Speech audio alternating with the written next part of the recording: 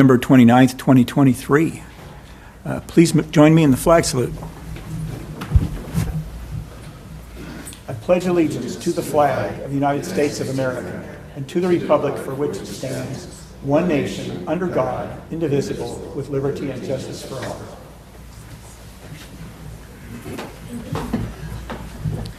Thank you. Mr. Villalobos, will you please make the required television announcement and then proceed with the roll call? Yes, thank you, Mr. Chair. Planning Commission hearings are televised live on County of Santa Barbara Television, CSB TV, on Channel 20 at 9 a.m. in the South Coast. Lompoc, San Ynez Valley, San Maria, and Orchid areas. Rebroadcasts of Planning Commission hearings are on Fridays after 5 p.m. on CSB TV Channel 20. Today's hearing will also be streamed live on the county's website and will be available for download in a day or two. Moving on to the roll call. Commissioner Cooney. Here. Commissioner Bradley. Here. Commissioner Farini. Here. Commissioner Martinez. Here. And Chair Park. Here. Thank you.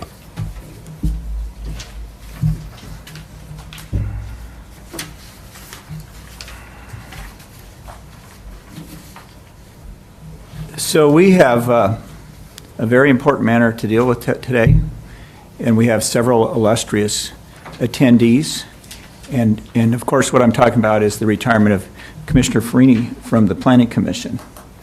So the first thing we'll do is we have a little resolution from the Planning Commission. And would you recite that, Mr. Villalobos? Or do I have it? I'm happy to do so, but the frame resolution is next to your left leg. Oh. All right. I could make a lewd comment, but I won't.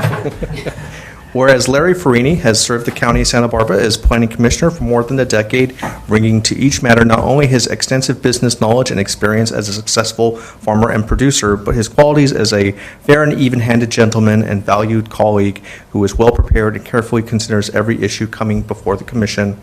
Whereas Larry Farini began his time on the Commission in January of 2013 and served as chair in both 2016 and 2021.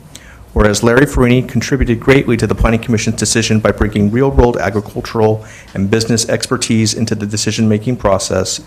Whereas Larry Farini demonstrated a unique command of agricultural matters affecting the county and stood up for planning policies to make common sense even when crops like cannabis upset the apple cart. Whereas Larry Farini was a passionate guardian in preserving the farming community's ability to operate in a heavily regulated environment while also striving to improve the quality of life of the residents in the North County, especially at the community of Orcutt. Whereas Larry Farini was always very thoughtful and deliberate in the decision-making process by asking key questions on proposed projects. Whereas Larry Farini executed his role as Planning Commissioner in a thoughtful and compassionate manner and was always respectful of his peers, applicants, public members, and staff. Whereas Larry Farini had a patient and soothing effect during public testimony as well as debate among fellow commissioners. And whereas Larry Farini was an outstanding timekeeper with the Commissioner Park, ensuring timely meetings for all. And whereas Larry Farini is an all-around great human being, as evidenced by his love of dogs, Labradors in particular, we express our gratitude to Larry Farini. Now therefore be it, and it is hereby resolved that the Santa Barbara County Planning Commission, and on behalf of its staff and citizens of Santa Barbara County, present this resolution to 4th District Commissioner Larry Farini, passed and adopted November 29th, 2023.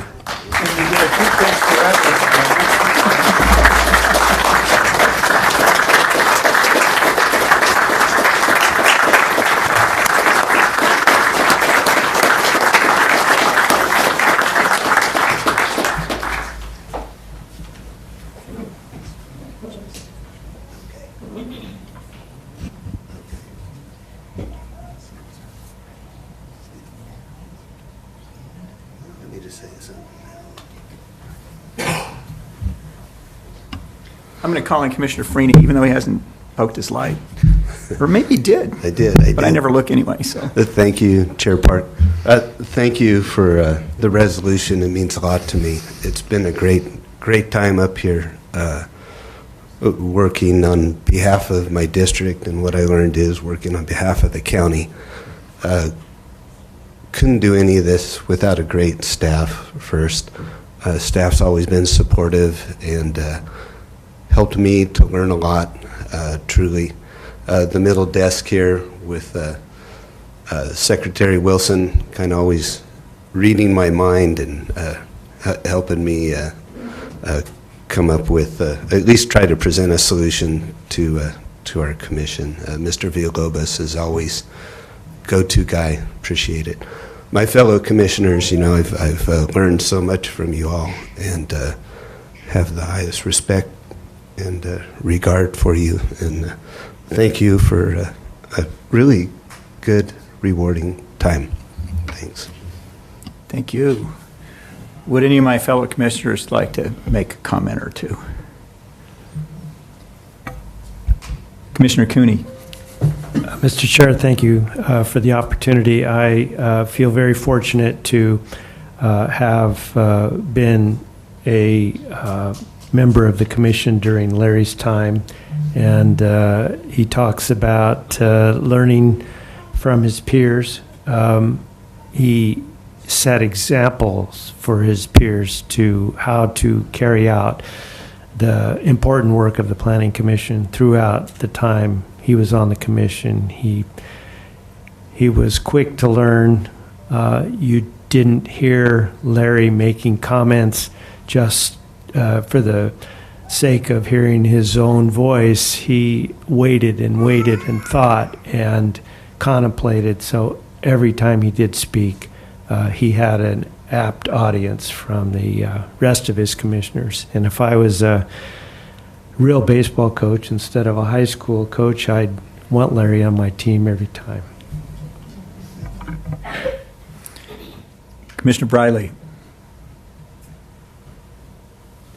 The second youngest addition to the commission, I remember a conversation with Commissioner Farini, I think when you were chair, and I called. There we go.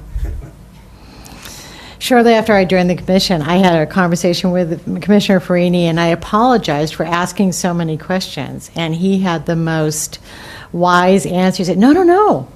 We actually appreciate when you ask those questions because I'm learning a lot. And that one conversation, it's emblazoned in my memory because it actually captures everything that's in that resolution. He's thoughtful. He listens carefully. He's not all about just his view. He's really trying to find a solution. So I'm going to miss you greatly, and your demeanor on the commission, it's always helped. So thank you. Very good. Mr. Martinez, did you have any comment? Yes, well, I was deeply shocked that when I heard that you were, leaving the commission, and it's only been a short time, but that I've been on the commission, but I've known you inside and outside of the commission, and I appreciate the fact that from the time that I've been here is you've always had a wise thing and competent things to say, and I think your experience as a farmer in the ag world is invaluable to a committee like this, especially on a day like this, as we can see. And I've always looked for your comments in regards to those things, and I appreciate the time that we've been here, a few months, but it's been good, Larry, and I wish you the best, always the best. I'll make a few. When I joined the commission, Larry called me up and said, you and I and Claire Weinman, better go take a tour. And so we drove around and looked at farms and talked about North County issues, which was really good for me. And I appreciate that. And Larry, as he's consistently introduced me to people around the county that I wouldn't have run into otherwise. And we've formed sort of an informal partnership of the 3rd and 4th District, which have most of the agriculture, in watching over those issues and watching over each other and things. And that's been a great partnership for me. I remember, I think one thing that Larry's brought to the commission is a tremendous sense of what is common sense. We sometimes need a big dose of that. And also, he has probably the strongest moral compass that I know of. I mean, he wants to do the right thing and treat people the right way. I was once teasing him about, I'd read somewhere that Laguna Farms was maybe the 4th largest grower in the county, and he said, I don't care about that. I said, well, what do you care about? He says, I care about how many people I put to work. And on the peak season, you're up to about 1,000 people, aren't you? Yeah, that's pretty darn impressive. I was talking about this stuff with Supervisor Nelson.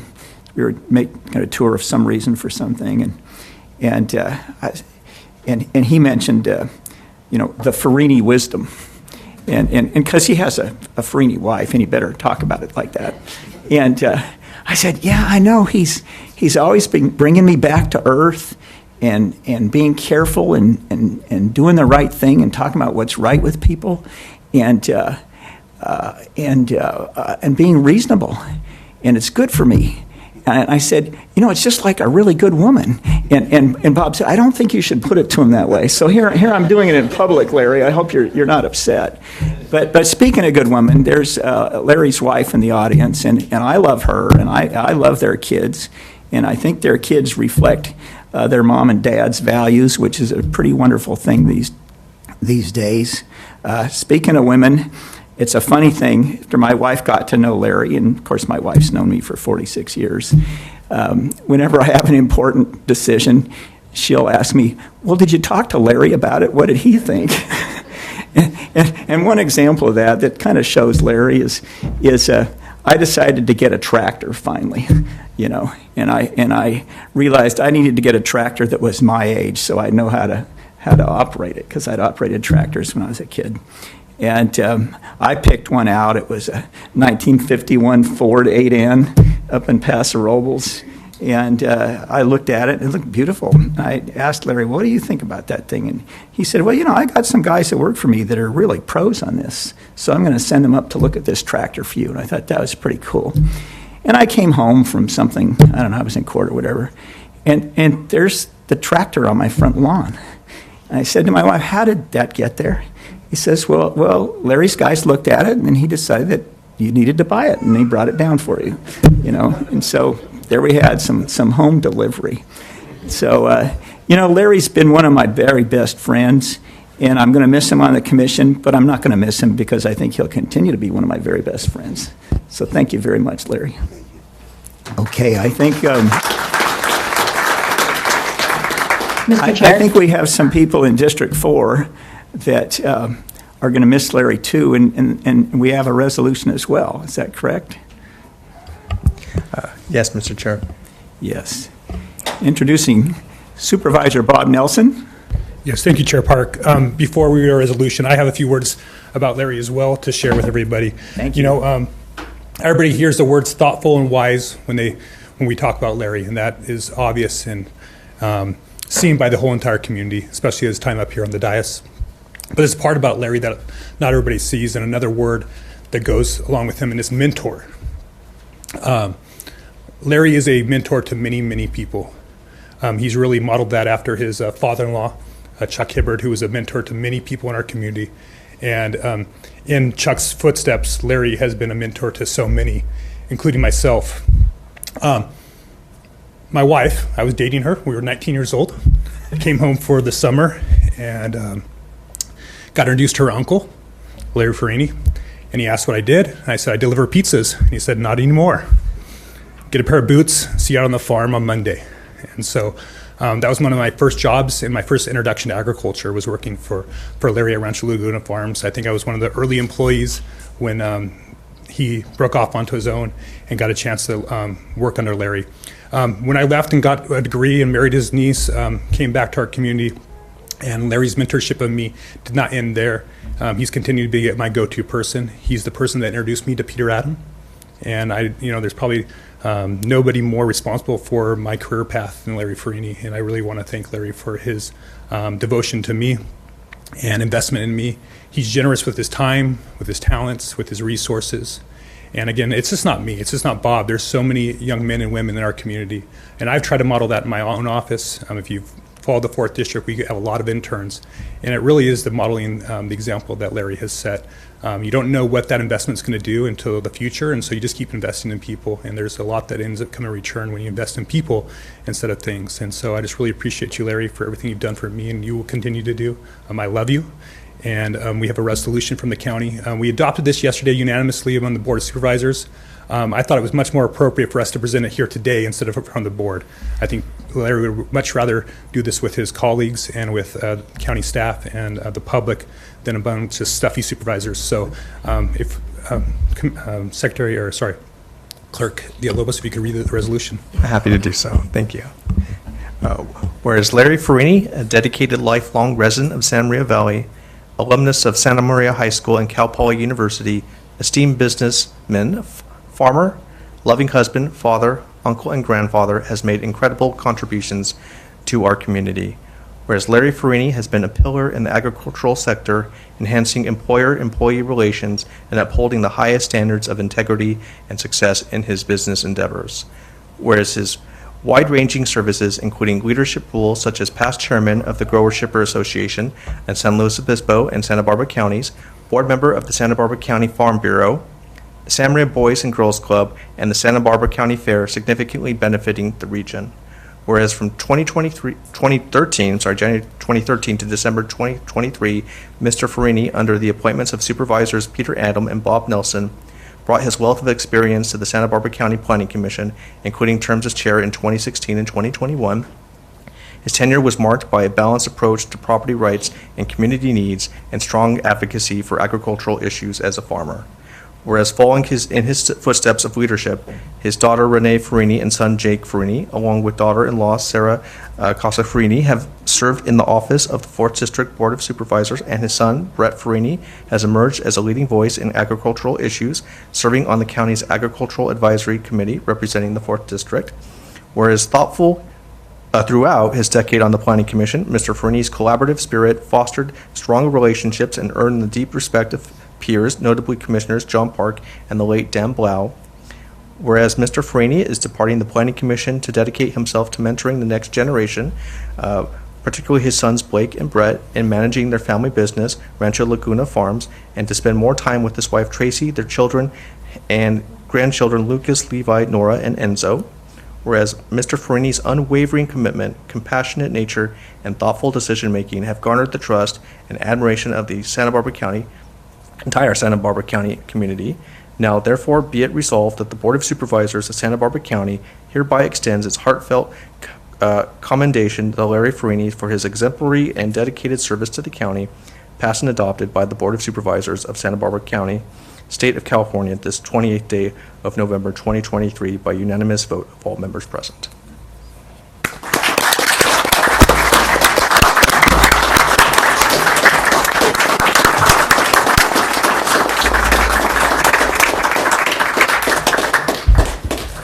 Chair, if you would indulge me for a moment, if I could actually have his family up here as we present this, I'd like to take some pictures. Well, absolutely. Memorialize this day. So if I could ask his family and friends to join me as I present this to Larry. It's going to be a pretty big picture. They will.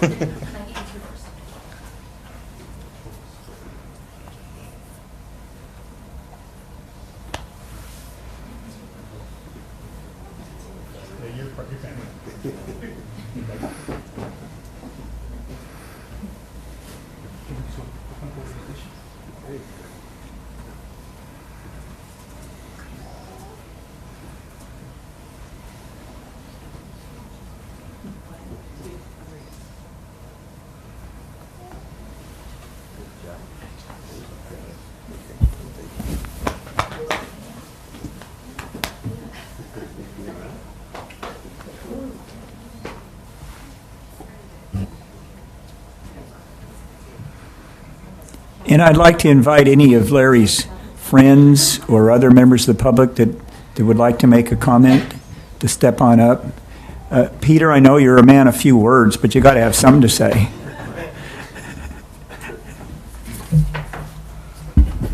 It will be brief. First of all, to Larry's colleagues, you're welcome.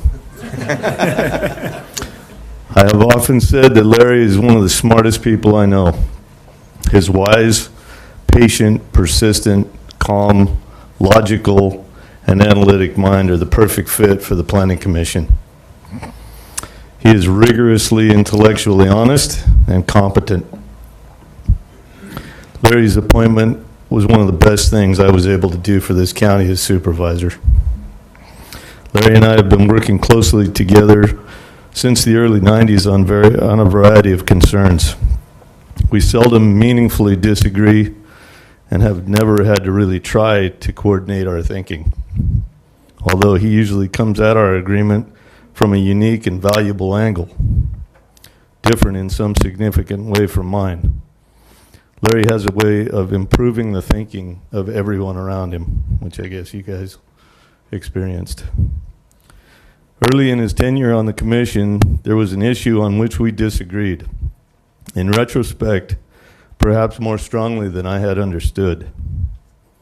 I can't even remember what it was all about now, and Larry offered his resignation to me over it.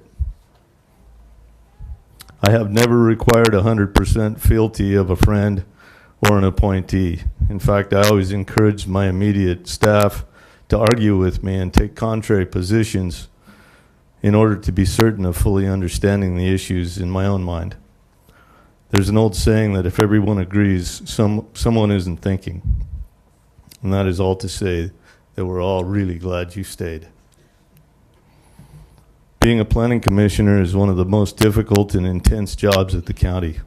You all put in tremendous effort and strenuous thought, diving deeply into the details of myriad of projects, trying to divine the ramifications. I'm sure that Larry will be missed greatly by both his colleagues and the public. I'm certain that your family will be happy to have you more accessible. I look forward to having lunch or an afternoon whiskey with you more frequently. Thank you, Larry, for your distinguished service to the 4th District and all the people of our county. I am proud to have appointed you. I knew you would be great at this job. You will, my friend.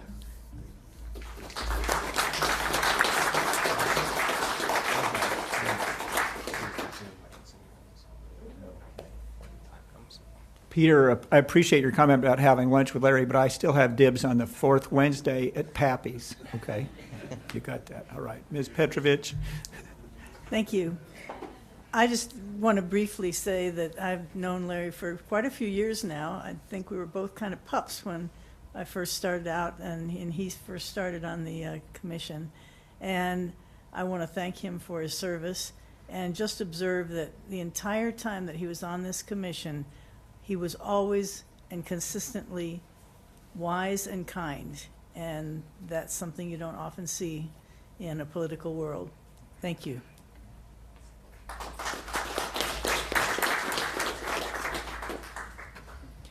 And I believe we have somebody on Zoom. Is that right?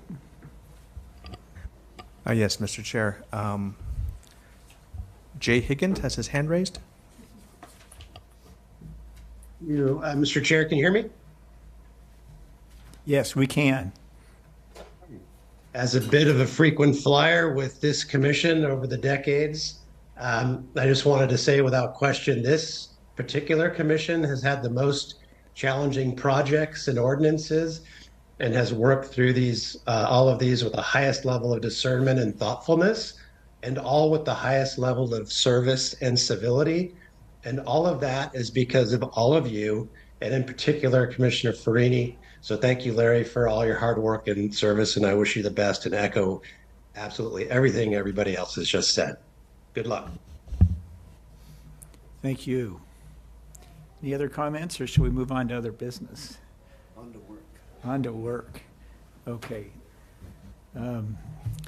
Let's have the what happens next. The agenda status report, and then the projection report, if you would.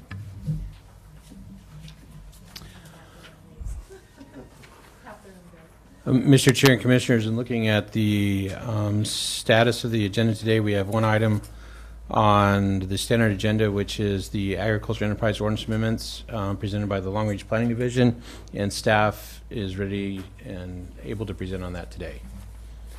I can move to the projection report, Mr. Chair, if you'd like. Please do. Our next scheduled hearing is next week, December 6th. That will be in Santa Barbara. There are 3 items on that agenda: the appeal of the Verizon telecom project at Camino Mejora, and then another telecom at another telecom facility in Carpinteria. And then we've also scheduled time for the holiday luncheon. And then when we return, we will conclude that meeting with a conditional use permit for a cannabis storefront retail in the Lompoc area. And then moving further down December 13th has no items projected. However, we may reserve that depending on how the discussion and presentation goes today, if we want to continue the item today to that hearing. So that would be our last hearing if we meet on the 13th of the year, and then we'll move over to the next year, which is 2024, in case anyone didn't know what year it was. The first hearing of the year for the commission will be our ordinance amendment packet on the housing element on January 10th. So again, January 10th, housing element project ordinance amendments, and then, hold on, I don't know if that's correct. Oh, that's incorrect. I better restate that because there could be panic at the disco for that one. I was panicking. So currently, we will be going to the Montecito Planning Commission on December 20th with housing bill implementations not related to the housing element. These are ordinance amendments to align county ordinances with recent state mandates for housing law changes. So it is not the housing element. So following the December 20th of the Montecito Planning Commission, we're scheduled January 10th to bring that same item to the Planning Commission, which is housing bill implementations.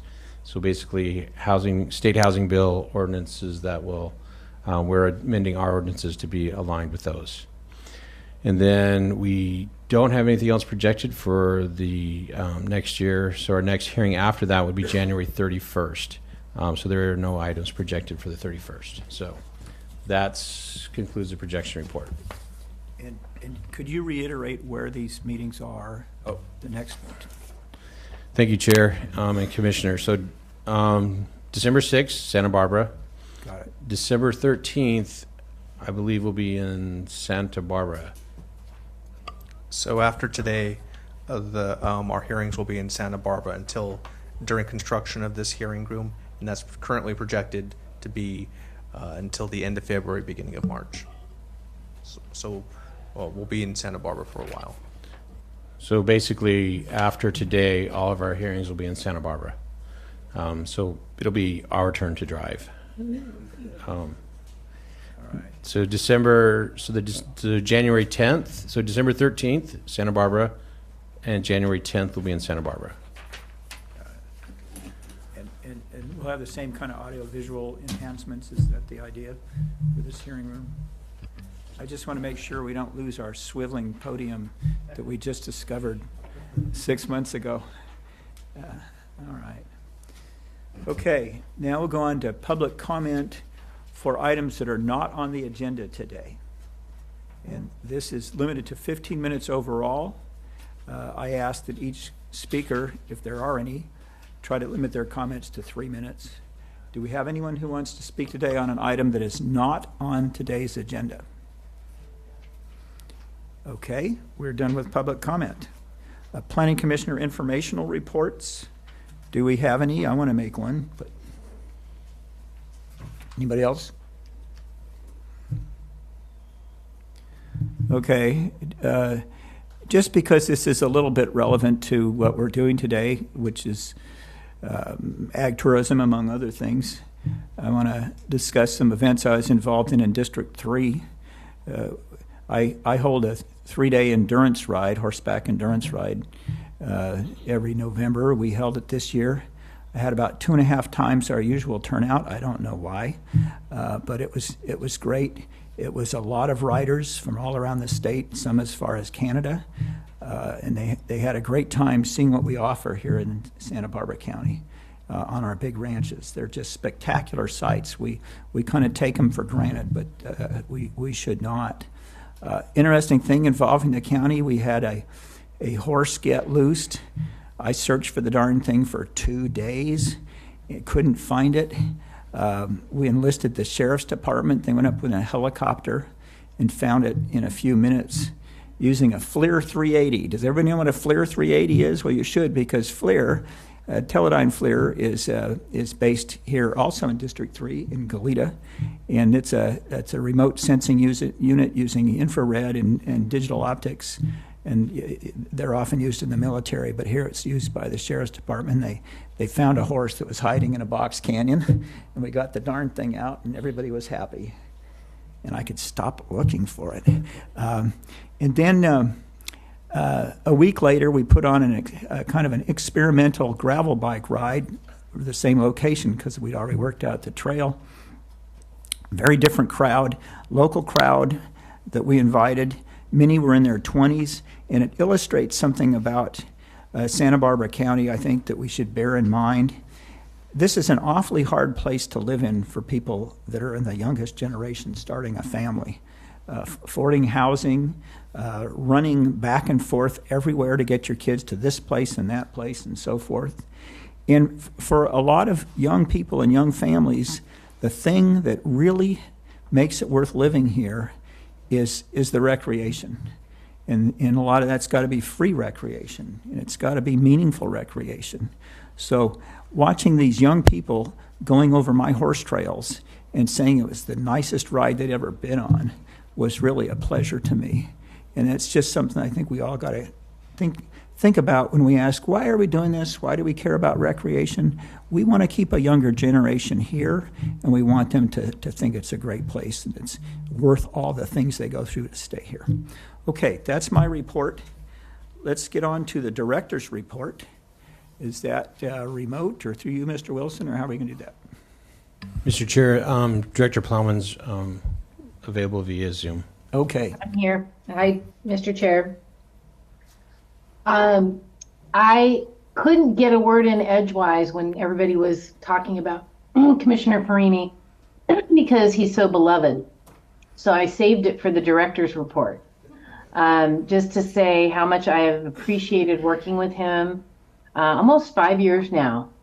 And I found him to be fair and straightforward and reasonable and kind, and we share a love of Labradors. So I can't say enough about how much I've appreciated you, Larry, on the commission, and I'm really going to miss seeing you. And I really want to thank you, too, for taking our staff out on tours and kind of explaining to them what the agricultural world is about so they can understand it, because they're working on projects that affect the agricultural businesses. So there's just a ton of value in that, and I really, really appreciate you making that effort. And hopefully we can continue that into the future. With that, I will move on to my director's report. Wanted to let the Planning Commission know that the program EIR for the housing element will be out in mid-December. And so we will have, we're adding a little bit of time to the review period because of the holidays. So it'll be about a 50-day review period that will end beginning of February. So that'll give the community an opportunity to comment on the environmental analysis of the potential rezones and other proposed projects and county-owned sites. Again, the PC luncheon is at our next hearing opportunity, and hopefully Mr. Perini will come down so we can honor him again. And then board actions. There was only one hearing between our last Planning Commission meeting and today, and we didn't have any departmental items, but an item did come up. It was during a report from the CEO's office on the budget, and there was a request by the majority of the board to bring back an item to the board sometime probably in spring about the successes and challenges that we've had with cannabis odor, and where we are and how we're enforcing. And so we will be doing that and working with the CEO's office. I will keep the PC advised of when we will be scheduling that for the board hearings. And then other future board items include the housing element update, which is next week at the board. So we will be submitting that to the state for our compliance determination. They have 90 days to take action. We are hopeful that they will not take a full 90 days to do that, and that we will be found in compliance shortly thereafter. And then we have the environmental justice element that'll be coming to the commission in January. So, and then that'll ultimately be going to the board later this year. And of course, the Ag Enterprise Ordinance will follow to the board after you hear your item and make your recommendation. And that concludes my report. I'm happy to answer any questions. Questions?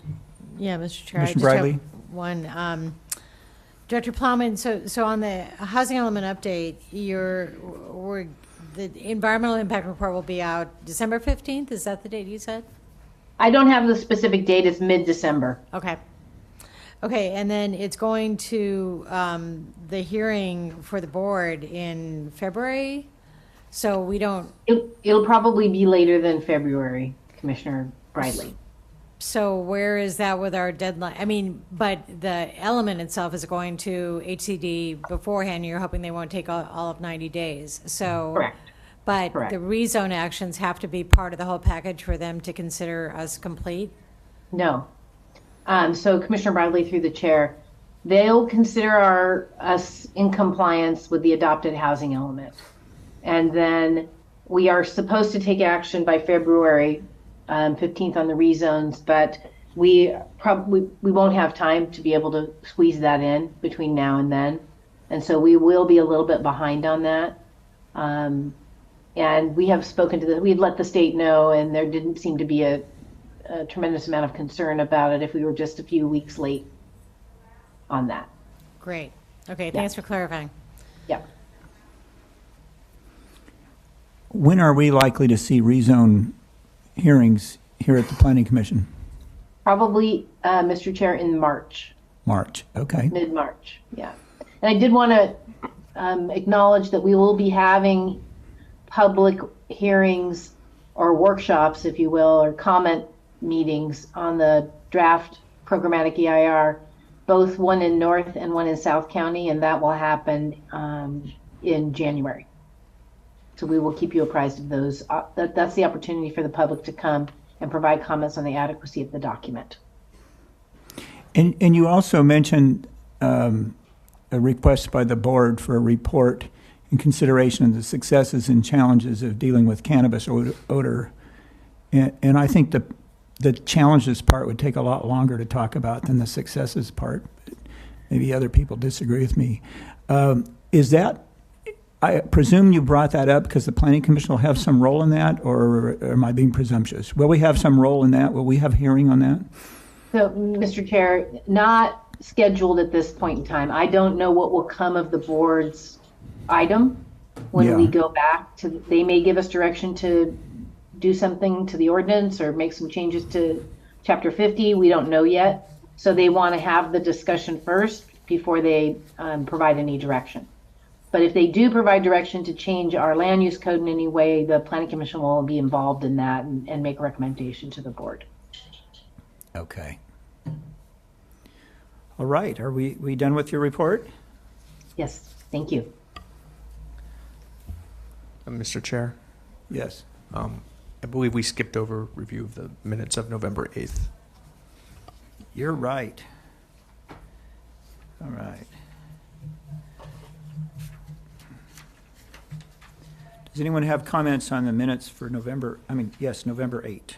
That was our housing element meeting. And Mr. Chair, I just wanted to just make a clarification. So I had emailed the planning commissioners yesterday that there had been a change to the action letter, which updated the minutes because there had been a set that had been distributed with the staff report for today's hearing, and so it's just the addition of one word in the table.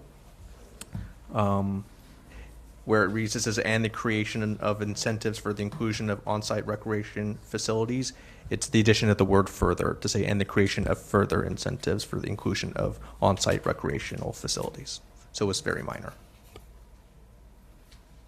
And that was in the table, the second bullet point, fourth line.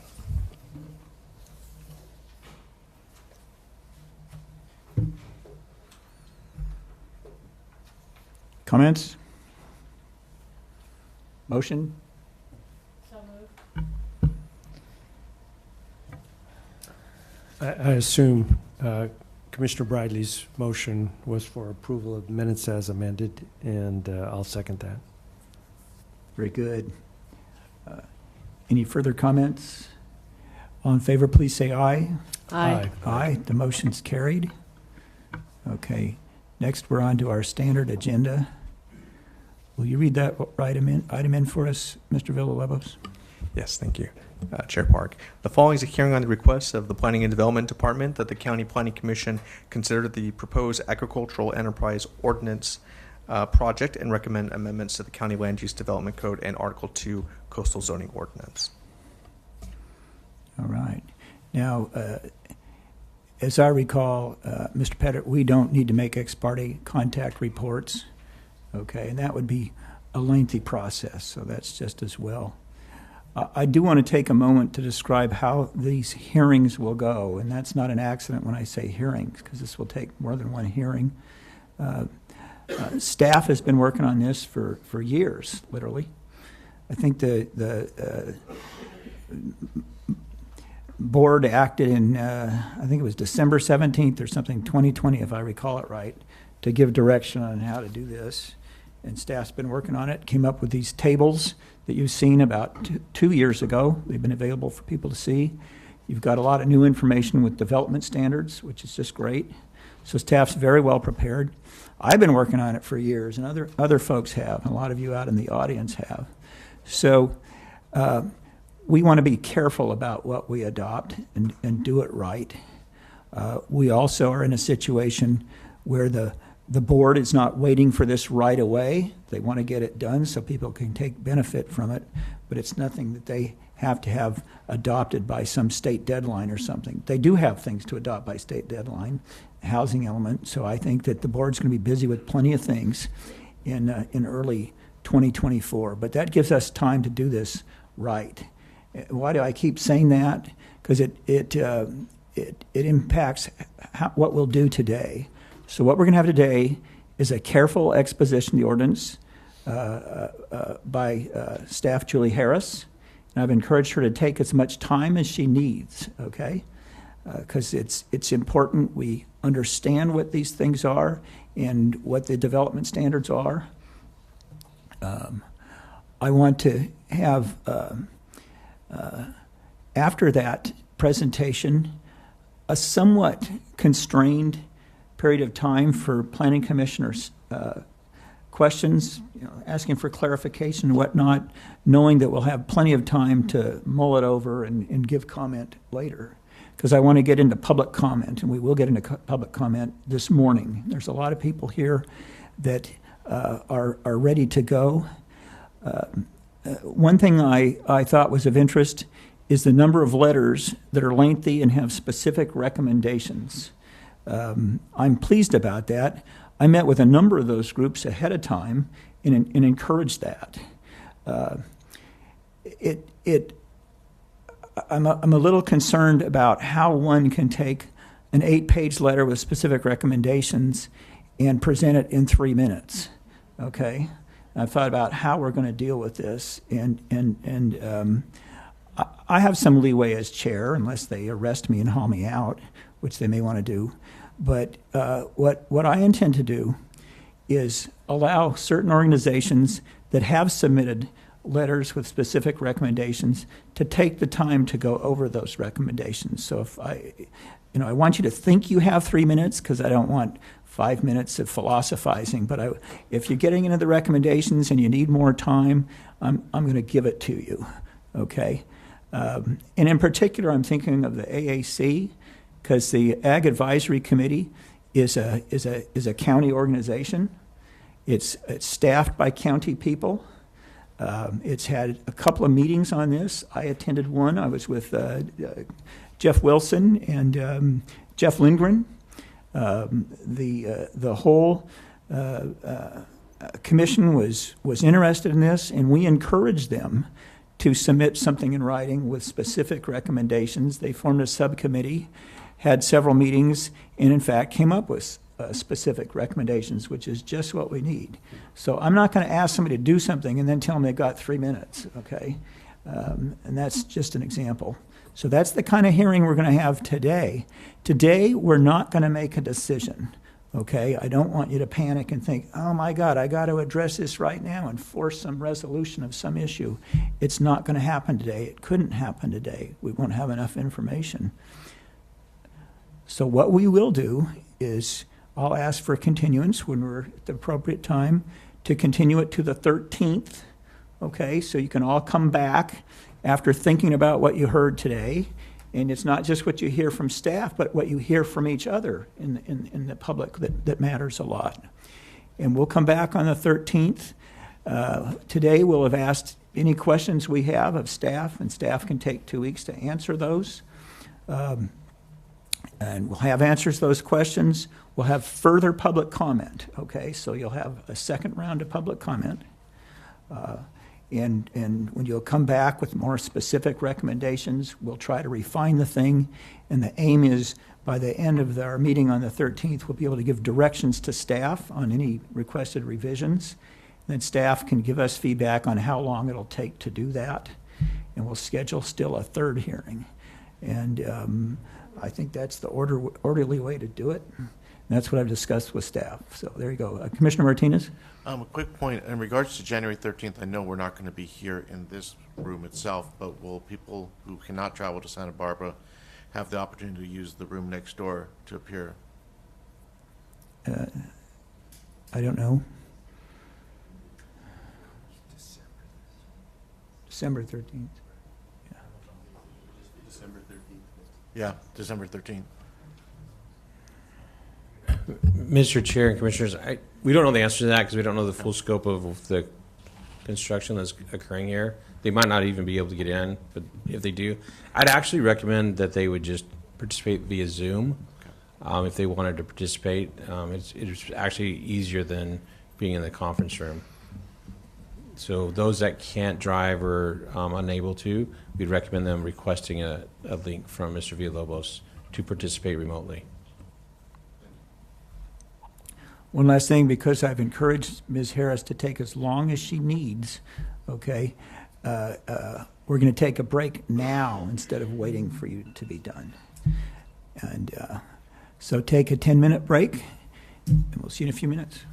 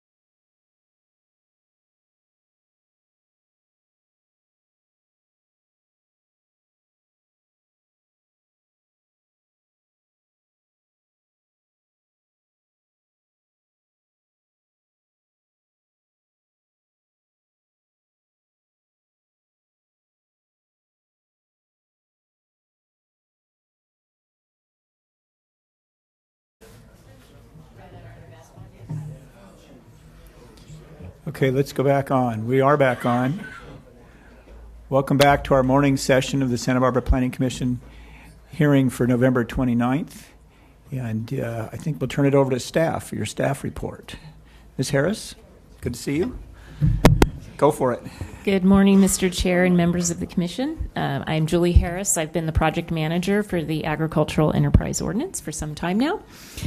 With me today are Supervising Planner David Lackey and our Deputy Director of Long Range Planning, Alex Tuttle.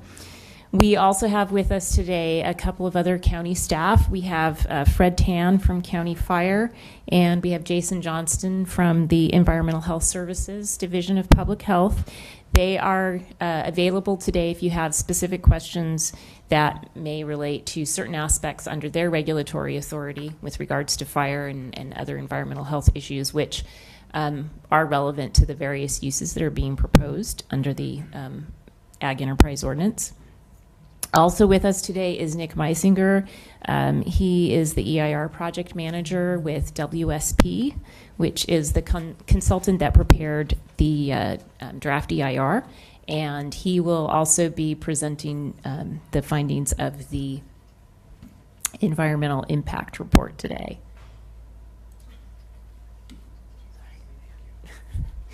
Thank you. We had a little technical glitch there.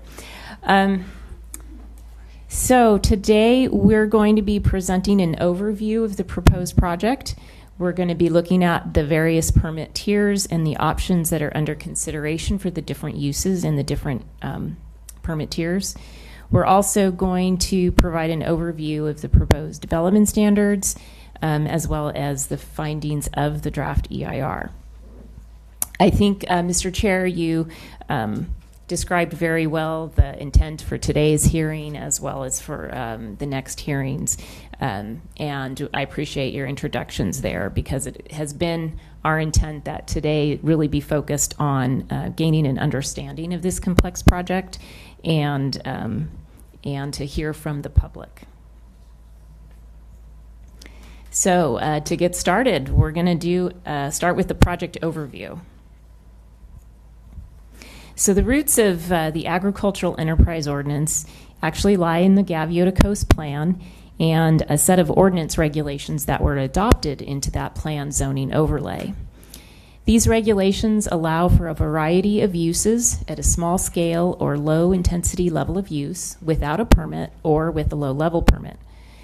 As the goals of these uses have been to provide agricultural landowners with options to enhance income on agricultural lands while maintaining the primary agricultural uses, the Board of Supervisors directed long-range planning to apply these uses to all lands that are zoned Ag 2 throughout the county. Subsequently, on November 17th of 2020, after considering a very large list of additional uses, the Board of Supervisors directed staff to include a handful of new uses into the project in addition to the ones that were going to be carried over from Gaviota. And then they also wanted staff to look at the permitting tiers and the levels of intensity of use and study those all again as we think about applying these uses countywide. After that time, staff began public outreach. This included a survey, 3 public workshops, and a number of meetings with various interested parties. These efforts, combined with the additional feedback we received from the public during the notices of preparation and scoping documents, resulted in the project description that was ultimately determined and analyzed under the EIR. And that project description serves as the basis of the draft ordinance text, which is included in attachment C and D of the staff report.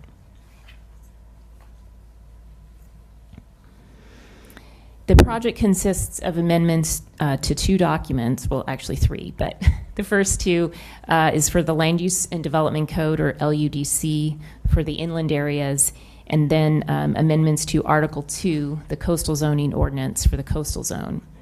These amendments would expand the range of allowable uses, what we've decided to call the agricultural enterprises, and These would expand the uses on the unincorporated lands zoned agriculture 2. A goal of the project is that the proposed uses and the lower level permitting would support the economic viability of agricultural operations. So this slide illustrates the county's lands that are zoned Ag 2. You can see it covers a large territory, most of the county. And the dark blue line on the map near the coastline, that delineates the coastal zone boundary, so you can see how much Ag 2 is actually present in the coastal zone versus the rest of the county. So the agricultural enterprise uses include two general categories. And the first category are 8 supplemental agricultural land uses. And these are uses that are really directly tied to the agricultural productivity of the land. So they include things such as the agricultural processing and product preparation at a small scale.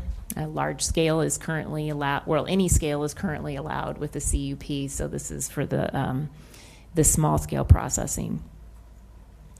This also includes things like aquaponics, which is a type of water-based cultivation, small-scale composting, farm stands, and then some processing and sales of firewood, lumber, and tree nuts. The second category of use are the rural recreation or agritourism-based uses. There are 8 uses that are proposed under the Ag Enterprise Ordinance. These uses are not directly tied to the agricultural productivity, but they can benefit local agriculture as they can provide a supplemental source of farm income. I want to point out the small scale events mix and match because that might not be understandable to some folks. But one of the directions of the Board of Supervisors in 2020 is that we include farm-to-table dinners, cooking classes, and other small-scale events. And as we went through the public outreach process and talked about, what is meant by these different uses and how they could be accommodated or what kind of ideas would be considered small-scale, it was suggested that we incorporate the cooking classes and farm-to-table dinners as a part of these small-scale events, and we identified a lot of different types of activities that would be considered a small-scale event, and that's included in a list on the table of uses, and those uses are also included in the ordinance itself. So we have one use, and just one use, that is proposed for the Ag 1 zoning, and that is the incidental food service use. So this use is proposed on Ag 2, but it was also decided to include the incidental food service at winery tasting rooms that are located on Ag 1. So that's the only use that's proposed for Ag 1 zoning. This map shows you the locations of the Ag 1 zone, and I think of one other thing to note is while there is some Ag 1 in the coastal zone, which we do not show on this particular map, the reason we don't show the Ag 1 in coastal zone is that wineries are not actually allowed on the Ag 1 zone in the coastal zone. So this particular element would only apply to the inland area. So we have one other overarching proposed element to this project, and that is, it's often referred to as development plan permit streamlining, but what it really is a coastal zoning ordinance cleanup item. And this amendment would relax the thresholds that determine when a development plan permit is required for new structures on the Ag 2 zone. This amendment would affect approximately 6,300 acres of the Ag 2 zone located near and to the west of Guadalupe. These would update the regulations for this portion of the coastal zone to be consistent with the rest of the Ag 2 zone countywide.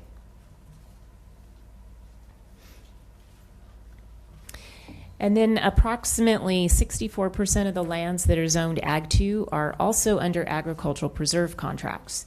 Therefore, the project would include an amendment to the uniform rules for agricultural preserves to ensure that ag enterprise uses could be considered compatible uses, and under what conditions they would be considered compatible uses.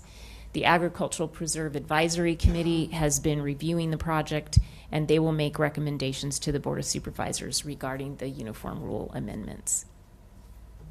And just as a quick check on this map, it depicts all of the Ag 2 in the county, and it shows in dark green the lands that are subject to agricultural preserve contracts. So now we will move on to reviewing more information about the permit tiers and the permitting structure that is proposed with the ordinance amendments. A goal of the project is to allow for flexible permitting using the existing permit tiers of the zoning codes. In general, at least 2 or more permit tiers would be required for each use, depending on the size of the use, the scale, the level of intensity of the use, and compliance with development standards. This slide depicts the full range of permit tiers that we have in our zoning ordinances, beginning on the left with the simplest and ending on the right with the most complex. I want to start by talking about exempt and what that means. Exempt is actually not a permit. It just means that there's no zoning or planning permit required for an exempt use. However, an exempt use or structure must still comply with any applicable requirements in the zoning code, as well as comply with any applicable requirements of the county code. Exemptions have typically been most suitable for small scale and low intensity uses or small structures. And ideally, there should be no land use issues or potential impacts associated with exempt uses. So then the issues regarding zoning enforcement or permit compliance don't really come into play. I should also note that the zoning codes do not require an applicant to request or obtain an exemption from the Planning and Development Department. Thus, there's no permitting costs or processing times involved. An applicant can, based on their own decision, come into the county and request that they get an exemption, and that's usually just a quick check by the planner over the counter to point out that yes, indeed, your use is exempt, but it's not a requirement. So moving on towards the right, as the size and scale and intensity of the uses increase, so does the permit type required. And it begins with the lowest permit tier, the zoning clearance, represented with the letter ZC in this diagram. And then it's followed by a land use permit, or the equivalent essentially in the coastal zone is a coastal development permit. And with these increasing permit tiers comes increasing permit application review, increasing permit costs, and processing times. And ultimately, under the permit hierarchy, there's the minor conditional use permit, or minor CUP, followed by the CUP, which is the highest level permit.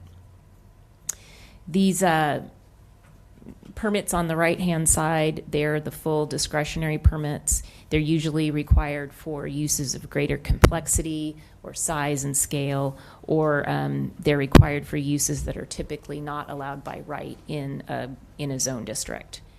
Also, these discretionary permits on the right side of this diagram typically require CEQA or environmental review, and they're clearly, based on all of this information, they're the most costly and the most time-consuming processes. A number of the uses that are on the ag enterprise use list are currently allowed, but it's required that they get a minor conditional use permit or a conditional use permit, and because of those times and costs, that's typically why somebody doesn't go down that path, regardless of the size of the project. And I'll just give a quick example: campgrounds. They are currently allowed on all Ag 2 land, but you need a conditional use permit to do a campground. And it doesn't matter if your campground is 60 sites, 30 sites, 10 sites, you would need that same permit and go through that same process. This slide presents the same information that is in your staff report in Table 2. It summarizes the different processing requirements for each permit type. As I just mentioned, the zoning clearance is the lowest level permit. It's a ministerial planning permit. It is not noticed, it has no hearing, and it is not appealable. A zoning clearance allows review of a proposed use or structure to ensure that it complies with all applicable requirements of the zoning code, and it can also serve as a check to confirm that the proposed use has been reviewed by other county departments as necessary. The table illustrates that with each higher permit type, as you move down the table, there are increasing requirements, including noticing, appeal opportunities, and hearings until you reach that highest permit type, the CUP, which your commission is the decision maker for.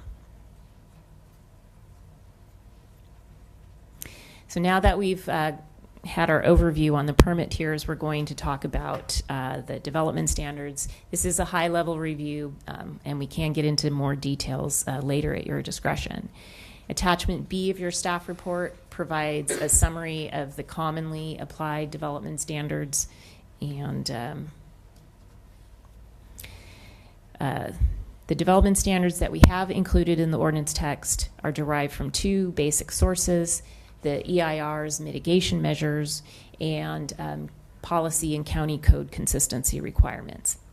The application of and compliance with development standards will be important to the success of this project.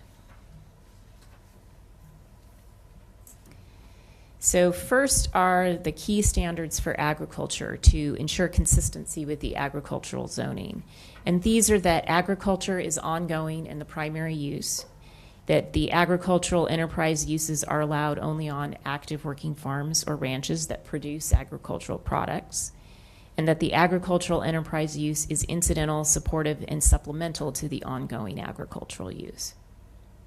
Second, the mitigation measures from the EIR are primarily intended to protect natural resources and the cultural and historic resources that could be impacted from any ground disturbing activities associated with the ag enterprise uses, particularly if you're doing any kind of new construction or grading as a part of the ag enterprise use. These mitigations are proposed and actually are included in the draft ordinance amendment text that's in your attachment C and D. And then I think last I wanted to mention the land use compatibility standards. So we have a number of standards that are intended to address compatibility issues, such as noise or locating visitor serving or agritourism uses near or adjacent to other agricultural lands. So we have some standards that have been proposed to address those issues. There are the development standards that are proposed to ensure county code consistency. And these standards require compliance with the building code for any structures, the fire code, and I believe there's several codes that are enforced by the County Public Health Department, including codes regarding water supply, wastewater disposal, and food facilities. And finally, there are additional standards proposed that would be for specific uses. So we have specific standards that are just for campgrounds, others just for farm stays, for incidental food service, for small-scale special events, and for educational experiences and opportunities. I also want to note in particular, we have a standard that's proposed for uses that would invite the public to the premises, and that is an informational advisory. And the informational advisory is intended to be provided to the guests of the operation so that they understand they're located adjacent to agricultural operations as well as operations on that property, and that the guests need to respect agriculture operations both on and off the premises. So at this time, I would like to hand off the presentation to Nick Meisinger, who will go through the environmental impact report. Excellent. Thank you, Julie. Good morning, Mr. Chair, Commissioners. My name is Nick Meisinger. Again, I'm with WSP Environment and Infrastructure. We've been providing environmental planning and consulting services to the county for more than 10 years under WSP and predecessor firms. As the project manager, I was responsible for the preparation of the program environmental impact report, and I'm here today to describe a little bit about the approach to the impact analysis and the findings. So I know that you all are well versed in CEQA, so I will endeavor to keep the introductory slides brief. But I do want to kind of set the stage for how we analyzed the proposed ordinance. First and foremost, you'll recognize that we prepared a program EIR, and we did that because we're looking at a land use ordinance. We have a well-defined, stable project description. We know the uses. We have parameters for the intensity of the uses, but we don't know exactly how the uses would build out across the Ag 2 lands in the county. And certainly we don't have any sorts of site plans that would allow for a project-by-project analysis. So our task here is to analyze the world of possibilities when it comes to physical impacts associated with the uses and the intensity of those uses. So Julie, you can advance to the next slide. Thank you. So you'll also notice in the EIR that we've taken both quantitative and qualitative approaches to the impact analysis. And the reason for doing so is tied back to the county's thresholds and the CEQA guidelines.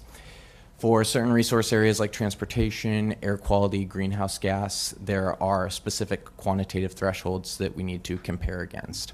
And in order to do that, we've developed reasonable worst case assumptions for some of the higher trip generating uses in particular, such as farm stays and campgrounds.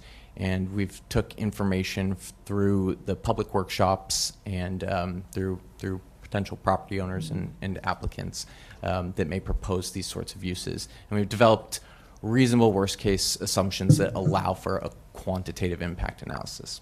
And there's a whole other suite of resource areas like biological resources, cultural resources, hazardous resources that have more to do with, is this resource or is potential contamination present on the site? And for those resource areas, the thresholds allow for a more qualitative approach, a more descriptive approach to those sorts of impacts.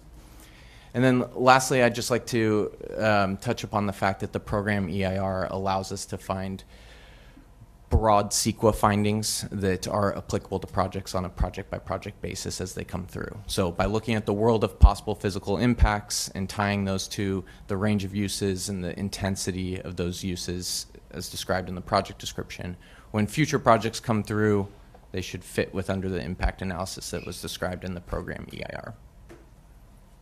Can you advance for me? Thank you. So in August 2023, we had a draft EIR hearing, and we took a very extensive deep dive into the findings of the draft EIR. We'll keep it a little bit briefer today. Of course, there's more information in the staff report regarding the findings.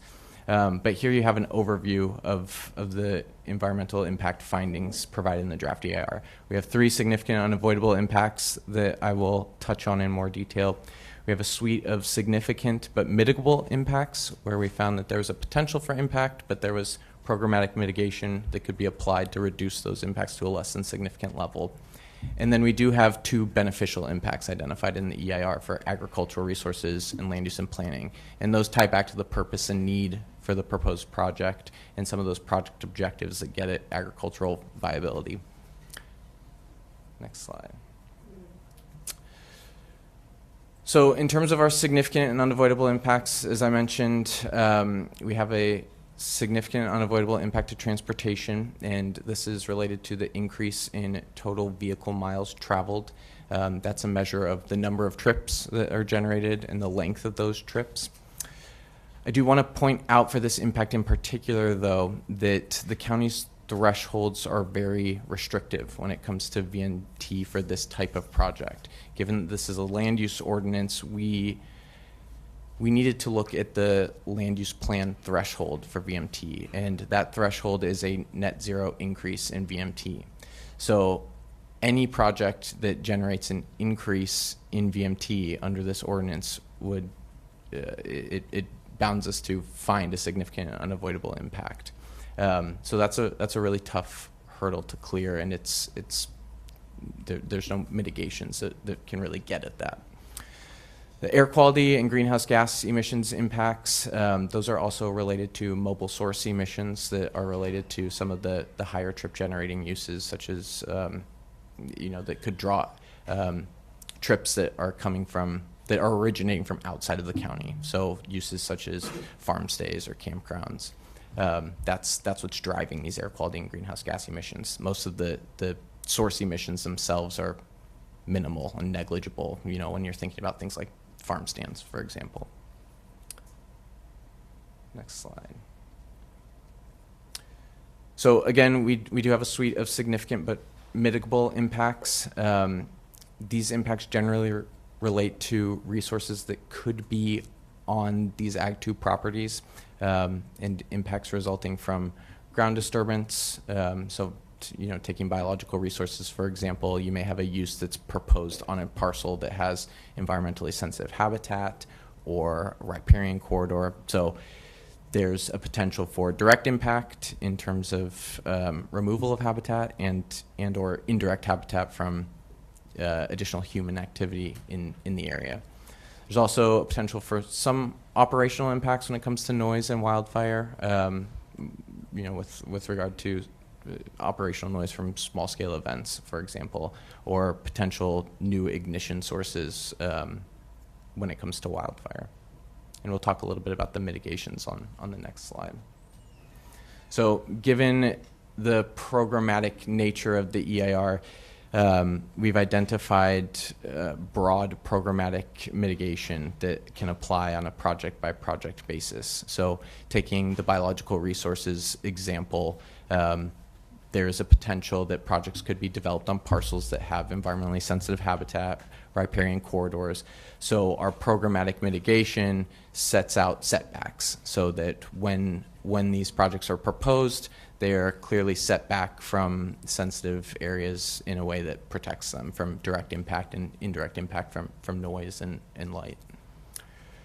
And then in terms of operational mitigation measures, taking noise as an example, when it comes to small-scale events, there's programmatic mitigation identified to limit the time of amplified noise and the volume of amplified noise.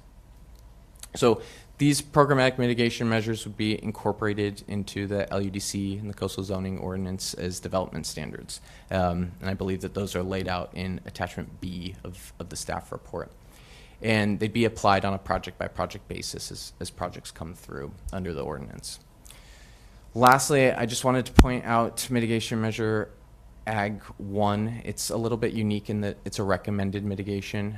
Julie kind of touched on that a little bit earlier in the presentation. It's a simple disclosure that these uses that are described in the ordinance are supplemental to the primary agricultural uses. So people who stay at a farm stay or stay at a campground, they should be made aware of and cognizant of the fact that there could be potential odors, noise that would affect their experience. That's due to the fact that these are the primary agricultural uses for the site, and these other agricultural enterprises uses, they're supplemental and complementary.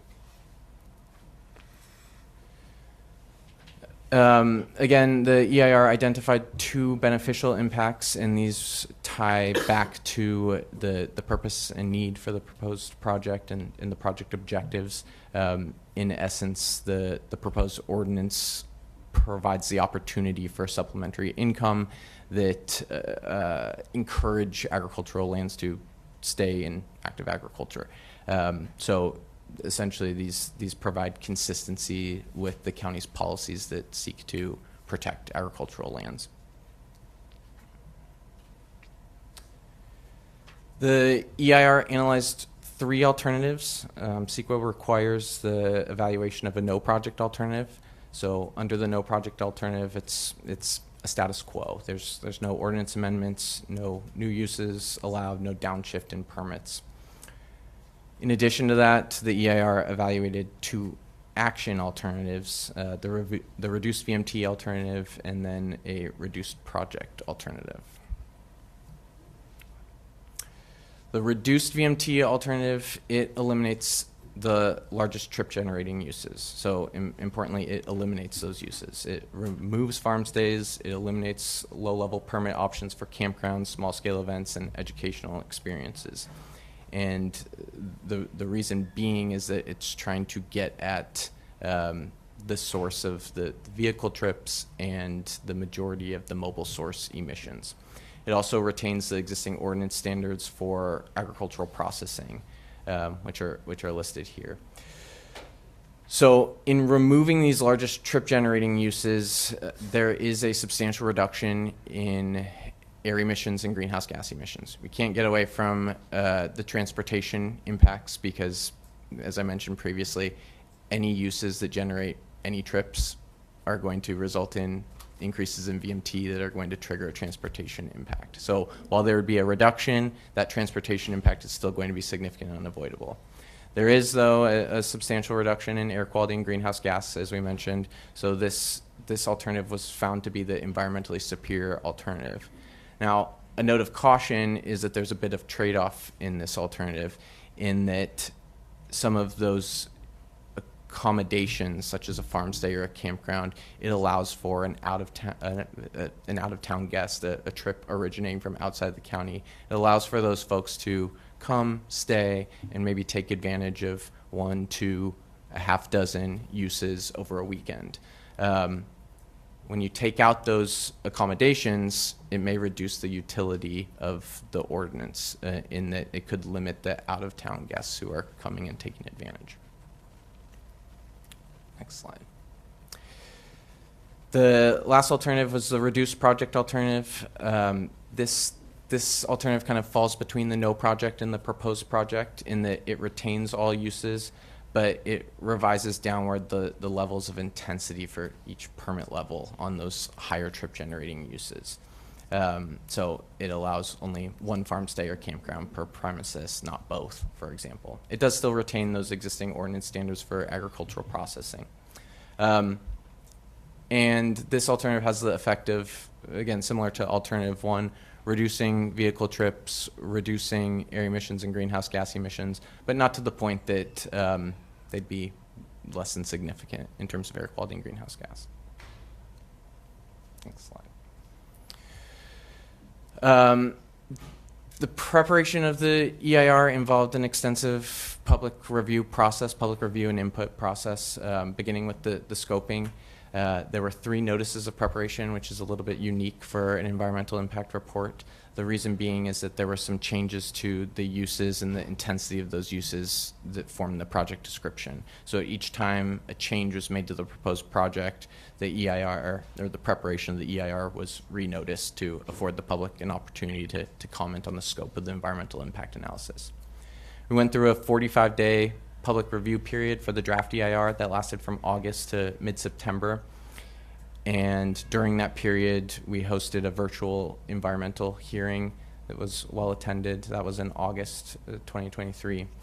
In total, we received 49 comments on the draft EIR. That included 43 written comments, as well as 6 oral testimonies that were given during the environmental hearing. And then just briefly to touch on next steps, we're in the process of finalizing the responses to those written and oral comments and preparing the proposed final EIR. There are some minor administrative text edits and clarifications in the proposed final EIR. Those are driven by the public comments that were received. So where we could add more clarifying information, we certainly did so. But none of those text revisions have driven any substantial changes to the impact analysis or the findings.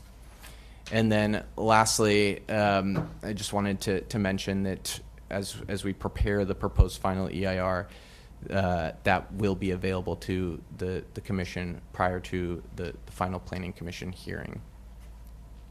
So with that, I'll pass things back over to Julie to lead us through some discussion topics. Thank you. Thank you, Nick.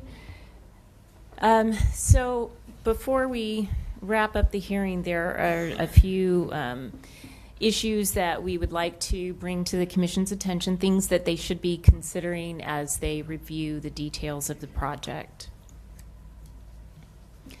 So first, the project description that was analyzed in the EIR, it was intentionally broad. It was intended that the analysis would consider greater intensities of use to allow the decision makers more flexibility when determining the final ordinance requirements. And the intent there is, I think as Nick just mentioned, we sent out 3 notices of preparation as the project description evolved. It became a larger scope because we had a lot of concerns raised that we were looking at these uses in too narrow of a way, and that if the board wanted to allow some broader levels of use, they would not be able to do that without having to redo the EIR and recirculate and take a lot more time. So we intentionally broadened that project description to provide more opportunities for the decision makers. Something else to think about is that some of the proposed uses at the exempt level are broader than what is typically allowed under the exempt uses or structures in the current zoning ordinance. And some of the things that, if you take a look through the list of exemptions in the zoning codes, you'll find things like fences, grazing, and cultivated agriculture are exempt from permits. Seismic retrofitting, propane tanks in the rural areas that are used to, fuel a property that's, off the grid, and I should say not really off the grid, but they might have electricity. Anyway, so those are some of the kinds of uses and structures that are typically exempt. But the Commission does have the discretion to recommend the amendments as they're currently proposed. They can recommend changes that would reduce the scale of some of the uses or modify development standards, or just to modify the various permit levels at which the different uses could occur. So it is under the Commission's discretion to consider whether some of the uses that are currently proposed as exempt should require a permit, or they can make adjustments to the intensity of uses.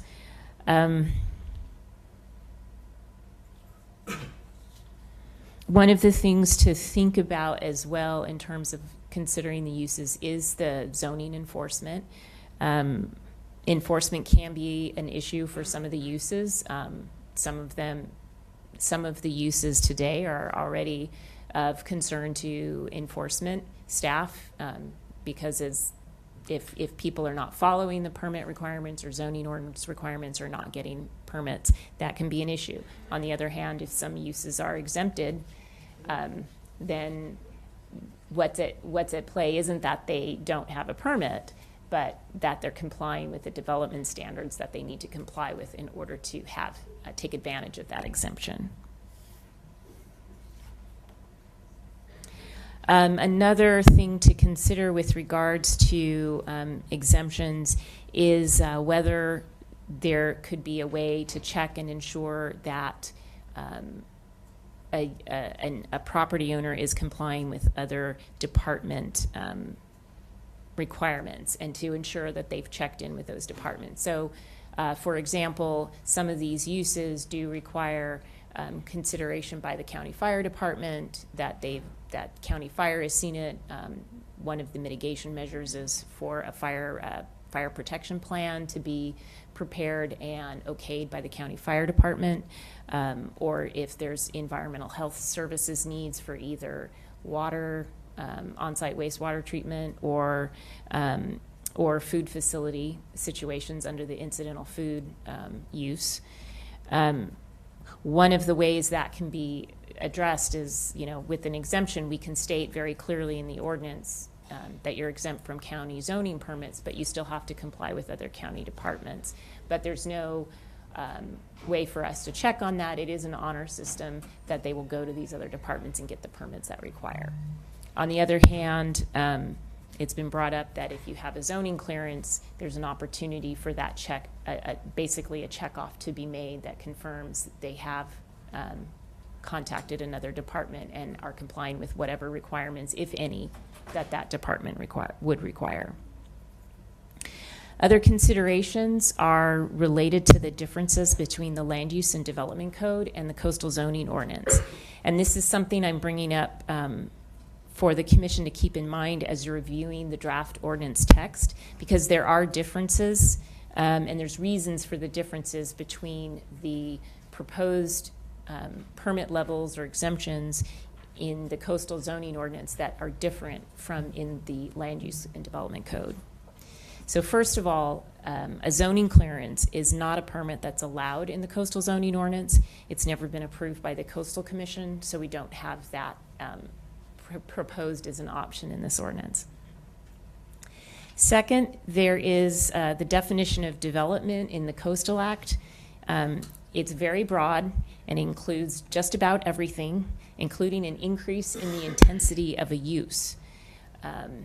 That definition of development from the Coastal Act was certified into our Coastal Zoning Ordinance back from the very beginning, and that's something the Coastal Commission required, and so that's our definition, and we have to abide by it. But as a result, it means that there are fewer uses that might actually qualify for an exemption in the coastal zone.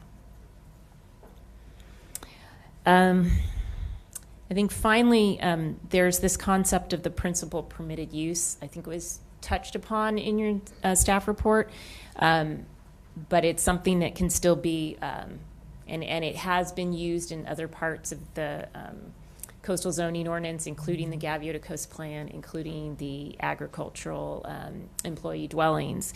But it is a concept that we're required to comply with in the coastal zone. And that principal permitted use, or a PPU, clearly carries out the designated land use and the intent and purpose of a particular zone. And so, for example, a single-family dwelling is a principal permitted use in a residential zone. Cultivated agriculture and grazing are principally permitted uses in the agricultural zone. The other reason why this is important is that the approval of a coastal development permit for a principally permitted use is not subject to appeal to the Coastal Commission. But on the other hand, approval of a coastal development permit for a non-principal permitted use can be appealed to the Coastal Commission. And so you will find, as you review the ordinance language for the Coastal Zoning Ordinance, there is reference to uses that are allowed as principal permitted or not allowed as principal permitted. And that triggers this different permitting and appeal requirement.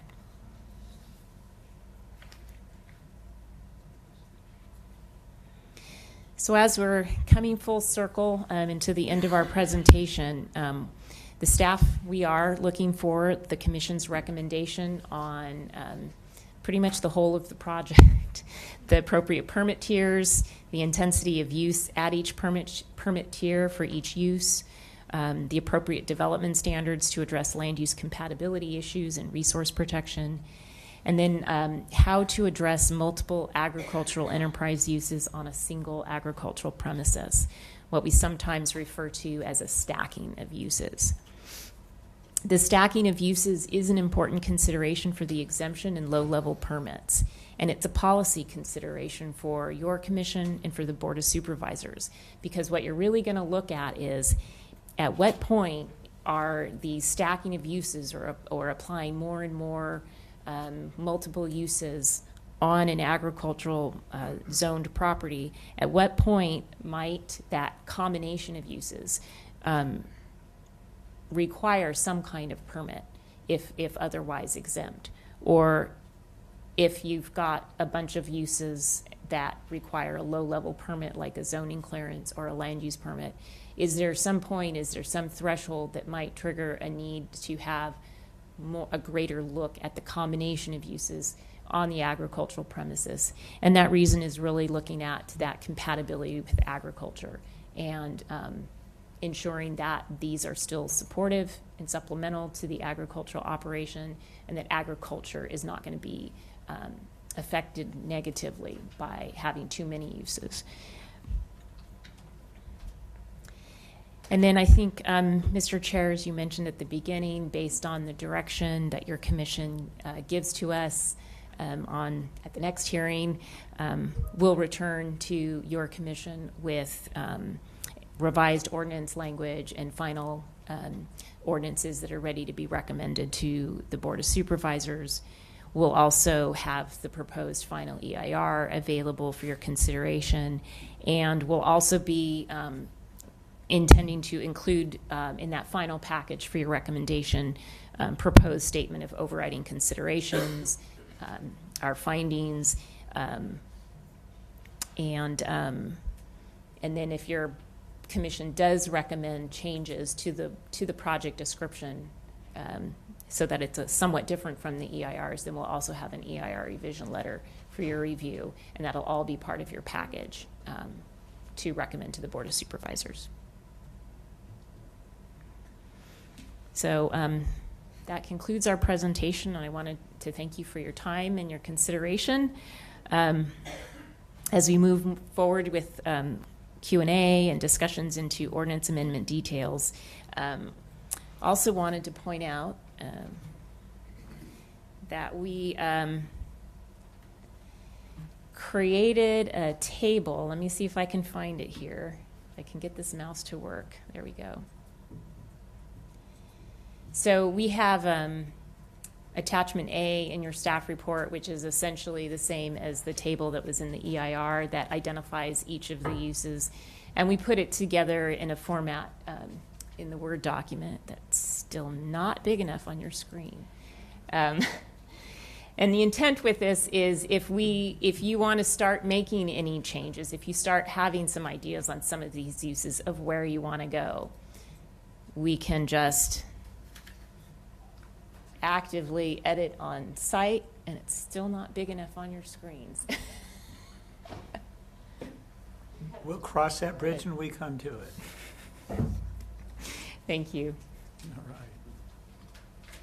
Well, thank you. That's a very well-organized report of a lot of chaotic material, so I'm impressed. Let me ask the commissioners, how much need do you see for questions of staff right now to clarify?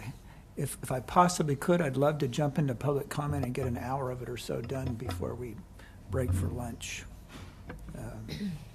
Mr. Chair, I only have like 2 or 3 quick questions. I bet it could be under 5 minutes. Okay, let's start with that. Okay, on attachment B, your development standards, that was all consistent with the Gaviota Community Plan, right? Or Gaviota Coast Plan, right? I mean, they were imported directly from that, so they've already been kind of tried and true. Do I have that right?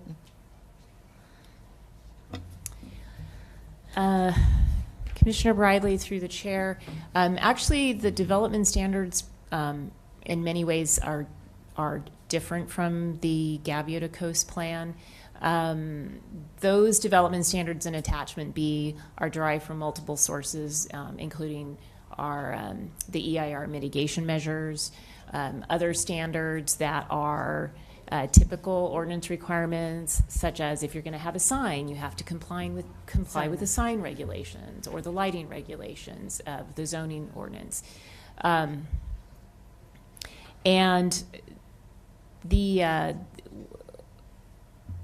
I'll leave it at that. Yeah. Okay. All right. Thank you. My second question was, just to clarify, you said that in the Coastal Act, it doesn't have a tool like a zoning clearance, right? It has an exemption. I know I've gotten exemptions from the Coastal Commission, and then it goes straight up to CDP. There's nothing in between, right? That's correct. Okay. We don't need to talk about it anymore. I just want to double check. And then are some level of, what happens with AB 52 on this, with all the, what happens with AB 52? If I have a project that's exempt, then how does that get caught? It may not. What happens there? Commissioner Bradley, through the chair, if I understand your question, you're asking about what happens with cultural resources and On exempt projects. Yeah. right now, the way the project is described, the exempt levels of use do not include the construction of new buildings. So there wouldn't be really any significant ground disturbance occurring. I think the only structure that is under the exempt activities is a farm stand of 800 square feet or smaller. Okay, so then if I move on to zoning clearance or coastal development permit, then you have the ability to do an AB 52 consultation or some other kind of analysis if you decide, right? I mean, in other words, those are so site-specific, you're not going to have it covered by the programmatic EIR. You're going to have to look at the site, right? Commissioner Bradley, through the chair. So where there's a permit for any kind of ground disturbing activity, it would go through our standard permit review process for addressing cultural resources, depending on whether the site has already been heavily disturbed or whether it's pretty pristine and would need some kind of initial phase 1 investigation. The AB 52 specific requirement is for consultation under a CEQA project when you're actually doing an environmental review. But for our low-level permits, it would follow the standard process that we use today to determine whether we should do a phase 1 investigation. Eventually, if it led to a potentially greater situation, there's a possibility of CEQA, but it's less likely provided they follow all of the standards. And part of our mitigation measures within the EIR, in this program EIR, are to follow the standards that have been set out by the county for addressing cultural resources on each site on a site-specific basis. Okay. Okay, thank you. And Commissioner Park, Chairman Park, sorry.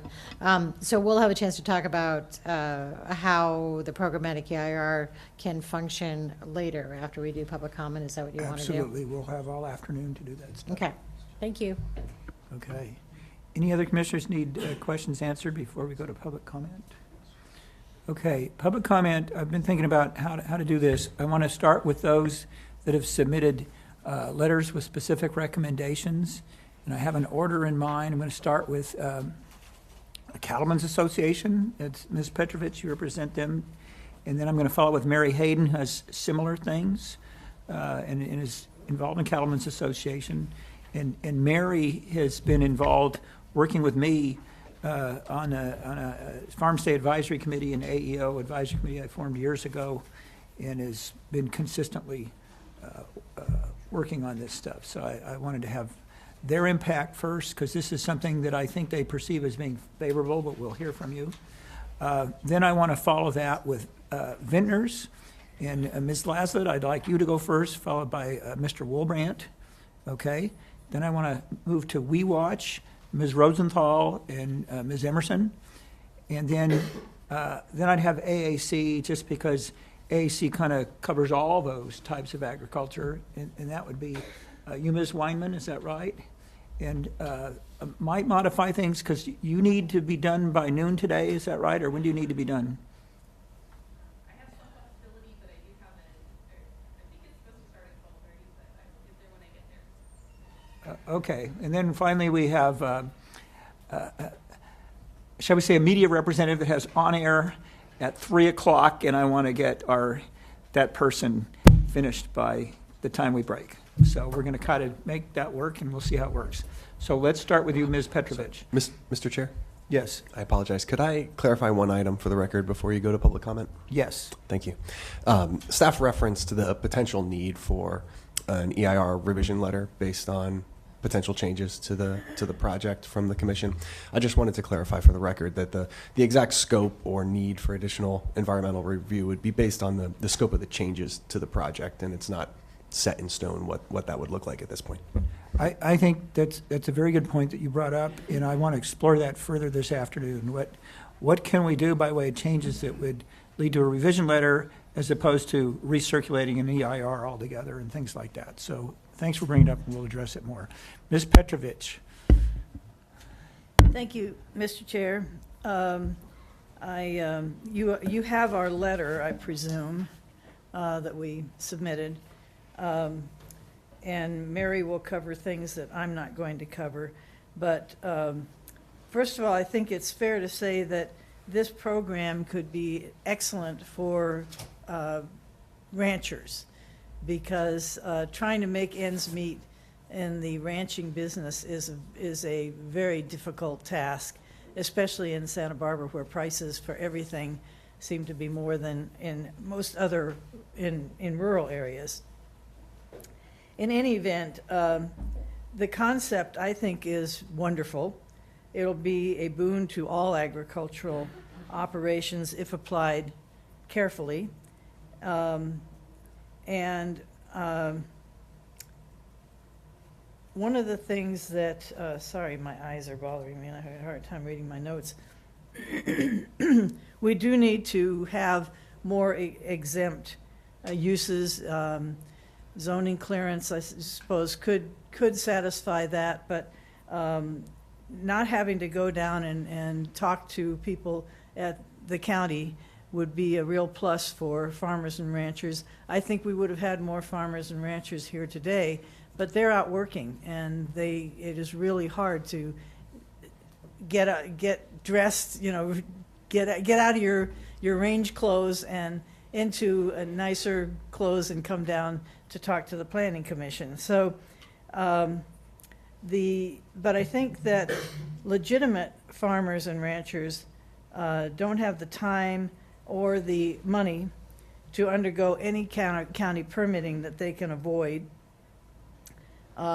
So I think if we don't step some of these down so that they don't require particularly a conditional use permit, which is so costly and can take a year or more just to process, and requires a lot of investment on the part of the property owner. We need to just avoid that to the extent we can. Because I've seen in the past situations where county processing that included a conditional use permit resulted in people either deciding not to do whatever it is at all, or getting far enough into it that they just run out of money, or they finish the process and that took all their money and they can't proceed with the process, with the project, whatever it is. So, and I also wanted to point out that one thing I hope that this can cure is that there are already a plethora of events and camping going on in the county now in rural lands without any rules at all. So we don't even, you and I don't even know where they are and what they are. But boy, if you go online and just start looking for campsites or camping or even events, you can find an amazing number of people out there thriving, including in the coastal zone. They don't get any permits. They haven't had any permits, and they've just, because they didn't want to get involved in the county's process, I presume. So that's something that I think would be better for everybody if that were replaced by legitimate projects. So I guess the idea also is to have a process that doesn't appeal, that results in only the wealthy being able to conduct whatever the event or the farm stay or any of these uses,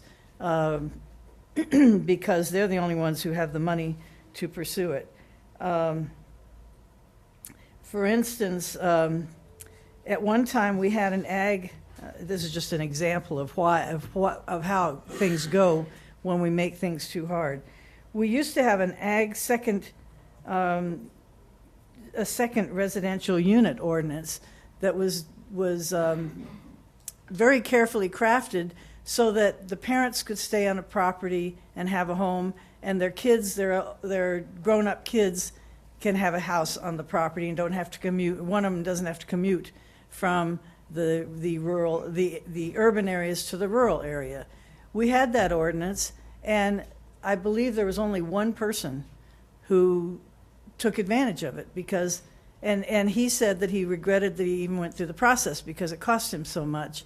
He ended up with his second unit, but it was probably not worth his effort. So that's the kind of thing we do want to avoid. Also, the terminology has to be clear. I ran into this same problem on a project years ago, but the words incidental and subordinate and accessory and supplemental, those are different things to different people.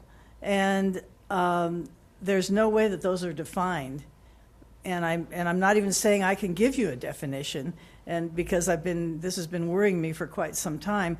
Because years ago I was involved in a project where there was an opponent to the project who kept saying, well, they're going to make more money off this project that they want to do and are asking you to approve, Board of Supervisors, than they make off the vineyard that was on the property. Now, the vineyard on the property was only a handful of acres because it was part of a whole much bigger operation of vineyard. But the Board of Supervisors looked at it and said, well, you know, that's true. They're making more money on this event, right, than they are on those little plants there, and therefore we're going to deny the permit.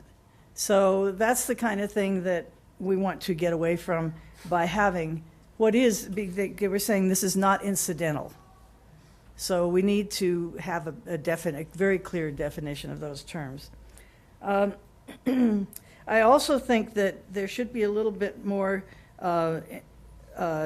inclusion of the Good Neighbor Ordinance, the draft Good Neighbor Ordinance that has been floating around since, I can't even tell you when Willie Chamberlain and I sat down and wrote this thing as a draft.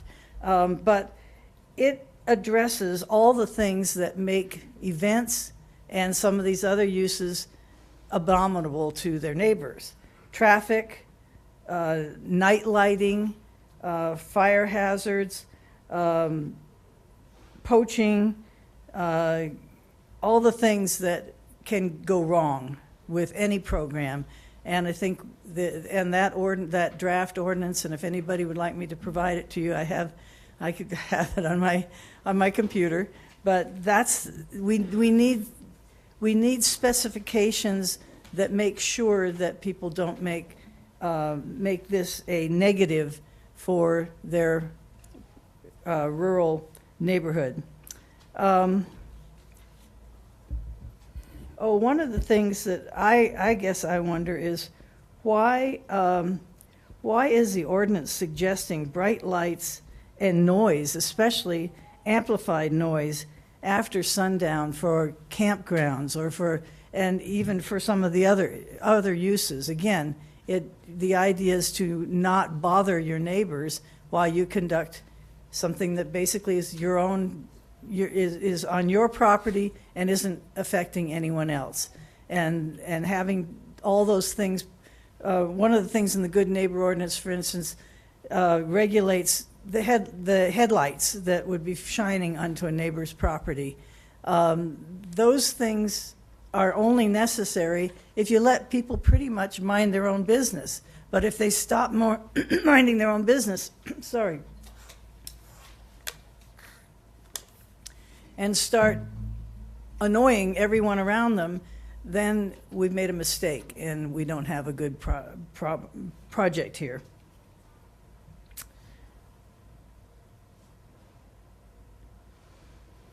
One of the other things that we addressed in our letter is open fires. I mean, the cattlemen have acres and acres of land, and as you know, at certain times in this year, they don't have green grass. It's highly flammable, and it's a hazard to everyone.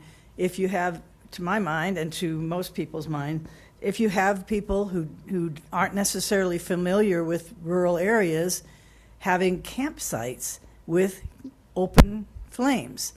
that could wipe out the property owner and many of their neighbors if a fire starts and runs away. Certainly could kill a good part of the herd, but it also destroys the vegetation. So I really think that should be included. We did also suggest that there be an on-site firefighting water supply, not potable water, because that takes us to the next the next issue, and that is requiring a potable water supply for a remote campsite. Ranchers don't have a whole bunch of wells all over the place, and it costs a fortune to install one. So we suggest that be looked at as well.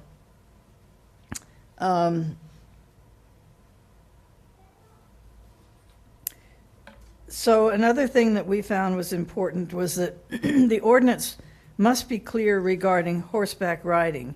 If it's part of a tour where where the rider is being charged for the privilege of riding the horse provided by the property owner or someone in their family, then of course it's a tour that falls under this ordinance. But there's too much ambiguity in the ordinance as it's being proposed. If it's part of a ranch operation or visiting friends or family or riding their horses on the property, that shouldn't be part of this project, and it should be clear that it's not part of this regulation. That should be a right. And then I have a question, and maybe someone on the staff can explain it to me. Why in the world shouldn't these commercial guided tours on ranch land be allowed to be by ATV and or e-bike? First of all, a lot of people can't ride horses. They don't know how to ride horses. They're afraid of horses, but they are able to handle an ATV or an e-bike. Again, they'd be escorted. They're not going to be just running all over the ranch. But you can't have a tour where people have to walk or ride a horse in order to get out and see the whole ranch, because the cattle are pretty much spread out different times of the year. They're in different parts of the ranch. There can be, there's obviously a lot of hills as well as open prairie. But the fact is that this, for some reason, ATVs and we didn't even have e-bikes when we first started talking about these tours, ranch tours, but I would suggest that be added.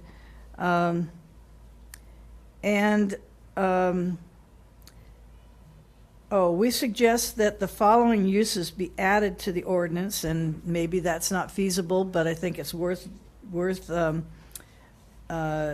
doing, because a lot of it doesn't have much in the way of impact anyway. For instance, the shared farm stand. Why should we have multiple farm stands that are hard? I mean, when you're out in the rural areas and have a farm stand, somebody's got to be there. And a lot of time can go by before someone happens to drive by and stop.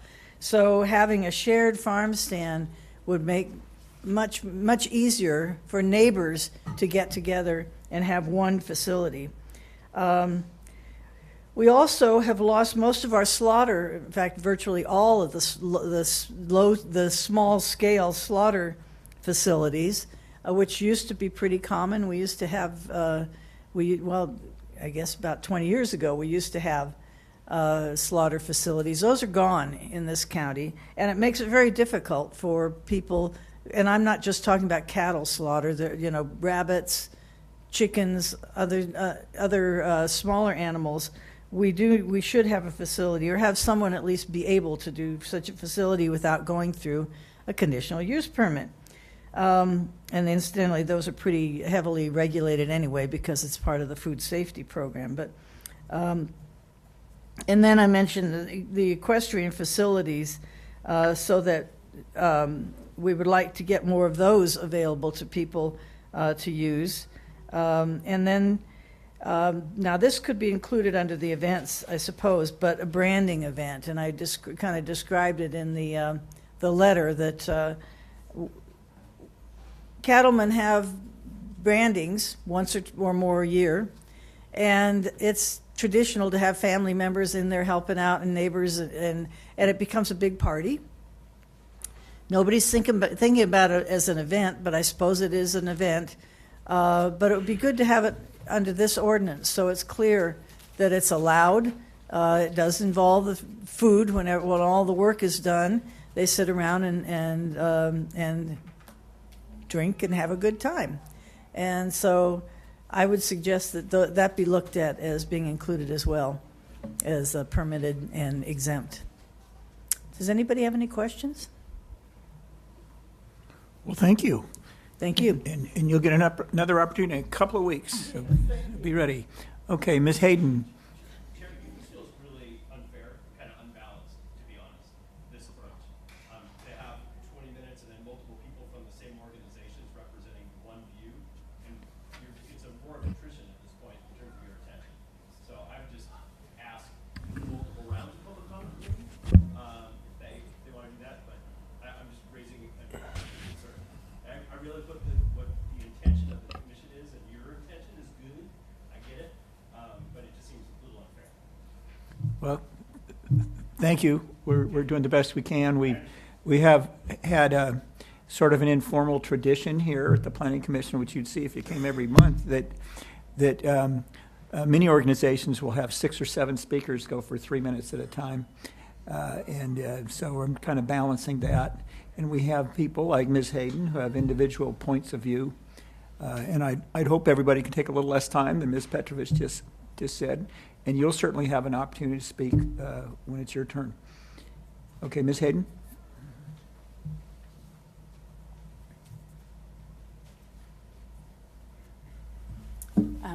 Hello, Chairman Parks and the Planning Commission. I first want to thank you all very much for holding this hearing here today. This ordinance is an extremely important ordinance for the agricultural community here in Santa Barbara County, and I appreciate the seriousness with which you're taking this. I also seem to have developed a bit of a cough, so I apologize. I might just have to stop and go away. But my name is Mary Hayden, and my family owns and operates the Ted Chamberlain Ranch in Los Olivos. My grandfather, Ted Chamberlain, purchased the ranch in 1929. It's 8,000 acres of what was originally the Corral de Quadi land grant. And I'm part of the 3rd generation that is currently operating the ranch. And we are very proud of the fact that we've been able to keep the ranch in its entirety, all 8,000 acres, over the 3 generations and almost 100 years. But it's been a very difficult thing to do. And it's, as you can imagine, having 8,000 acres in Santa Barbara County is a very valuable asset that's on your balance sheet. But unfortunately, it does not bring in much income, if ever income, on your P&L. And so our concern is how are we going to hand it down to the next generation? And we would really like to be able to do that in its entirety and keep it as a cattle ranch as is. So, I'm sorry. So to be able to do this, we are going to have to develop supplemental income. And so this is why this ordinance is extremely important to us.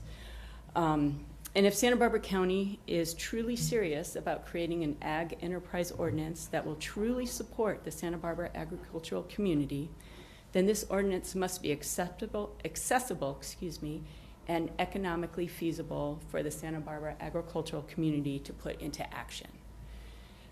So each use,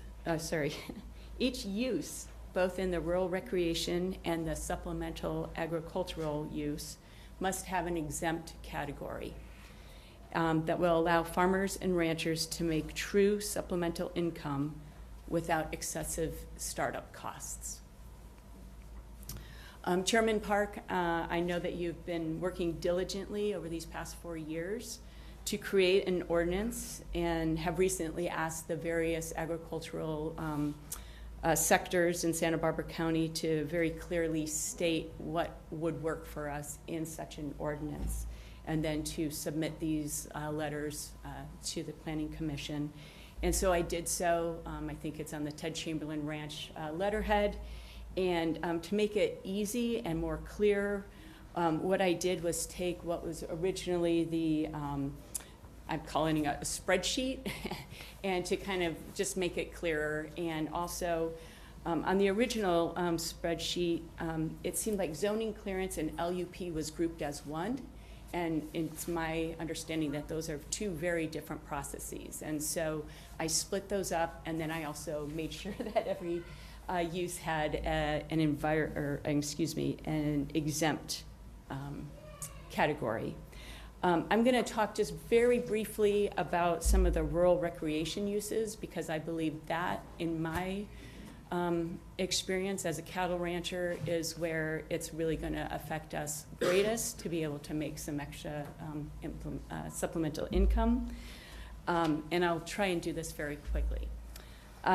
So the first one was camping. And as it's stated now, where it's relatively large number of campsites, and that we would have to have a sewer system or a septic system and provide potable water, I don't think very many people are going to be able to do that and then make that money back, at least not in the short term, perhaps in the long term. But it's also, it's a commitment. If you're going to build something on your property, that's a commitment, and it's a permanent structure there. So I'm proposing that we do something that is added to the exempt category. That's dry camping, low impact camping, and almost say like hip camp, right? I mean, we know hip camp's happening here, and where people can come on, they're self-contained, and then they go. So I'll keep it at that. Farm stays, again, we need an exempt option. I do have a question why it says that it has to be in the principal dwelling. And maybe I don't understand exactly what the principal dwelling is, but I'm going to be honest, I don't want people staying in my house. But I do have a really nice guest house next door that could be used for the farm stay. So I'm asking that the exempt be switched from they have to stay in the principal dwelling, and that they can be in existing dwellings. The other thing that I'm asking to be removed is the number of bedrooms. I understand why we're concerned with how many guests or lodgers are going to be here, but it really doesn't matter how many bedrooms they stay in, right? So if you have 15 people in 6 bedrooms, so how are you going to, like, okay, you can have 2 and 2 and 4, and like, it doesn't matter how many bedrooms, in my opinion. It's a matter of how many lodgers you have. Educational experience opportunity.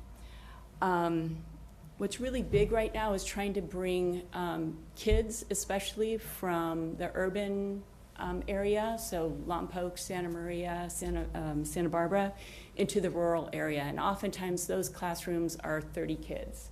So having small tours of only 15 is not really going to work.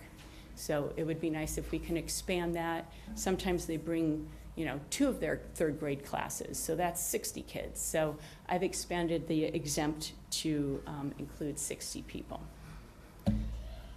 Horseback riding. Again, I've increased the number of participants in the exempt area. And as an example, there's the Ranchero Vistadores, right? It's a men's riding group. They have their own ranch. But they also have camps within the rancheros, so like the picadores or the charros. And they like, during the year, to have a place to do a membership ride that they can also bring their wives. So there's the members and their wives. So that might be 60 to 100 people. If they could do a day ride on our property, exempt, that would be great. I am asking that you please consider adding guided mountain biking, electric biking, I don't know if that's how you say it, and ATV tours. And incidental food services on ranches, could we please add barbecues to the exempt? And if it needs to be a portable barbecue, that's fine. I understand that if you would rather have a zoning clearance for a barbecue that's a permanent structure, okay, but I do think, having a portable barbecue should be able to be an exempt thing. And small-scale events. Now, I personally think that this is the most important for ranchers. One thing ranches have is a lot of land and a lot of space. And in Santa Barbara County, in our Mediterranean climate, one cow generally takes about 20 to 25 acres. When you put it in a herd and you move that herd around, that means there's a lot of time on certain parts of the property that has no activity whatsoever. And this is where I think the small-scale events can be of great importance. I think that we should add I'll just read this. We need to increase the participant number per premise size. We need to allow long weekend events, so 4-day events. So not to say you can only do it two days a month, but we need to allow longer events. We should not limit the number of days per month, but the events per year. And generally what's going to happen is most of these events are going to happen in mid to late spring, early summer, and fall. So that's why it's best not to just say you can have 2 per month, because we probably won't be doing any in February. So thank you very much. I do very, very much appreciate that you're taking the time and the seriousness of this. Thank you. That was very helpful. Thank you. Ms. Laslett?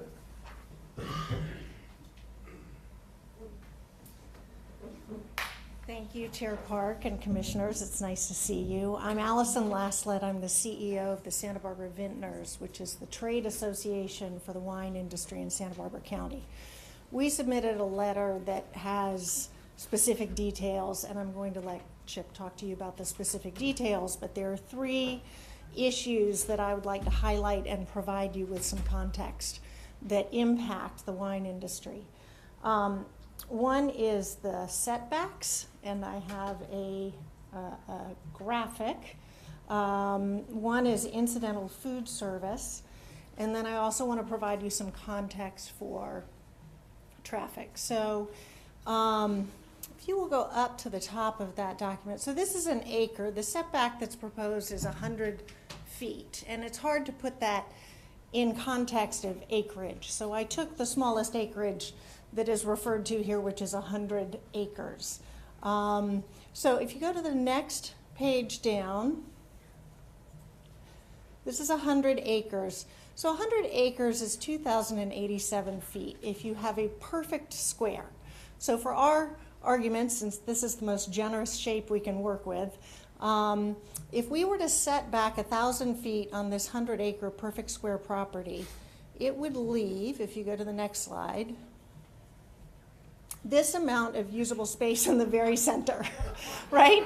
So this is the kind of thing where we read something, but we don't necessarily understand how this is going to impact a property.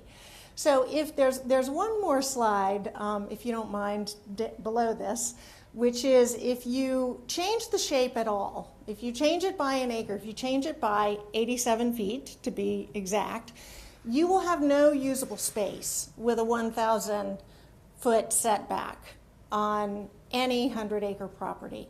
Now, we all know that properties do not come in nice, tidy packages of squares and rectangles. They're wildly different shapes. And you can take a property, I'm going to use Vega Vineyard, which is, Jimmy will tell you about in a minute, but it's over 200 acres, and with this 1,000-foot setback has no place that you can access to put a campsite. So this particular setback needs to be considered in the context of what are we really trying to protect with this setback. And I encourage in the review process that we look at how can we solve those issues as opposed to putting an arbitrary setback that doesn't actually work. So that's my first issue.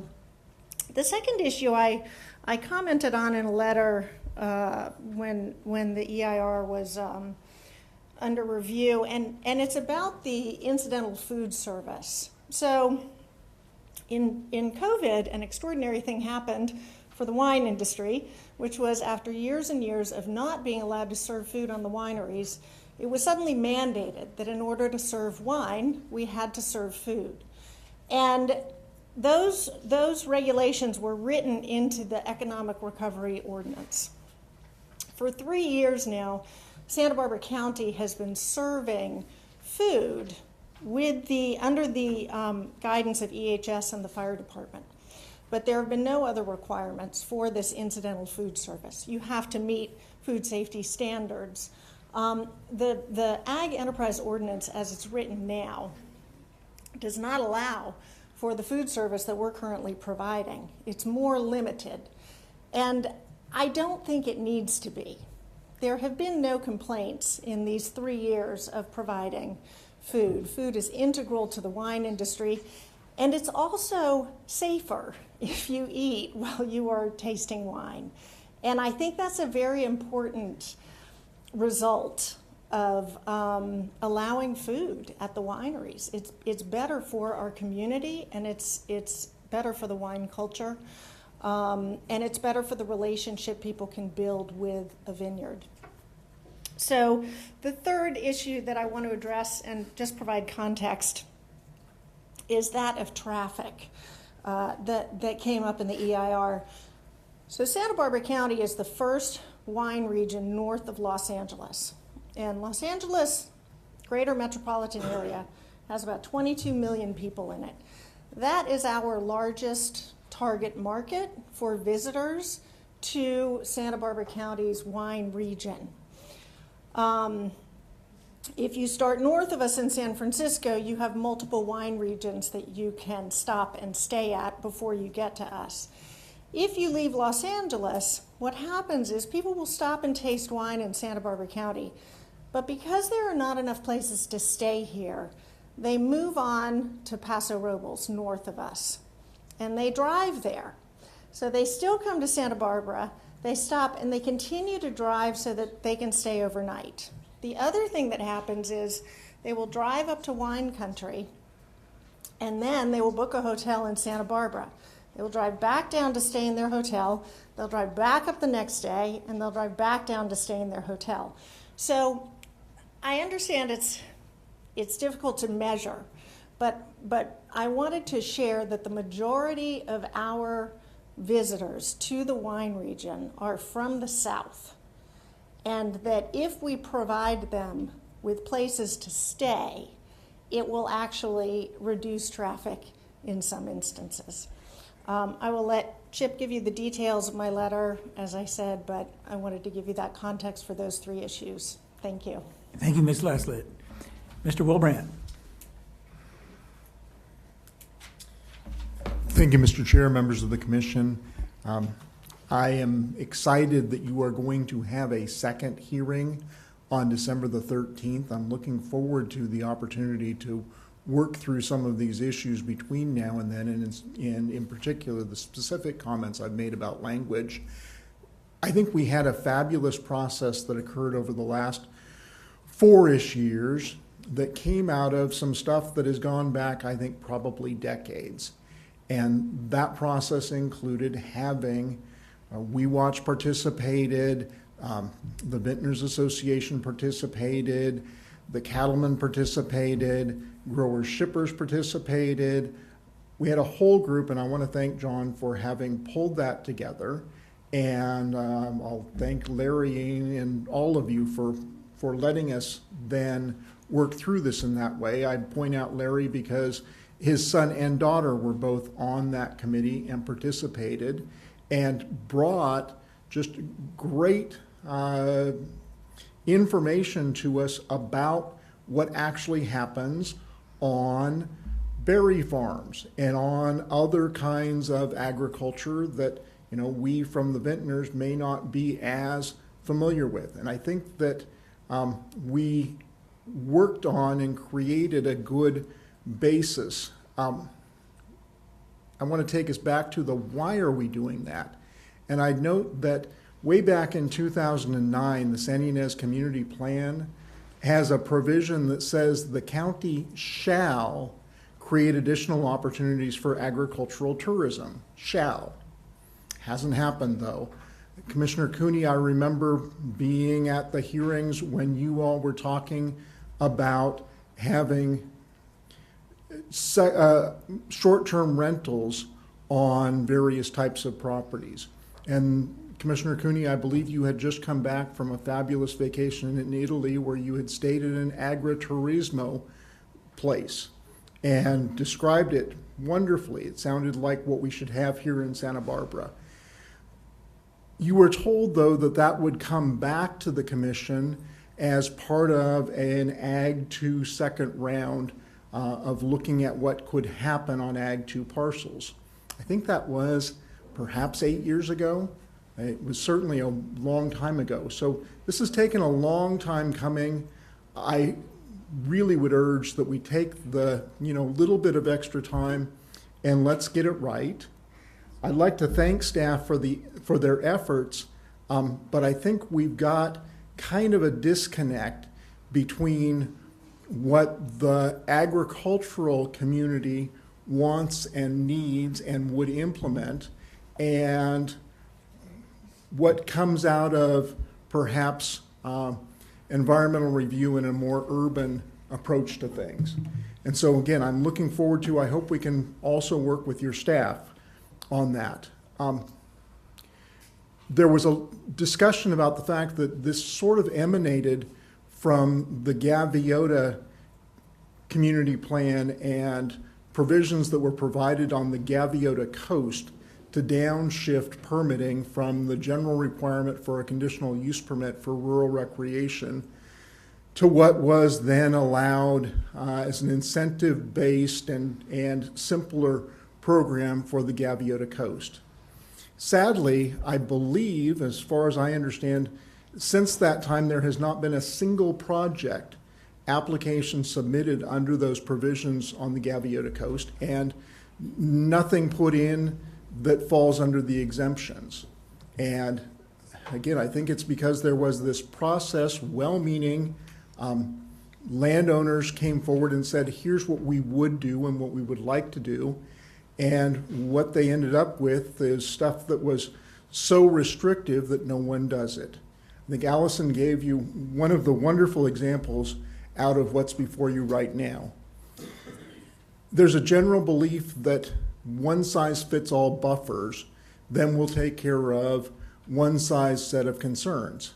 I think one thing that I can say about Santa Barbara County and Santa Barbara County agriculture is one size does not fit it all.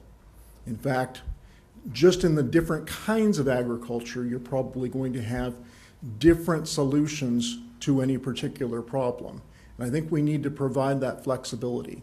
I also think we need to provide the flexibility in citing individual things like farm stays and like campgrounds to recognize the fact that the whole goal here is to bring people to come and appreciate and enjoy what's special about Santa Barbara and what's special about Santa Barbara agriculture. The thing that's special about Santa Barbara agriculture, particularly in today's market, is our quality. And so we're bringing people here to learn about our agriculture, to appreciate, enjoy it, buy it, and they're going to pay more for it if they understand where it came from and they enjoy the experience. That's the whole thing with our agriculture here. It is especially how we market wine. And the issue with wine here in Santa Barbara County, we have better wine, we have better grapes, we have better culture, we have better environment, we have all things better. So we bring people here, they get to enjoy all of those things, and they pay typically a higher price for the wine and they buy it direct to consumer. And then they go back and they tell their friends about it and they go to the store and they try and find that wine. That's what we need to do. We need to create the greatest quality experience for our visitors. And many of the things that are in the current proposed ordinance, including as development standards, instead drive us to a poorer quality of experience. Another, for example, requiring that all campground uses or that the farm stay uses be clustered in particular small ways. What we really want is the opportunity for particular parcels to have those uses be in the areas of the property that provide the greatest experience for the visitor. I'm not going to go through every single one of our comments. I'd like to work with staff and with the others from our committee between now and the 13th and see if we can get some of those cleared up. But I do want to hit a couple of kind of highlights. The first is related to the small events category. I agree with staff. I couldn't really understand all of it. I don't want us to be subject to most of the rules and regulations there. So at least for the wine industry, what I'd like to do is make sure that there's recognition of the fact that most of those kinds of educational activities, tours, small events are things that just happen at a winery or a vineyard property as part of the marketing and the experience. We take people to show them our vineyards on purpose. We do it regularly. We do it multiple times a day. So those numbers, they just don't work, at least not for the winery industry. So what I would like is inclusion of recognition of the fact that there's a definition of what a winery special event is in the existing LUDC. If we don't have more than 80 people, we're not a winery special event. So I'd like us to just be able to do all of those activities as long as we're not going over 80 people. If we are over 80 people, then we have permit conditions because every winery has had to go through some detailed permit process. On incidental food service, Allison pointed out, for wineries, we've been providing food service for the last 3-ish years. One of the things I've learned about food service is that there are regulations by environmental health and state food preparation regulations. One of the ones I find most interesting is that if you want to be able to wash your plates on site, you have to have a 3-compartment sink, and you have to have a separate water heater, and you have to have there are a number of special things you must have just to be able to wash your plates on site. Otherwise, you have to use disposable stuff. Well, that's not what we want to do. Or you take your plates back to what's called a commissary and you have them washed somewhere far, far away. None of that makes sense. So I think what we need to do is recognize what has worked. And what has worked is requiring that the wineries meet the environmental health services and fire department standards to the extent they're applicable, but not require a P&D permit process. I would urge that one of the things that you do is simply continue the waiver on food service at wineries, make that permanent. Include a specific recognition of the fact that some winery permits ended up with a condition that said they can't have food service or that had limits on the kind of food service. I think we should just today say we've learned that food service at wineries is a good thing and not something to be feared. And so create a blanket recognition. Perhaps it could be done by allowing or directing the department to come up with a substantial conformity determination anytime there is one of those existing conditions that limits the food service. And then If it is a physical change to the structure or addition to the structure, which is necessary in order to meet the requirements of environmental health or the fire department to have that food service, that should be exempt. At least make it a zoning clearance and provide that it's a zoning clearance process without cost to the applicant, and that the only thing that you're doing consistency review on is consistency with the requirements of environmental health and the fire department. Next one, and again, I'm going to just try and hit the highlights, but there's a lot of discussion related to, in particular, farm stays, about having to have the principally permitted residence on site before you can have the farm stay, and having the lower level of permitting if you have your farm stay be in the principal residence. Well, one of the interesting things, as far as I understand, in the agricultural zone, the principal use of the property is agriculture. It's not residential. That's different from most of the other zones in the county. I think we want to be able to, and again, I'm going to go to the winery example, we want to be able to have a winery operator also operate all of the things going into hospitality, including the lodging.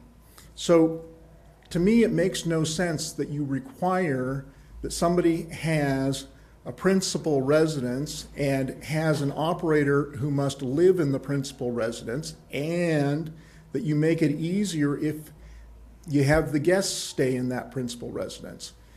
Again, I think we need flexibility, and we need flexibility that actually applies depending upon the type of agriculture involved and the type of property, the dimensions of the property, and the infrastructure on the site. Are you about ready to wrap up? You know, I am ready to wrap up. Again, I would just urge, there are a number of things that I think are well-intentioned, but don't get us in the direction of hospitality and quality that is consistent with our agricultural product and our marketing of that to our visitors. So I look forward to the opportunity to work and to come back and see you on December the 13th. Thank you. Thank you, Mr. Wilbrandt. Ms. Rosenthal, let's go with you and Ms. Emerson, and then we're going to have Mr. Caldwell. Then we're going to kind of decide when we break for lunch, whether you want to go before lunch or not, Ms. Wyman. So you be thinking about that. Okay. Well, thank you, Mr. Chair and Commissioners. My name is Kathy Rosenthal. I'm one of the co-presidents of WeWatch this year. I wanted to explain that WeWatch provides information and education for our members and the community about land use and environmental issues affecting the quality of life in the Santa Ynez Valley. Since the Santa Ynez Valley is one of the primary rural areas most affected by activities proposed in the AEO, we're here to offer comments on it. WeWatch appreciates the hard work on the part of the PC and planning staff in preparing this ordinance package. WeWatch supports the ordinance goals and welcomes the opportunity to provide these comments. Our primary concern with the ordinance is how to address neighborhood compatibility issues, and suggestions are detailed in our letter. Compatibility can be different in each case. Neighbors can be affected by even short-term sporadic events and need the right to appeal the allowed uses. We ask that small-scale events not be exempt but require zoning clearance or land use permit. Scaling the number of event attendees and event frequency needs closer scrutiny and refinement, as does scale of campgrounds and farm stays. Are the example activities listed in the description column in attachment A definitive listing of what is allowed or what is allowed for each use, or are those examples of activities allowed? You've heard from others saying that we do need to definitively define those definitions. Noise is another compatibility issue, specifically for amplified music. We Watch suggests that educational experiences end at sunset and amplified music at small-scale events stop at 8 o'clock p.m. The event should also end by 9 o'clock p.m. Do not allow the proposed 11 o'clock ending time. Under transportation, we appreciate the workable parking standards. While traffic will require a statement of overriding considerations, it's important to mitigate traffic and parking impacts to the maximum extent feasible. For educational experiences and events, we support requiring the use of shuttle vans and buses to limit vehicles on our narrow rural roads. We wanted to say also that we support the Agricultural Advisory Commission letter and their issues that they've brought forward. One of the most important that we would support is limiting a maximum stay of 14 days per calendar year to prevent visitors from essentially living full-time on our beautiful agricultural lands for campgrounds and farm stays. This would be a significant nuisance deterrent and is feasible enough to enforce and track. Again, we thank you for the opportunity to comment, and my fellow board member Nancy Emerson will speak about lighting impacts on behalf of our organization. Thank you. Thank you, Ms. Rosenthal.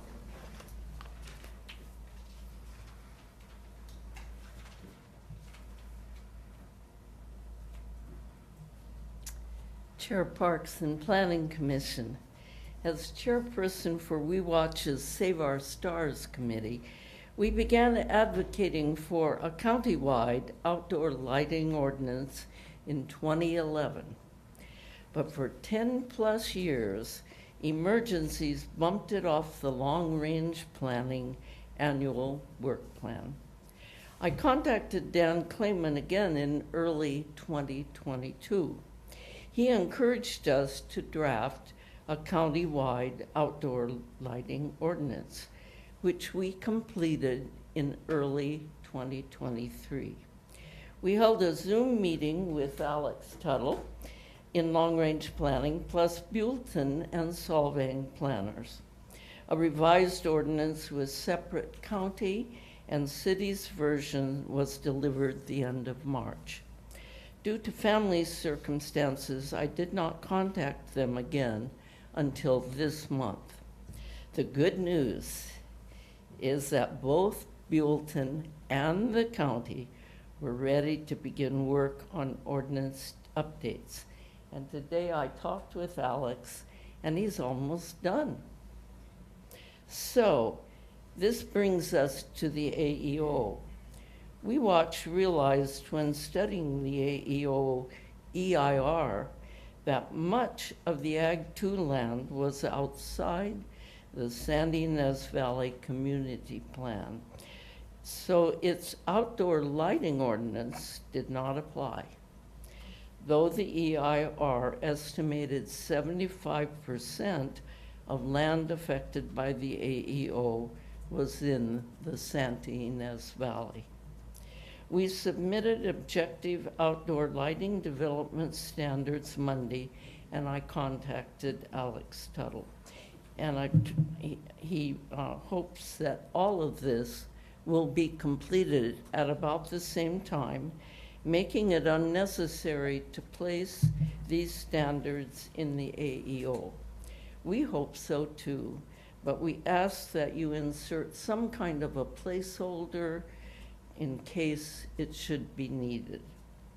What is at stake is not only protection of the night sky, wildlife, farm animals, plants, and neighbors also need protection from light pollution. At the same time, it will provide safety and security for agricultural enterprise activities, their participants, as well as farmers and ranchers, along with substantial energy savings. It's a win-win. Thank you. Thank you, Ms. Emerson. Mr. Caldwell. But I'm going to let you speak now on condition you say some kind words about Commissioner Freeney's service on this commission, on your radio We are show. exceedingly grateful for Commissioner Freeney. We try to get farmers involved in the community every chance we get because very few people knows what it takes to grow food or raise livestock. So thank you. I'm going to be brief here. This is to us kind of deja vu all over again. The board comes up with something and the Planning Commission comes up with something that ag really wants and ag really needs, but by the time we get to a hearing, the shoe doesn't fit anymore. What you've heard is from several organizations of why this is not going to work, and the comments on the Gaviota Coast that nobody's used all that work, years of work, years, dozens of meetings, and it's not workable. And it brings me to one of my favorite sayings. It's not mine, but activity is not accomplishment. If the ag community, cattlemen, vintners, growers, shippers are coming to you and say this doesn't work, why bother? You got to make it work. And they're the ones, not your staff, that are going to be able to tell you how to make it work. So I appreciate this is more of a workshop setting, and I appreciate that, Chair. I think that a couple of years ago I suggested something that was done, and that was a joint County Planning Commission AAC meeting where they're not getting 3 minutes, it's a workshop, and they can go over these details because, again, it's better to do it right than to have something that doesn't work in perpetuity. So my comment's very limited. What works for ranching is a disaster for row crops. They don't want dogs, they don't want people, they don't want any food contaminants or intrusion on row crops. So I suggested to the AAC the last time they met that you do one of two things. You either create an overlay over the ranch lands that allow for all these things, or an exclusion of all these things on prime soils. You got to do something because this is jail time if farmers sell contaminated produce. It's jail time, plus the loss of everything they have. Whereas the ranchers, they can't stay in business. It's going to all get carved up into estates if they can't create additional revenues because cows don't pay the bills, period. They just don't. Ranching has not been profitable in this county for a couple of decades. As has been mentioned, and the reason I don't need to talk that long has been mentioned, P&D is just one piece of this puzzle. So what if they say, as far as P&D is exempt, if County Fire wants a sprinklered building, a tank, and a paved road with a cul-de-sac, which is what they usually want? And what if community health or public health says you can't use porta potties, we want a permanent structure with the water and the sewage, et cetera, et cetera? You have to look at, as business people, what's the return on investment? What we really need here is a matrix from the different county departments. Say, what would this cost? What are you going to require? Why is the county, when the county has to build a bathroom, it's $300,000? You got to deal outside, and I know you don't have authority over those departments, the board does, but that doesn't mean you can't kick something up to the board that will actually work and not bankrupt the project before it begins. And so I would really encourage you to have a matrix from these other staff. I'm glad County Fire's here. And I know they have reasons for their rules and regs, but usually those things are deal killers. Because as the Chamberlain Ranch said, there's no return on this stuff. That's my comments. I appreciate what you're doing. It's tedious, it's monotonous, it's detailed, but if it's not going to work, why bother? So please look at this expanded version, because I know people have tried to do some of these things without this process. And when they got the bill from the other departments, they're going to either not do it or they're going to do it without a permit. Thank you. Thank you, Mr. Caldwell. I think it's a good summary of the big picture. Okay. Ms. Wyman, did you want to go now or, okay, step up.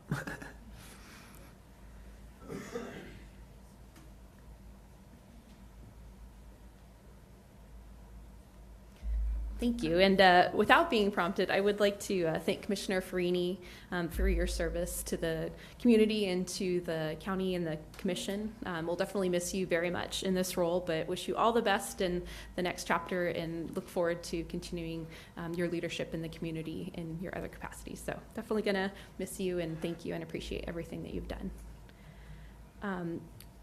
We appreciate the opportunity to comment on the Ag Enterprise Ordinance and how both the Ag Enterprise Ordinance and Rec Master Plan are starting to really take shape for more meaningful conversations and continued consideration of what all of this means.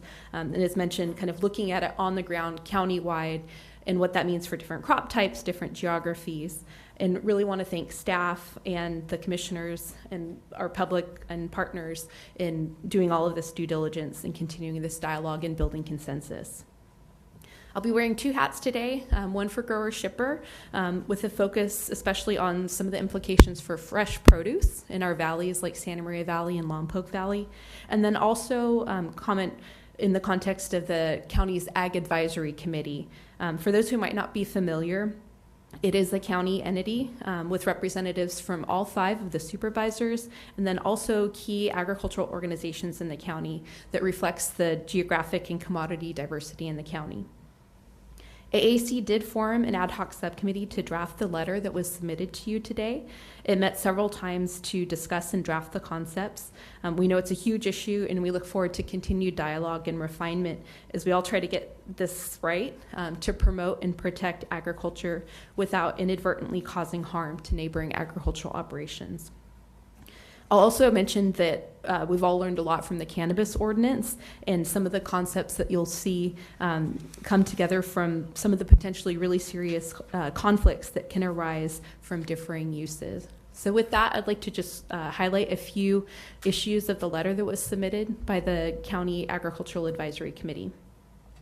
And you'll see too that, using the terminology from the presentation, there's the supplementary ag uses. The only comment we really had on that piece was the compost because of the food safety implications. And then the remainder of the comments really are related to the kind of rural recreation and agritourism uses. Because like Andy just said, it's very different facts and circumstances for our open ranch lands compared to the fresh produce cultivation in the valley floors. So again, just wanted to draw attention to the importance of having sufficient buffers, having indemnification and liability protections. That's something that we heard a lot in both of these contexts, but want to make sure that that's incorporated adequately into the Ag Enterprise Ordinance. The importance of protection of prime soils, the parcel size, and kind of campgrounds and farm stays, and general mitigation of conflicts between ag operations and if there's a new public presence. So again, the concept of buffer really applies to those kind of overnight accommodation situations, whether that's campgrounds, farm stays, trails and compost, and then certain events. I think I've mentioned briefly, and in the interest of time, won't go too much into detail about the food safety standards and setbacks, other than to say that it's really important for fresh produce. Right now, there's a minimum of the Leafy Greens Marketing Agreement that's 400 feet, but those numbers only continue to increase. And so it was important to Grower Shipper and to the Ag Advisory Committee that we contemplate, well, right now that's a certain number, but what if that ends up being a mile? Because there are other standards in that are, like, no joke, that it's a mile setback or a mile, looking one sometimes, I can see it being multiple miles in the future for providing this protection for this fresh produce that's usually consumed raw. So that's a really important concept, again, especially for compost and for other things that can introduce the public into some of these areas. You've heard me speak previously about trails, that there's a lot of advantages, but also need to keep in mind the potential liability to neighbors. Unfortunately, people who are going off the trails, who are not minding the no trespassing signs and the food safety issues that can create both for individuals and for their pets, especially if there's off-leash pets that are leaving waste behind, concerns about that inducing theft and vandalism, making sure that we're able to create a safe environment for workers. Appreciate the fencing requirement, think that's really important, but think that it doesn't adequately address the trespassing concerns. And again, just the potential liability, maintenance, and enforcement actions when there is trespassing onto neighboring properties for that trails component. Both Grower Shipra and AAC really wanted to highlight the importance of protecting prime soils and have a lot of concern about kind of the tourism and recreation uses being sited on prime soils in the context of permanent development. We're concerned that would have direct impact to the site, but then also impact neighboring uses that are high intensity and really essential to the income and employment and food security of our community.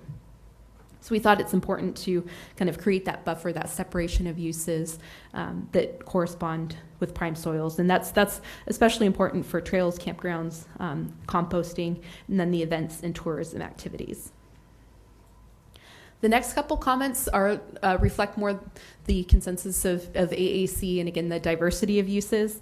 And seeing former Supervisor Adam, I think it was his quote that says, "Don't put us in a snow globe," right? That's right. That's right. So where we're coming from in these next comments is that kind of snow globe mentality of when you are coming to camp, when you're coming to stay, you're looking for that picturesque, beautiful environment, and we have a lot of that. But also a lot of agriculture is an industrial place of work. And so that's really, where these comments are coming from AAC. And the, concepts that AAC outlined include a minimum parcel size. They felt that the parcels that were outlined were too small, and felt that having larger buffers and looking at, so there is an example it's a 3-acre right in the middle of the Santa Maria Valley that was being used for that. And all of the pictures that people posted had their dogs off leash in the neighboring fields. So true fact, this actually happened. So those were the type of examples that we were thinking about for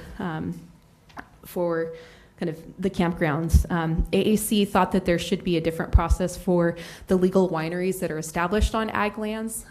As was mentioned, there's an extensive permitting process that goes through that, and AAC felt that there was a strongly vested interest in maintaining the aesthetics and compatibility of that site with the surrounding uses. AAC did propose some duration and occupancy considerations consistent with other surrounding campground jurisdictions, so those were included. And then thought that it was important to look at some of the site-specific circumstances. And again, some of that was coming from the cannabis ordinance where you had a minimum parcel size, but if it's right up on the property line, that's, we saw some potential conflicts from that. So think that a buffer and a minimum parcel size would be important concepts, and these were some starting points for conversation that made sense to AAC. On the farm stays, you guys hang on to your pitchforks, we can talk more about this, but we did think that it made sense to have the owner or operator on site, just because of some of the short-term rental activity that we've heard about in other areas, and potential conflicts that can be or can create. We did have some questions about the role of ADUs and junior ADUs, what that would look like. Did outline concerns about limitations of that on prime soils, a 500-foot setback, and the importance of fire protection standards. Finally, again, in the theme of snow globes, and Grower Shipra also shares these concerns about certain special events, especially weddings, that are very high emotional stakes, again, looking for that kind of pristine environment and potential concerns that could create in these, prime soils having things like starting and end times, noise levels, and light as considerations. And AAC wanted to acknowledge the Cattlemen's kind of good neighbor ordinance, and specifically that it looks at impact-based mitigation. That, again, if there's no problem, no problem, but what are ways to anticipate and address those potential conflicts? Strong support for informational advisories and liability waivers, such as the acknowledgement of the Right to Farm Act when you are having public tourism that are agricultural enterprises. And also mentioned previously, but really want to emphasize the distinction for educational experiences. We do not want that to prohibit things like the University of California Cooperative Extension Field Days. Those are really important events for getting information out on best practices and advancements. Santa Barbara County Farm Day is another really great example, and we don't want these nonprofit educational events to be subject to the ordinance. But we've also learned the hard way that there's potential permitting, but then also development standards. So even if it's exempt, we don't think it's appropriate to undermine these types of really important events with additional development standards. So want to be really consistent about that. So with that, we appreciate the ongoing dialogue and look forward to continued engagement in this important process. I do as well, so why don't you go ahead? Okay. Thank you so much for all that feedback. In the letter, you said that the committee's advice, whether it's the Ag Advisory Committee, was that the sizes should be increased to 100-acre minimum for the campgrounds, and that the 1,000-foot buffer was adequate. So I guess, is that just campgrounds, not the small special events, right? Campgrounds. Does that make sense? Special events. I guess I'm getting conflicting impressions. Oh, that's a good question. Especially after Ms. Laslet's, demonstration of how a 1,000-foot setback is challenging on properties. Thinking. It's in paragraph 2 of your second page, I think, of the Ag And so Advisory letter. So the 100-acre parcel, again, that came from, because I think staff had, was it a 20-acre? I think was the original ordinance language. I think the original parcels were much, much smaller. It was 40 acres? And 40. For the lowest level permit for the campground, it was characterized as less than 100 acres. Less than 100. Okay. So there wasn't a floor that was expressly stated. And the 40's been under discussion, 40 acres of premises for the farm stays for quite some time. Okay. And I think that, I think it would probably be prudent to look at a setback for special events, but I think the other difference is the overnight component, that you have someone who's, sleeping, especially like if they're tent camping, you don't have, for example, walls or even necessarily like RV walls that are buffering some of the, potential noise, or if you're doing like night harvest, for example, that can create light. So I think those are, I think it's especially the kind of the overnight accommodation that triggered that, but I will definitely make note of that and seek clarification from AAC and. That'll help. Thank you. Okay, so the question is for special events, minimum parcel sizes and setbacks. Yeah, or was this comment just meant for campgrounds? Kind of how the paragraph goes. I think that was definitely for campgrounds, but let me confer with the committee. Okay. Thank you. I want to ask you, because I know you're not coming back today, but we'll see you on the 13th, I hope. Yes. Two things real quickly that you brought up in the letter as well. One is trails. It seems to me that when you're talking about trails and their impact on row crop farming and all that, you're talking more about public trails, are you not? Let me make a little more sense out of the question. This ordinance is all about what a private landowner can do on their property to enhance their income. Okay, that's what it's all about. And I don't think we'll see a lot of public trail construction under the Ag Enterprise Ordinance. In fact, I will bet you a lot of money you won't see any. On the other hand, I do know of a few landowners that here and there might connect some cow paths or do something so they can do tours. So there'll be some private trail construction. It'll be on remote properties more than likely.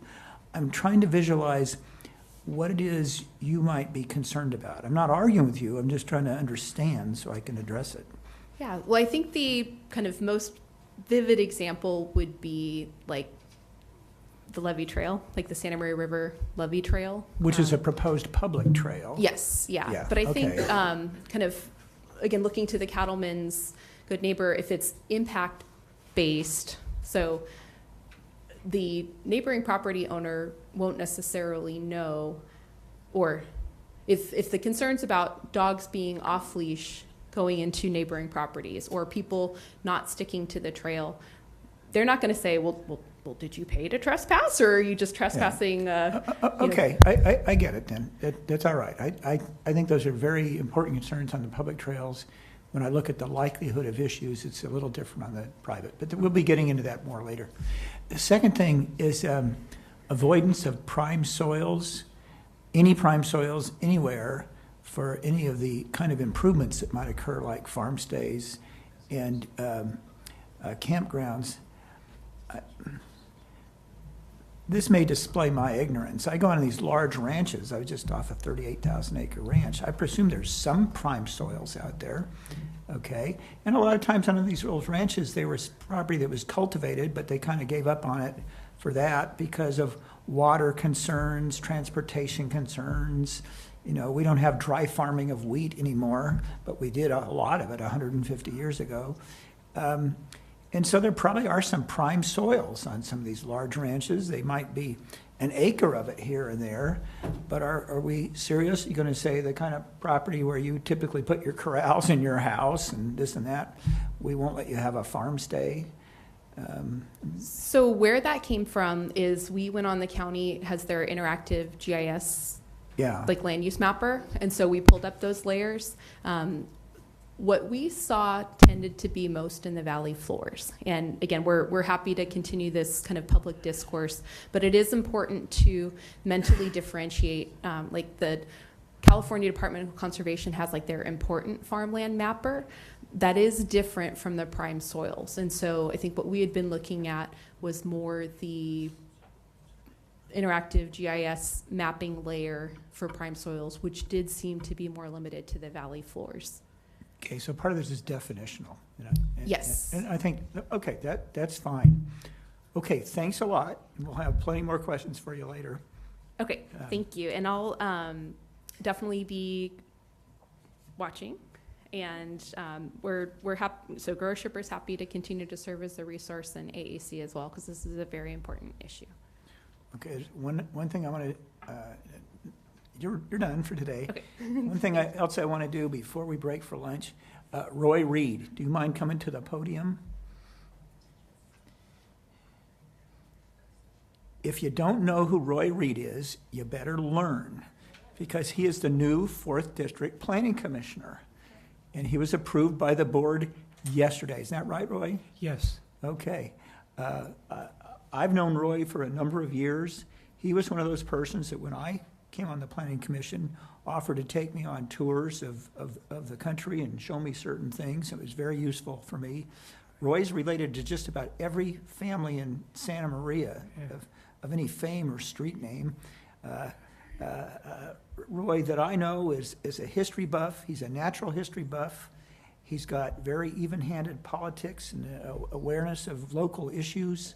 Kind of a funny little anecdote to me is when we were in the various Cat Canyon oil hearings, just to get under everybody's skin, I asked, how did the oil get out of the oil field in 1915 when it was first discovered? And because I just wanted to tease all these high-priced consultants and P&D staff and environmental groups, and no one could answer the question. One of them said, well, I think we just let it go out in the stream. I said, no, I don't think so. And I pointed to a map I had of the old Pacific Coast Railway, which is a narrow gauge railway, and that's how they transported it out. And I said, for extra credit, how did they power those locomotives? Okay, and people thought, well, they must not have used coal on those steam locomotives. They must have used oil because that's what they were hauling. And I pointed out, well, actually, it was electrified. And Roy came to me at lunch and said, and here's the picture of one in front of the Bradley building, because Bradley's in your family. Yeah. And so that's the depth of his knowledge of this local area. So say hello to Roy. All right. Thank you. And Roy's here today. He's getting up to speed on these issues. He's going to kick in on the 6th. He gets to go to our Christmas party. You don't. And he'll be, so I just want you to be assured when you see him up on the stand, he's been watching all this and paying attention. So thanks, Roy. Oh, you're welcome. Thank you. All right. Okay, let's break for lunch. Be back at 1:35, just to be realistic. Okay.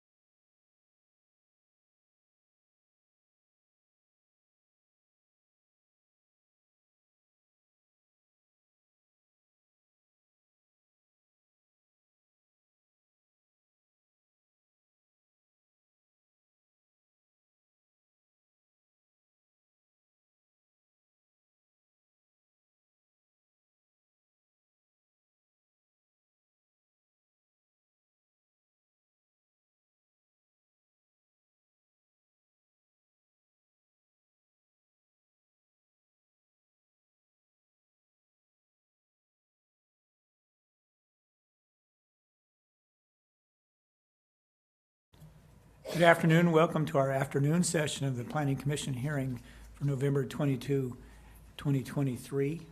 And we're in public comment. What I'm going to do is call on Mr. Bozanich first, and then Ms. Citron, and then Mr. Loizitas, and then Mr. Seaman. Does that work? And then, well, people took so long today. Keep it to 5 minutes. But we'll see. And then we'll do the people that are on Zoom or online or on the phone. Okay, Mr. Bozanich. Yep, thank you. Chair Park and member of the commission. First of all, I want to thank and recognize Commissioner Farini. He's always had a balanced approach in both policy as well as land use project decisions, and I really, really have always appreciated that. And there wasn't ever a meeting that I was a part of where I didn't learn something from you. So I really, really do will miss you. So importantly on this topic, Central Coast and Santa Barbara County agriculture is having a very positive moment right now. I don't know if you know, but on television and most media accounts, ag in Santa Barbara County is being seen as a very positive element. And so this ag enterprise ordinance comes at a unique time where ag is being seen in such positive ways in the media. At the same time, there's a huge market and regulatory pressure around housing. And my fear is that if this ordinance doesn't get worked out in a meaningful way, those market and regulatory forces around housing are going to begin to chip away at ag in this county.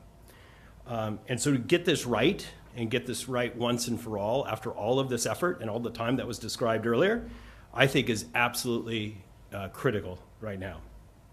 So I really want to support this initiative, and I really want to support the proposed changes and amendments. However, I'm left a little underwhelmed, to be frank. Most of you know I'm representing a client here that would like to do a significant project on an ag parcel.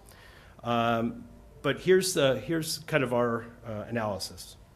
The supplemental ag uses that were described this morning are good, but are not likely to provide much additional revenue or enhanced economic opportunities to the ag landowners.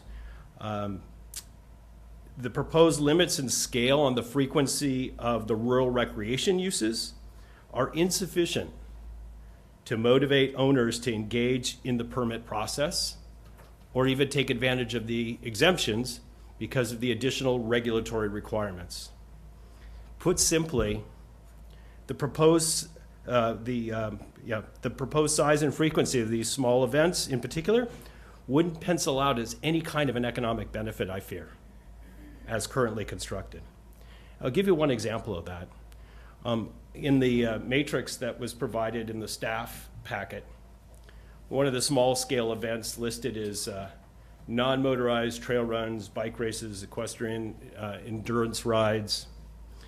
And as a frequent participant in this county and many other locations in bike racing and particularly cycling events that often raise money for many of the nonprofits in the community, those are events of 1,000 to 2,000 people, far more than is allowed under the limitations that are here. You're just not going to get that kind of work. I'll come back to that topic in a moment. The category of education experience, I think, might be a little bit too limiting under that category. I would recommend that to include art and culture events as well, add that to the education definition as a way to broaden that so that other kinds of events that might not fit easily within the education perspective might be taken advantage of. Although there are some adjustments to the development standards related to premise size, the kind of tiering that is in there in the proposals, the variance of each tier doesn't seem to be fit with the additional scale of the parcel sizes and premise sizes And so I don't know that it's matches adequately the kind of the additional reduction in risk on both environmental impacts as well as impacts to health and safety. The current development standards make it difficult to understand how the recreation master plan fits into all of this. And I think that's one of the things, as I've spoken before to this group, that is going to be critically important. And finally, in conclusion, I just want to align myself and those of us at Armendaris Partners want to align ourselves with the comments made this morning by the Cattlemen's Association and the Vintners Association. We really felt like their critiques were also very valuable to this process, and hopefully that will end up in the final language. Appreciate your time. Mr. Bozanich, will you be submitting a letter with some of your proposed changes? I thought you had some good ideas. It's just kind of hard to keep track of them without something in writing. Yeah. That's one reason I asked this group of people. I said, send me Sure. something in writing, Yeah. A, B, C, D, E. Yeah, so we were happy to do that. I'll just make note of the fact too, real quick, Chair, that part of my concern that I raised this morning vocally, and I apologize for doing that out of turn, but one of my concerns is that so far today, this has cost my client $1,200 for me to be here.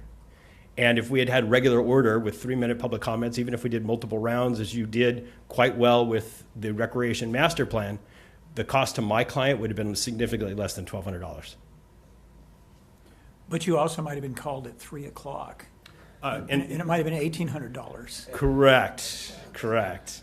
You see my point. Oh, I see that point. I know how it goes.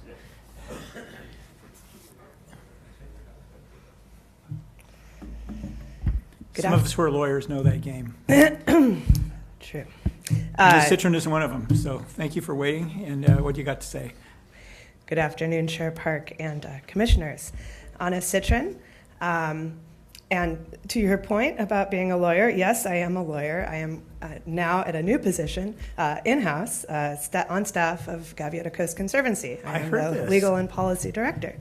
So I'm not billing by the hour anymore. Happy to sit here all day. No, you were getting so good at it. So thank you for holding this hearing. I did submit a comment letter that spoke to the CEQA issue and the timing of things. I understand better now how you're planning to approach things, and that to the extent the ordinance changes to such a degree that it needs to be revisited in the CEQA document, that staff will take care of that, and I do appreciate that. The response to comment in particular is very valuable for the public to see, and so we would urge you not to get too far down the road before you have that final EIR, but we do appreciate these sessions and being able to both hear from staff to better understand the ordinance and to provide you with our feedback. So thank you. GCC, a big part of what we do is supporting regenerative agricultural practices and encouraging their use on the Gaviota Coast. And we very much support the supplemental agricultural uses that are identified in the ordinance, and in particular, the changes around composting, which make it easier for farms and ranches to have composting operations on their properties. We currently have a deficiency of high-quality compost available in our county for uses like carbon farming. And so we are very eager to have more decentralized compost production occurring in the county. I know that there are perhaps some refinements that could occur. I know Mr. Siemens is planning to speak to that, so I won't go further into it, but we may be submitting a comment letter with some specific recommendations around that. What I do want to focus on today is an area of the ordinance that we think could use substantial additional work, and that is concerning campgrounds. We very much support campgrounds. However, we are concerned that in this ordinance, all campground types are lumped together and treated the same. And you see that expressly where the ordinance says a campground operation may include low-impact wilderness campsites, individual developed campsites, or any combination thereof. And importantly, The ordinance also allows for semi-permanent accommodations, park trailers or yurts, which for all intensive purposes are permanent structures on the landscape. We would very much favor an approach that distinguishes further between the campground types. And there's a couple of reasons for that. One of them is that the Gaviota Coast Plan prioritizes low-impact campgrounds and specifically recognizes that there are many campgrounds that provide recreational vehicle hookups, etc., but perhaps insufficient tent campgrounds, and recognizing that those lower intensity campgrounds are particularly suited for coastal areas. And yet we also see this new 1,000-foot buffer that would apply to low-impact campgrounds, and as I see it, would probably preclude any such campgrounds south of 101, which is probably not what is intended. So we think that additional, that needs to be looked at further. And we would support the use of buffers for the more intense campgrounds, but perhaps lower intensity campgrounds don't need such a large buffer. Again, the Gaviota Coast Plan and the Coastal Zoning Ordinance, and looking at Policy Rec 18 and Section 3562 and 3566, which, again, clearly set out this campground use priority. And so in terms of how this works with the ordinance as drafted, we recognize there is a desire to have more intense campground uses, including glamping, I'll call it. But we would like the ordinance to be more specific and say, if you're doing a campground where there are no RV hookups, where you essentially bring everything with you, take it all back out, that one set of standards will apply to campgrounds like that, and a different set of standards will apply to campgrounds that have RV hookups and that have semi-permanent accommodations. And perhaps ratcheting down the number of semi-permanent accommodations from one per campsite to maybe, some subset of those campsites. So those are changes that we would like to see evaluated. And I think that by further defining the different types of campsites or campgrounds and then distinguishing between them, it may be easier to address some of the concerns raised by the agricultural community while simultaneously providing more camping opportunities. And again, to this point about not treating them all the same, if you're going to a facility that has yurts and trailers, it's likely to cost a lot more. And we need lower cost visitor serving accommodations, as they say in the coastal zone, but everywhere.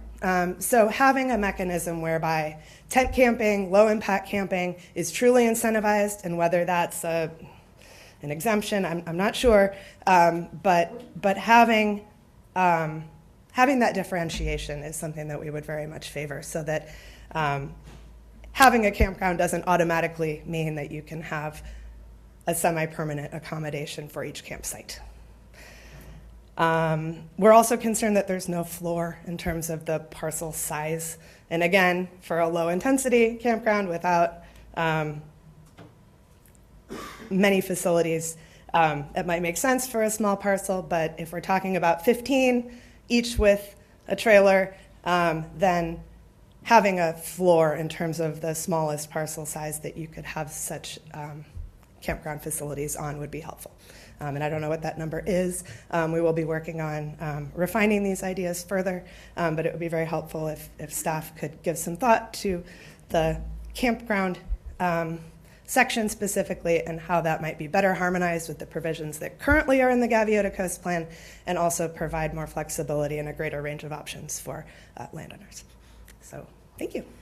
Ms. Citron, I appreciate your comments, and it makes me sad that you're leaving the practice of law, because I'm not leaving the practice of law. I'm just not working for a law firm anymore. Different way, anyway. Big difference. So, because I think you do a very good job of capturing these things, and were I not the chair and on the Planning Commission, I'd probably be on that side making the same comments. So I get it. I want folks to empathize with staff here for a moment. That staff worked hard on this thing and had its best guess of what were appropriate standards as set out in the tables that they sent out in the first NOP, Notice of Preparation, in November of 2021. I think that's when it was, okay? And then there were a lot of folks, including me, that said, well, we kind of need to change this, okay? And staff worked real hard during the Christmas holidays then and did just that and wound up with the third version of NOP by, I think it was, what, the end of January, wasn't it, of 2022? Something like that. But staff can't define what's the perfect list of numbers. And that's why we need all the people here and the people who have spoken to come up with specific proposals. And so I agree with you. We need to think about these things. We need to have some changes. But we also need to move it along and not keep asking staff, think it through better, add more, do this. You know, we need to come up with some concrete proposals. And so if you have some on what you just described, please submit them in writing before December 13, okay? Okay, thank you very much. And may I briefly just say thank you to Commissioner Farini. We really do appreciate your service. I know we don't often agree on the substance of matters, but I wholeheartedly agree with all of the comments that were made regarding your character, and you will be missed. Thank you. All right, thank you. Mr. Lozitas.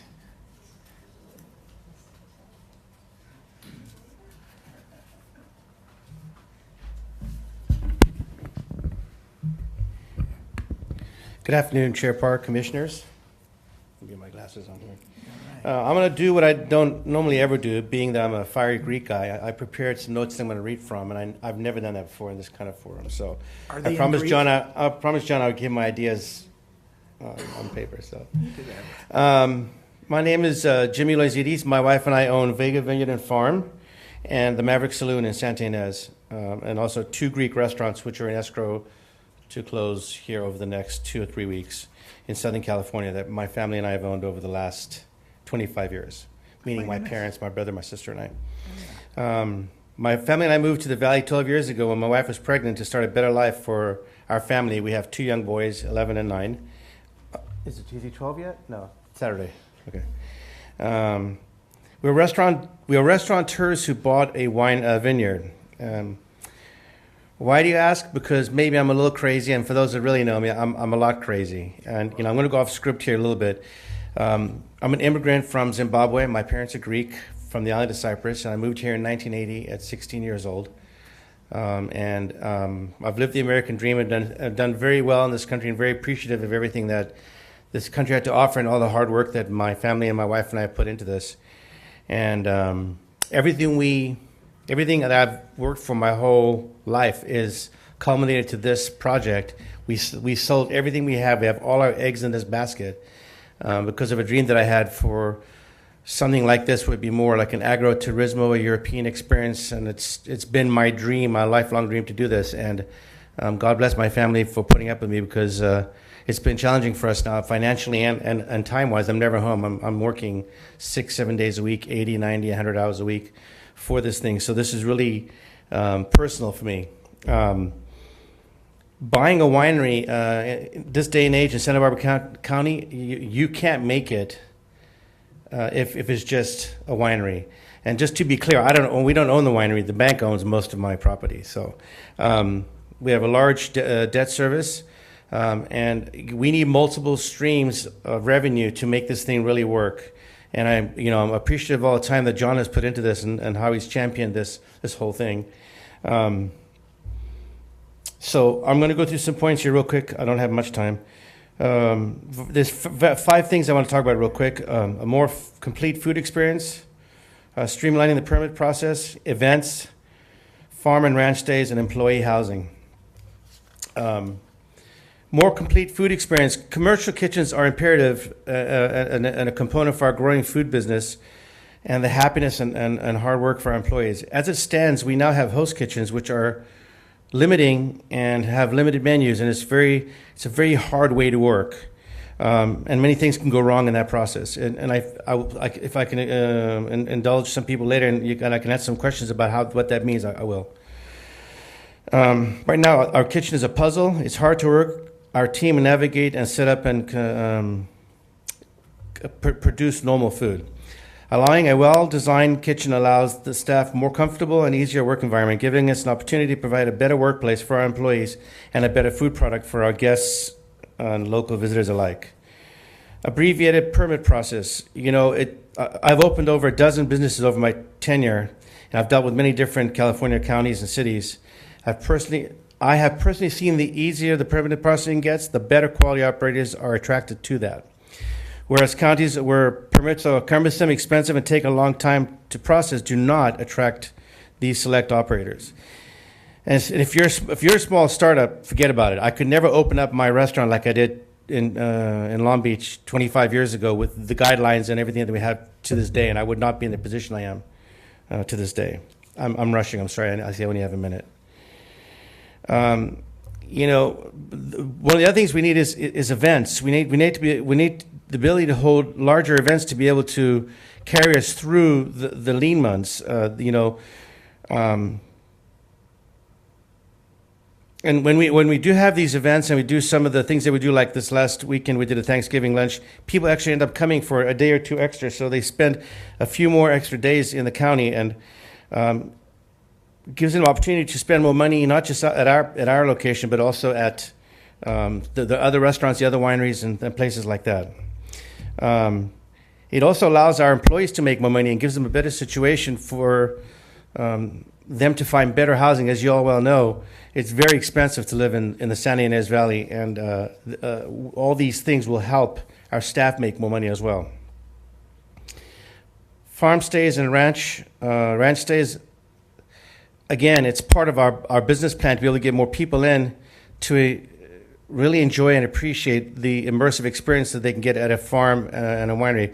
Wineries are farms. We not only do we grow grapes, we also have an organic farm we supply our own produce to our restaurant. I think my time is up.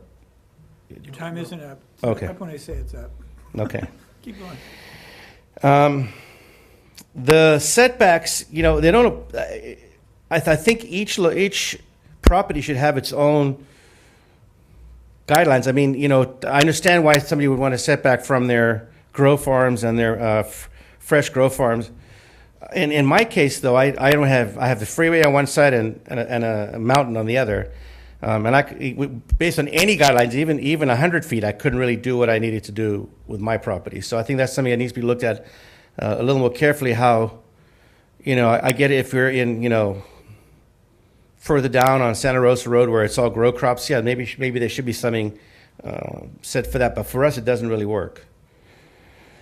On our property, employee housing. On our property, we'd love to offer housing for our employees and farm workers. The hardest struggle we have as a small business owner in the Valley is finding and keeping staff. The outrageous rents do not meet the needs of our employees, and even if we recruit from the outside and bring people in, we have no place to put them. To bring somebody in that's a busser or a farm worker, it's $2,500 for a one-bedroom apartment now. We know the state is looking for more affordable housing, and as a landlord, I'd like to be part of that solution by offering something on our property that would be easy to do and meaningful, and allow for our team to be able to have a good quality of life. In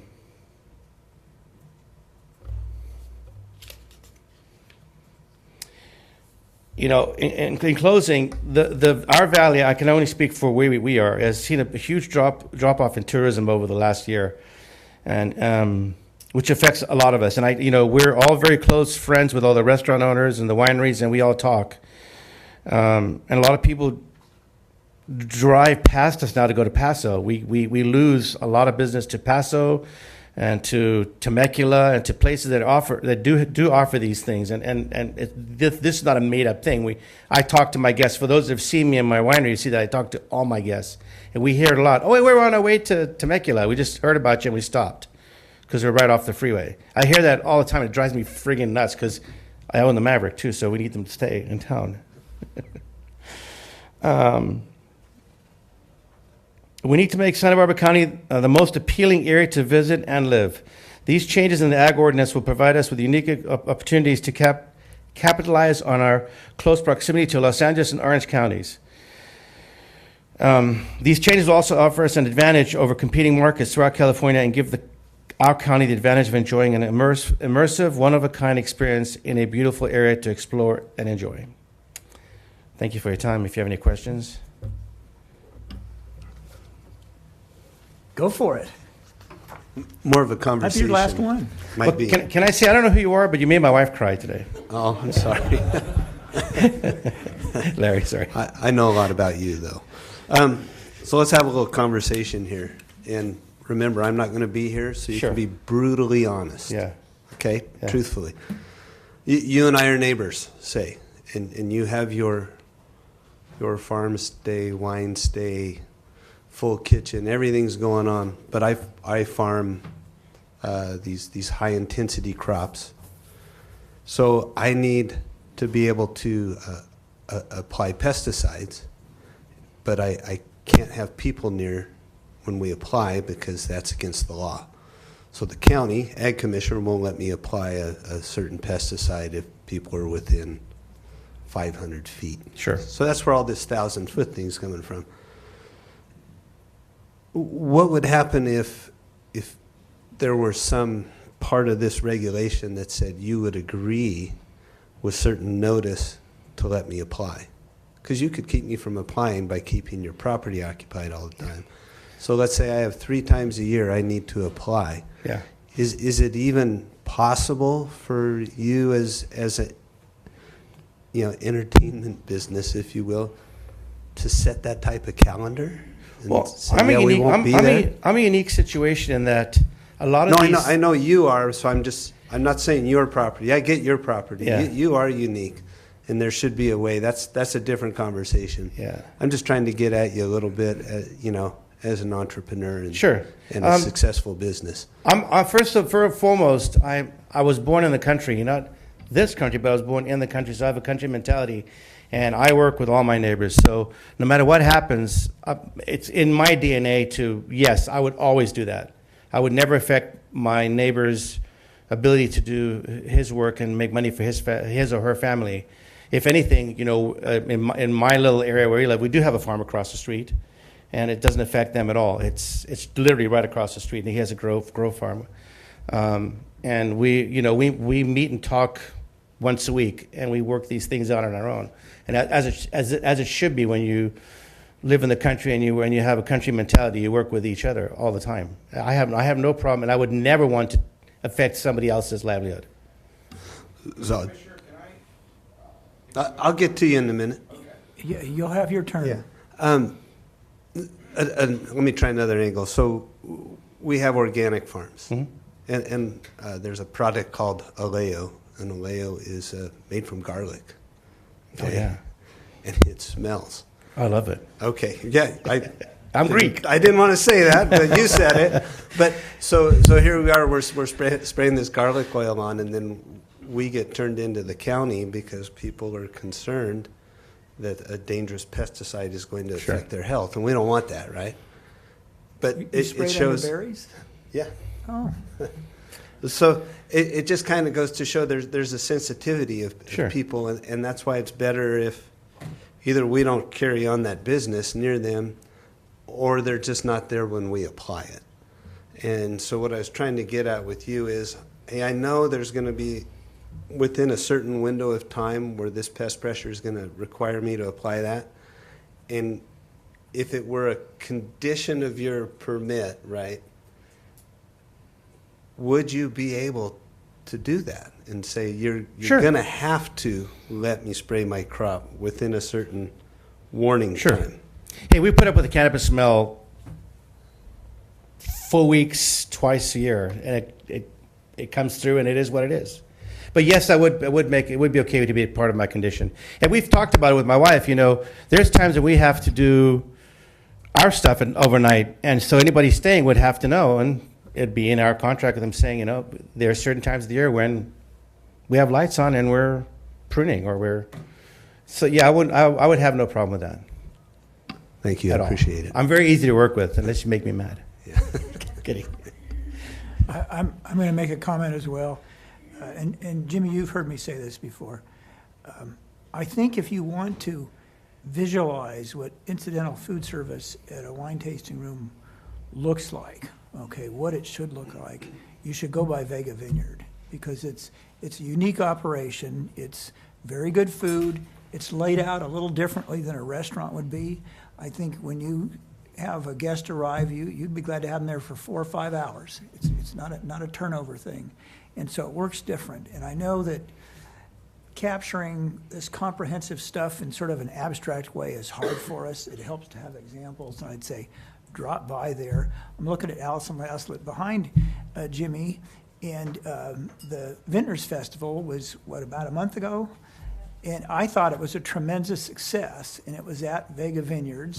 It was so well organized by everybody's part, and it fit in this compact area and was just excellent. So it's good to go to some of these places and visualize what just might work, and that's to your credit, and really more to Karen's, I think, but whatever. Okay, well, thank you. John is my marketing manager. Yeah, well, and what do I get for it? That's all right. Okay, well, thank you, Jimmy. All right, thank you. Okay, Ed Seaman.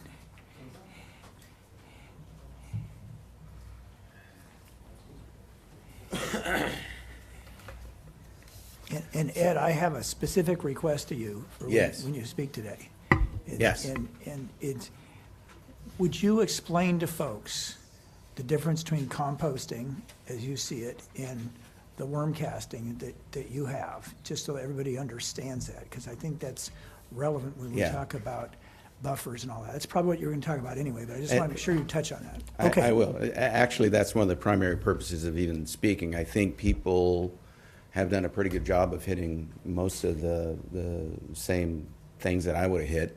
And so I do want to talk about composting, and I want to explain from the taxonomy all the way down to what happens on the ground, what compost is all about. But I wanted to ask you a question first. Your question about would you allow, when you were talking to Jimmy about days that you would spray, are we talking about a week, a day? How far in advance would you schedule it? I mean, what does it actually look like when you spray? It usually be 7 to 10 days. So that's a big chunk. Yeah. That's too short of a window for you, right? Well, it depends on how far out you can schedule it. Right. And that's why I was asking, are you, that's a week and a half. Right. Can we know about it like 2 years? Is it the same time every year? Or do you need to, wait till, a month before you make the announcement that it's got to happen now? So, no, we can't. We cannot predict when the pest is going to arrive. Lygus is an example, and instars are the different stages of their growth. And when they get to a certain instar, then a certain chemical is effective. Right. So you could try spraying the first instar, but this chemical is made for the third instar. Right.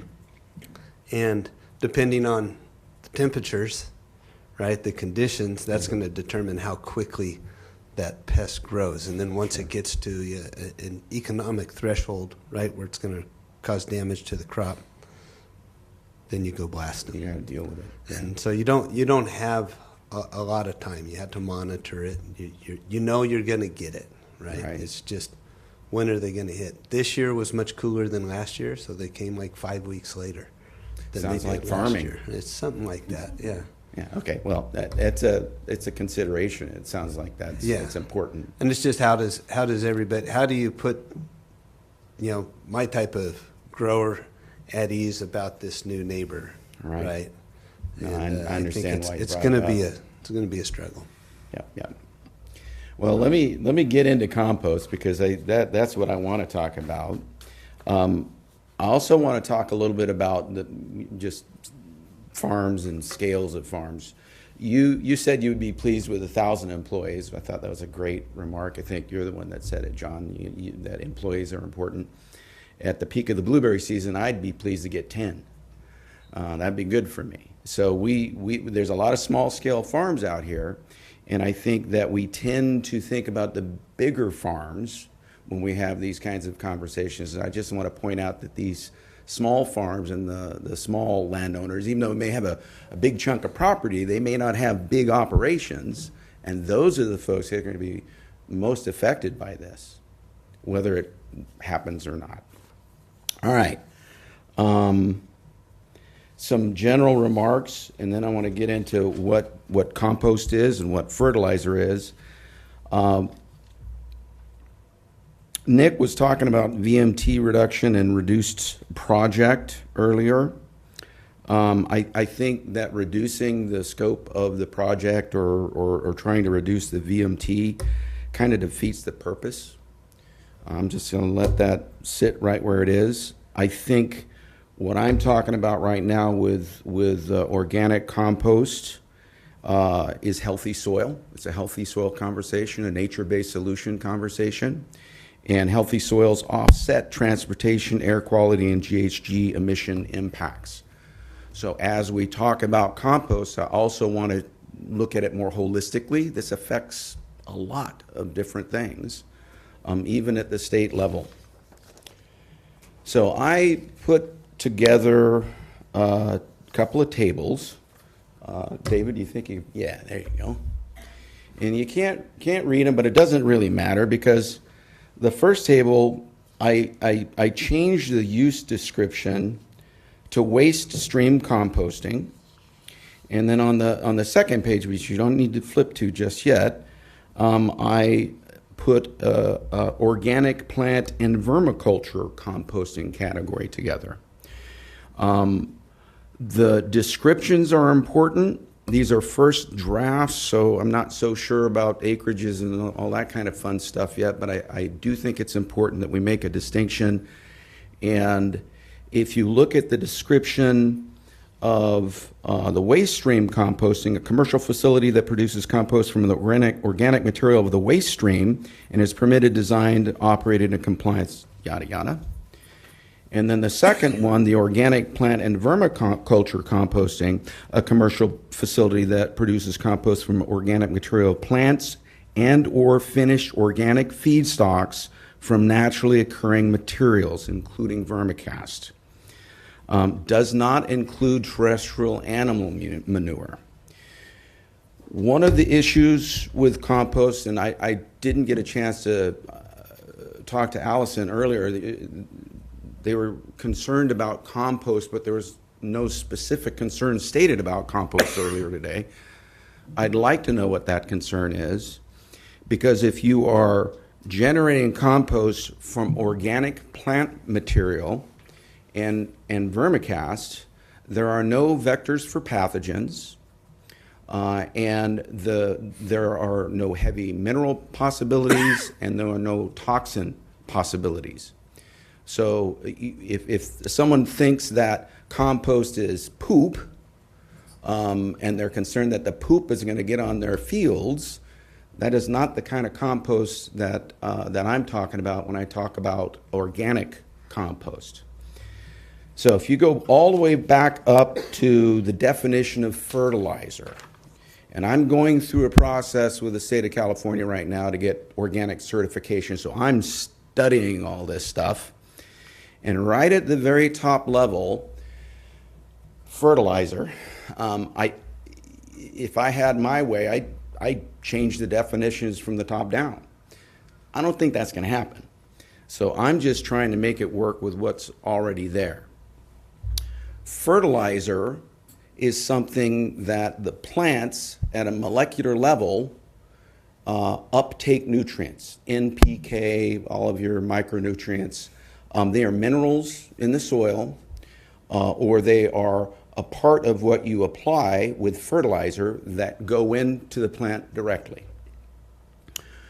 Compost and nature-based soil amendments are actually feeding the microbial community of the soil, and that microbial community is breaking down the material, like the material that comes in plant-based organic compost, and they are feeding it to the plant's the same way that they're being fed by the fertilizer, but they're breaking it down organically, and there's no runoff, there's no excess. This is nature's way of doing things. So I'm just going to read a little bit of this. Nature-based soil nutrition, which includes this plant-based compost, builds soil structure, it increases beneficial microbe populations, and it improves the diversity of soil ecosystems, the rhizosphere if you're a farmer. There's a huge difference between non-organic and organic fertilizers. Since we've got to call them fertilizers, let's go non-organic and organic. Non-organics are quick-release fertilizers. They're also known as conventional, synthetic, chemical, manufactured, or man-made fertilizers. They provide a lot of mineral nutrients like NP and K in an immediately usable form directly to the plants. They disrupt the natural life cycle of the soil ecosystem, and they reduce the overall population and diversity of the microbial community. In the long run, non-organics work against healthy soil and all the benefits to terrestrial earth that come with it. Organics, on the other hand, are slow-release fertilizers. They are feeding the microbes. All of them, including organic compost, consist of materials only found in nature. Compost adds bulk, a little bit of immediately available plant-usable nutrients, and a lot of material for future plant use. Soil organisms break down the organic materials into plant-usable nutrients over longer periods of time. As I said before, this is nature's way of feeding plants. So, if you're going to take your organic compost, finished organic compost is nature-based soil nutrition. It's not feeding the plant, it's feeding the soil. You have good soil structure, you have good soil microbiology, you are increasing the carbon in the soil, you are increasing the capacity of the soil to hold on to water, you are increasing the capacity of the soil to hold on to oxygen. And really, if you think about this from a climate change perspective, what if all of the farms in Santa Barbara County went organic and got away from the synthetics altogether? How would that affect us as a county and our productivity when it comes to managing climate change if we could hold on to so much more carbon in the soil? Trees and soil are the two biggest carbon sinks that we have at our disposal in Santa Barbara County. So it's a big deal.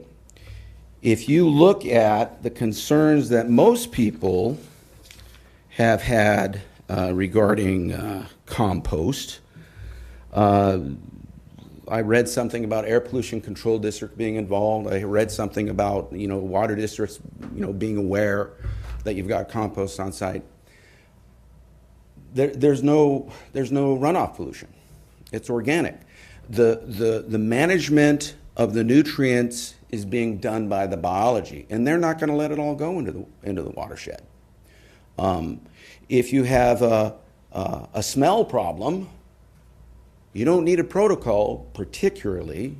It would be one line: turn the compost pile, because your organisms need oxygen, and that's where the smell comes from. The beneficial... Mr. Seaman? Yes. I personally find this fascinating, and I hope others do as well. I've got a bunch of people waiting, about a dozen online, and I didn't know that. It's sorry. okay. I'm not giving you a hard time. And so I'd like you to wrap up if you can. If you could just address two things real quickly, just quickly define for folks what is the difference between vermiculture and traditional composting, and then address the question of should vermiculture, which is I know what you do at the farm, does it need to be within the same buffers as composting? Is there a reason for it or not to be in that buffer? If you just address those real quickly, that gets your point. Vermicompost is considered like cold composting, not thermophilic or heat-based composting. It's basically worm poop. You get food in, and the worms poop out pure soil amendment that's as good as it gets. So it's not considered the same thing as compost. But I also want to make the distinction between organic plant-based compost and waste stream compost. That's the bigger distinction, John. And waste stream is using stuff that comes from street trash, stuff that goes to perhaps Engel and Gray, the Resource Center, that stuff. And you could use the computer's, what is the saying, trash in, trash out. Yeah. It's the same idea. So keep it plant-based, keep it natural. You don't have those vectors. Okay. Well, thanks. You have anything else to say to wrap up? Well, I have some reasons why I believe that composting strengthens existing ag operations, but Come back we on can the do 13th that later. and we can go through that. Say it again? Come back on the 13th. I and can we'll do come that. back with some specific recommendations Yeah. and we'll be going. Yeah. Thanks. I appreciate Yeah, it. well, thank you. I could talk longer, obviously, but I know. I'll wait till next time. Okay. Okay. A lot of us have the same disease. Mr. Villalobos, we have how many people patiently waiting, or maybe impatiently waiting? Mr. Chair, we currently have 11 members of the public online. I'm not sure if they all would like to speak, but we can give them all the opportunity to do so. Okay. Well, why don't you go through your magic and figure out how many actually want to speak? What is it? They raise their hands or do something like that? Yeah, so for those who are listening via Zoom, if you could raise your hand, I'll call on you to speak. You see hands going up. So I have at least 5. We can start there. Let's go for it. Okay. Our first speaker will be Jesse Smith, to be followed by Amy Steinfeld. Excellent. Hello, can everybody hear me? Yes. Yes, go ahead. This is Jesse Smith. Good morning, and now it's the afternoon. But thank you all for having me here. I'm the Director of Land Stewardship at White Buffalo Land Trust. I am here in support of the proposed Ag Enterprise Ordinance. White Buffalo Land Trust is a 501c3 nonprofit based here in Santa Barbara County. We practice and promote and develop systems of regenerative agriculture for local and regional and global impact. We do own and manage a 1,000-acre property called Halama Canyon Ranch as a Center for Regenerative Ag, located a few miles outside of Lompoc. And we're committed to the evolution of land stewardship in this region to address the climate, biodiversity, public health, food security challenges. I live on the ranch myself with my wife and 2 daughters. And after reviewing the materials, I think some of the most interesting things that I want to bring up were the farm stays, the campsites, tours, events, and so on and so forth. We would love to see and recommend an additional event campground category for properties over 500 acres in size to allow for campsites, additional campsites and events on large ranches that will not impact neighbors due to their large size. So a contingency for larger ranches. We'd also love to see that an ordinance should permit the dwellings such as yurts that may be available for camping to have individual restrooms and shower facilities that are tied to a septic system. We're interested in providing retreats that meet our education and research needs, and would like to provide a comfortable experience. We'd also like to see that new uses should be allowed with zoning clearance instead of land use permits. Because of the appeals of land use permits, they can add years and much expense that can make these new uses very cost prohibitive.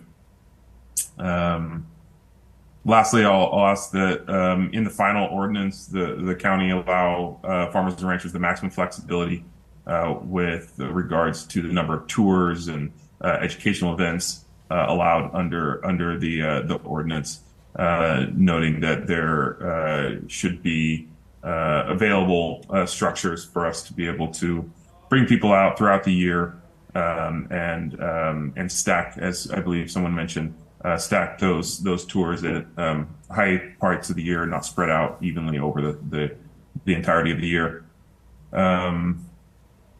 In closing,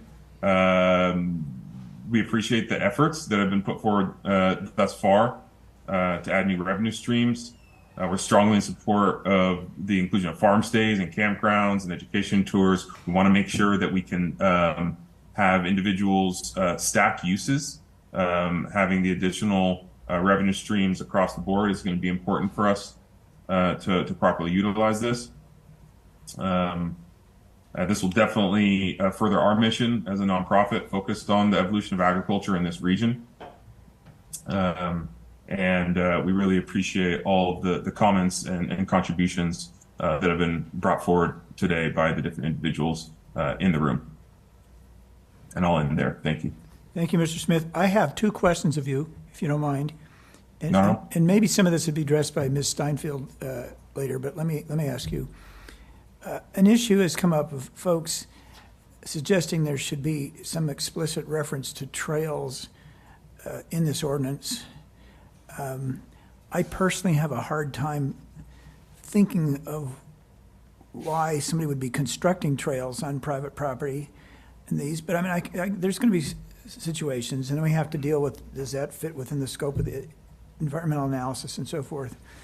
You have a unique property. It's how large is it? It's 1,000 acres. 1,000 acres. Just from the topography, it's pretty private, isn't it?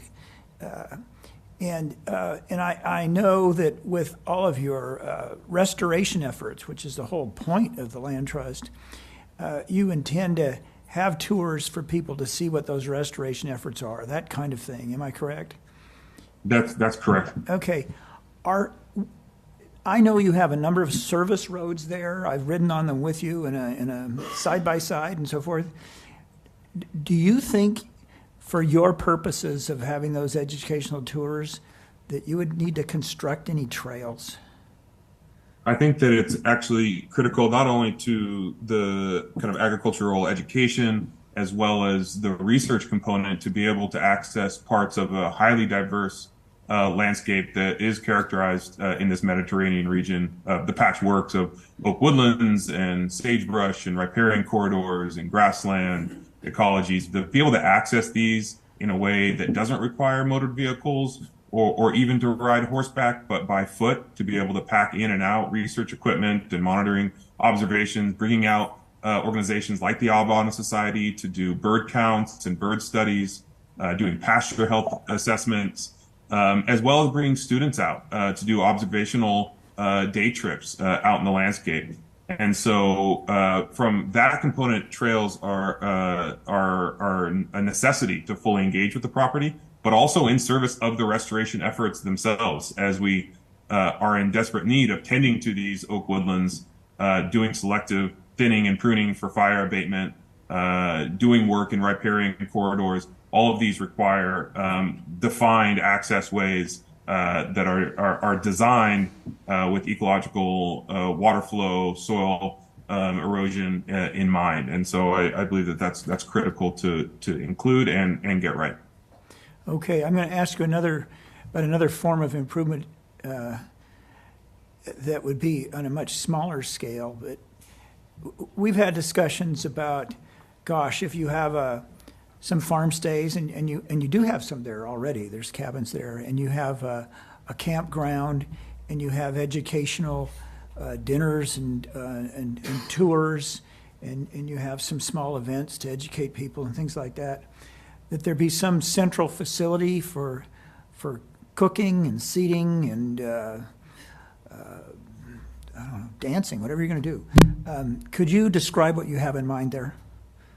Yeah, so the critical component, I think, that is for us needed and missing in some of these landscapes that are education and research hubs is for convenings, bringing farmers, ranchers together for either single or multi-day events where retreats, gatherings, and meetings can occur, and there's adequate infrastructure for not only the bodies to be able to be brought together under a warm, dry roof, but also the necessary infrastructure to be able to feed them and provide restrooms for them, And so a lot of times, instead of having those dispersed around a property, having a central kind of lodge, if you will, is critical to all the other ancillary uses that we're looking to have occur on a property in service of our mission. Okay, well, thank you. That's a good answer. Let's move on to Ms. Steinfeld then. Thank you. Good afternoon. My name is Amy Steinfeld, and I'm a local land use attorney. I'm here on behalf of the North County Farmers Guild and other Ag Zone clients in support of the proposed Ag Enterprise Ordinance. So I just want to echo that we really appreciate the county's effort with this ordinance, which will open up new revenue streams for Ag Zone parcels. I had the privilege of going to South Africa this year and spent about a month with my family on various farms, touring around and getting to know the farmers. And it was an incredible experience. So really looking forward to seeing that in our backyard. We believe that streamlining for these new uses will drastically benefit the ag community by drawing new visitors to these beautiful properties, helping to educate our community, as Jesse referenced, and then also providing, as I mentioned, much needed sources of revenue for these landowners. I want to offer a few comments on the ordinance for the county's consideration. So first, we'd like to request that the ordinance be clarified that farm stays can include the construction of at least 6 new structures, like new cottages or cabins, and more new farm stay structures on larger properties. I agree with Mr. Caldwell that the county should work with EHS and the fire department to really help clarify what would be required for different types of farm stay structures and also camping. So, what items are required for yurts and trailers. So it would be great to know before an applicant goes through the planning process, whether, for example, a 16-foot, 1-mile paved road with a turnaround is required. So we would love to figure out how the county could help streamline the water, sanitation, fire requirements as part of this draft ordinance to ensure that the ordinance achieves its goals and promotes sustainable income sources. We'd also like to request that cannabis farms be allowed to conduct educational events and tours to share growing practices and strains with the public. Cannabis tourism is a growing opportunity that has been introduced with great success in other jurisdictions. And I want to echo also what a few others said. We'd ask that most of the new uses be allowed with a zoning clearance instead of a land use permit. I know many of you from the cannabis process, and I'm still scarred from the years of cannabis appeals and the fact that just one appellant can delay a project by years and cause landowners to expend hundreds of thousands of dollars on defending the appeals and hiring experts to appear at planning commission hearings, board hearings, and occasionally even in front of the trial court. So we would encourage the county to develop the most flexible and expedited process. And so with that, happy to answer any questions. Thank you, Ms. Steinfeld. Thank you. And who is next, Mr. Villalobos? Our next speaker will be Jamila Kabugos, to be followed by Otis Califf. Good afternoon, Commissioners. My name is Jamila Kabugos. My husband and I are owners of Sunstone Winery. Sunstone has been involved in this process for the past 3 years. We have hosted meetings of a working group, including people from agricultural industries, public interest groups, and environmental groups, and we look forward to continuing that process. We greatly support the proposed agricultural enterprise ordinance. We take critical issue, however, with 4 major points which have been proposed. First, the standard that the ordinance not apply to properties of less than 100 acres. This will not work. Sunstone is 52 acres. We are a boutique estate winery unique to Santa Barbara County and renowned throughout the country. Estate winemaking is a very long and expensive process. Without supplemental rural recreational uses, boutique wineries like ours cannot support our debt service.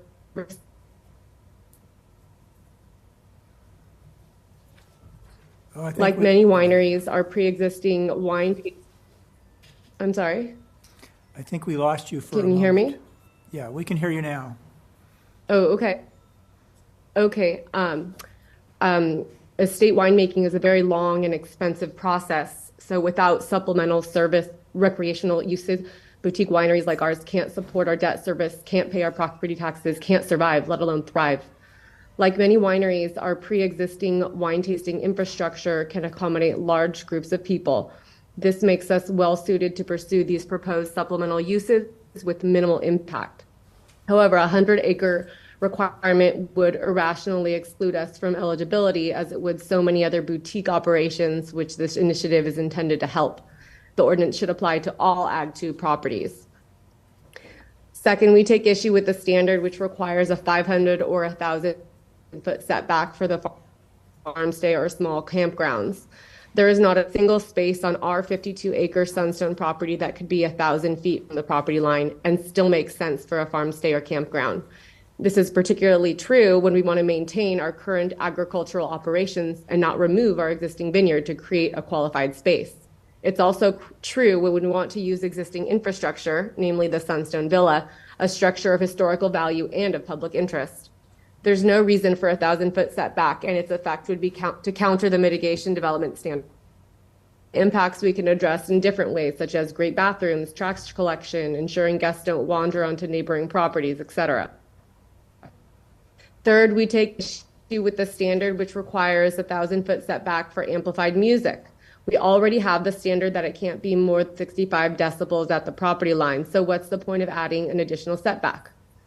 Fourth, we take issue with the process for incidental food service. We believe this process should closely follow that which has proved period. The process which has proposed is much too complicated. At most, a zoning permit should be required.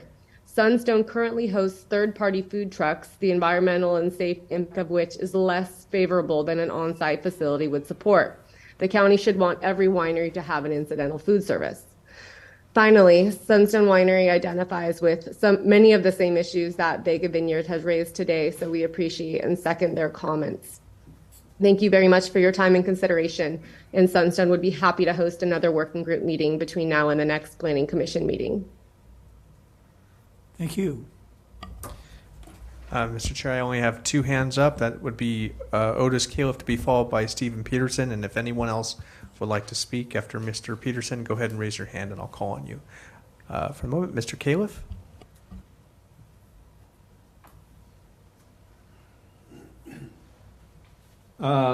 Good afternoon, Chair Park and Commissioners. My name is Otis Califf. I'm president of the Santa Barbara County Trails Council.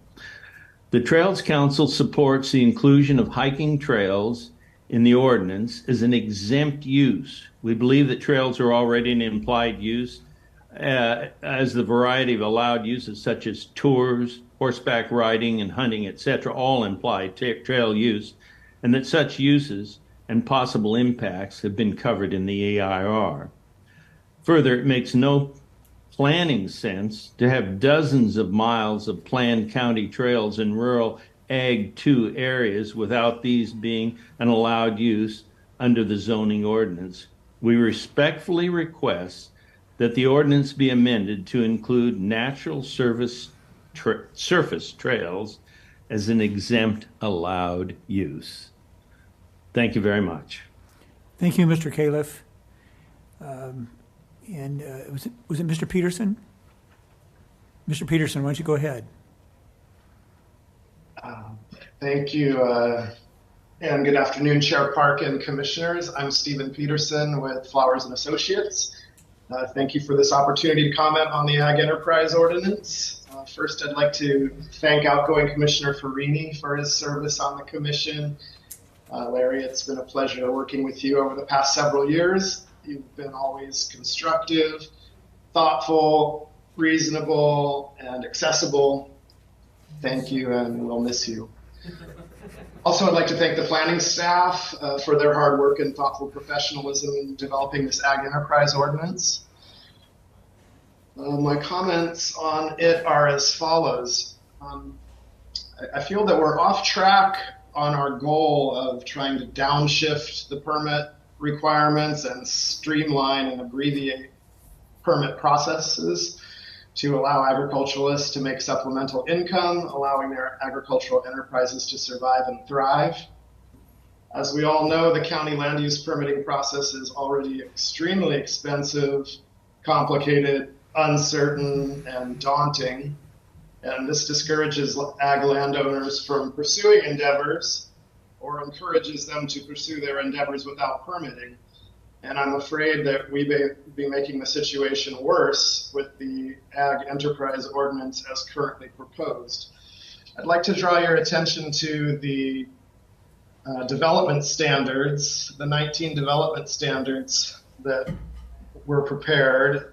And as currently written, these are to apply to even exempt projects.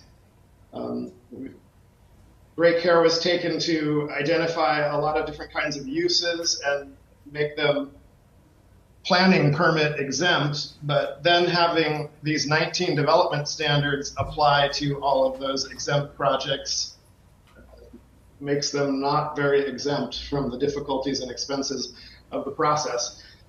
Just as an example, I have a client in the Santa Ynez Valley who has a couple 100-acre agricultural parcel with an old barn on it. And they were thinking they wanted to do yoga workshops in the old barn and bird watching workshops and have some incidental food service to go with that. And just looking at these development standards, they're supposed to be exempt, great. Then you look at the development standards. Number 4, they have to create a fire plan. Well, you know who creates a fire plan? Fire protection engineers, and that costs thousands of dollars.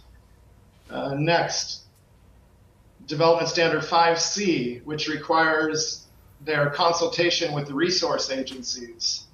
CDFW, that's California Department of Fish and Wildlife, the U.S. Fish and Wildlife Service, because of course all these rural properties are surrounded by sensitive resources. So 5C requires consultation with these agencies. Well, these agencies do not have any mechanism or procedure for providing consultation on ag enterprise projects. We've run into this before with cannabis projects, right? The county requires, quote unquote, sign off from these resource agencies on cannabis projects. You go to the resource agency and they have no process, no mechanism, no familiarity to provide this review or sign off, and no deadlines to adhere to, and you are just stuck in a black hole with this agency forever. Continuing on, number 9, historic resources. Well, the barn that I mentioned is more than 50 years old, so we're going to be required to get a historic resources report prepared by a historian to utilize that barn for the yoga workshop. Thousands of dollars again. Number 15, use of existing structures needs to have those structures reviewed by building and safety for compliance with the building code. Well, I guarantee you that 60-year-old barn out there is not compliant with the building code, and it's going to be complicated and expensive to get it up to the standards of building and safety department. And then finally, number 16, requiring environmental health and fire department review and sign off on use of this barn. They're going to go out there and require restrooms and septic tanks and septic permits and fire access and turnarounds and sprinklering. So this is not an easy exempt process at all. This is a complicated and expensive process. One last quick point, the requiring the location of the farm stays to be clustered in proximity to the existing principal dwelling doesn't work. Often that dwelling is not located in the scenic or special part of the property where guests would want to be staying, or we would like to have the guests stay in proximity to the equestrian facilities on the site, but the equestrian facilities are not near the principal residence. So I think we should eliminate that requirement of clustering the farm stay units near the principal dwelling. And that concludes my comments for today. Thank you very much for your time. Well, thank you. And Mr. Peterson, have you submitted a letter, or will you be able to submit one by the 13th so we have your specific suggestions? Yes, we will submit a letter by the 13th. Okay, much appreciated. Do we have anyone else today? Well, we do have an additional raised hand. Yes. Mark Herthel. Good afternoon, Commissioners, Commissioner Park. Mark Herthel, longtime Los Olivos resident, lifelong Los Olivos resident, and I don't own any Ag 2 property. My property is mostly Ag 1.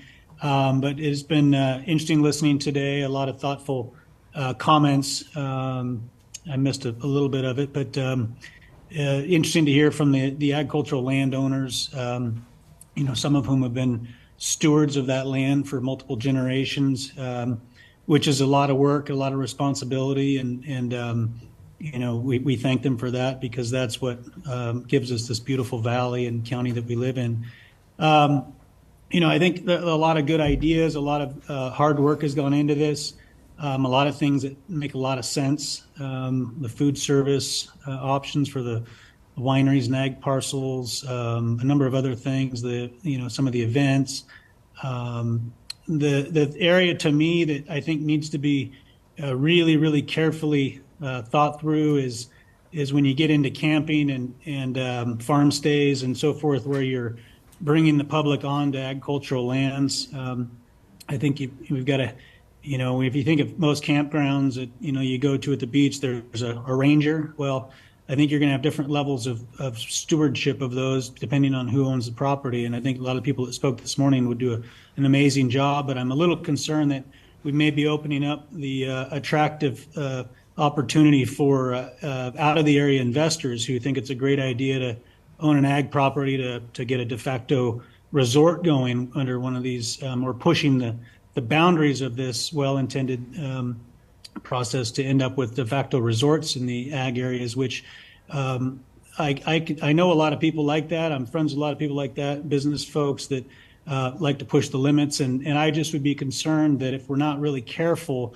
that we could have those inconsistencies with real agriculture and folks like that coming out for the weekend. And so I think there needs, I own a home up in Placer County, and I actually have that in a short-term rental program that's very tightly managed. And that's kind of a luxury and an honor to have. And if we're not good with how we rent that house out and not well managed, we lose that luxury. And it's so I think there needs to be some teeth on this, that if you end up with a property owner that's pushing the boundaries and is not a good neighbor and is not good for agriculture, that they can lose that.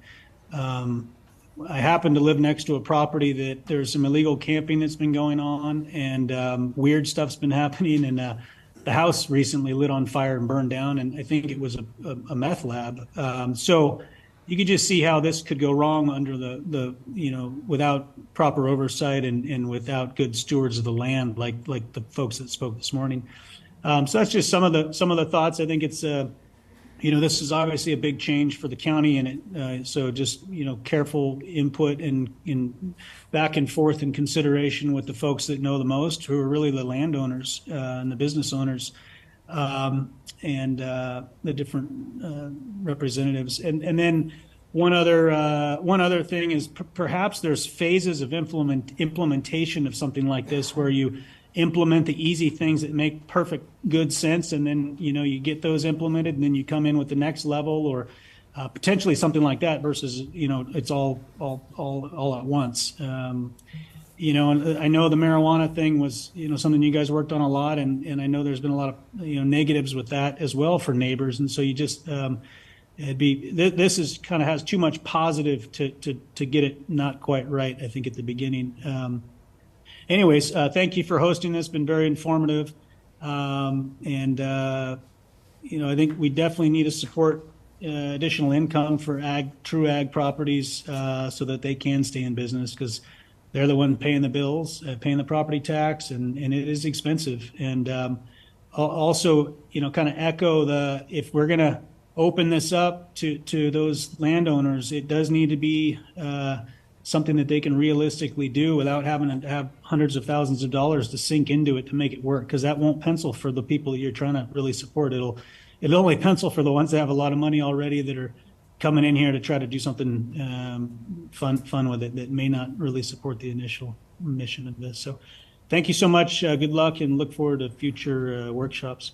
Okay, thank you, Mr. Herthel. Do we have any others, Mr. Villalobos? Mr. Chair, Mr. Herthel was the last raised hand. Okay.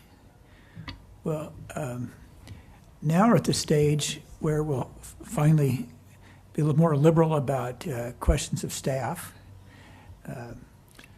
Mr. Chair, may yes, Mr. suggest to consider, we do have Fred Tan from County Fire and Jason Johnston from Environmental Health, and so maybe before direct questions for staff, maybe take advantage of any questions that you might have of our department representatives, if you so choose. I think that's a good idea.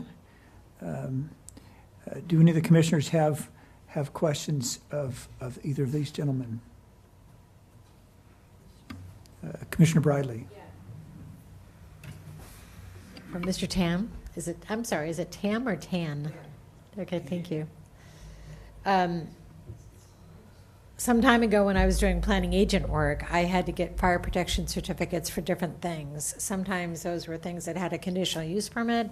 Sometimes they were just properties that were going to have an event. Mm-hmm. So can you explain to us your fire protection certificate tool and process? Because I'm wondering if that might be some kind of a lesser burden on applicants. As you've heard today, there's a lot of concern about the additional departmental reviews, even if you're exempt or it's a land use permit. So how does the FPC work? Sure.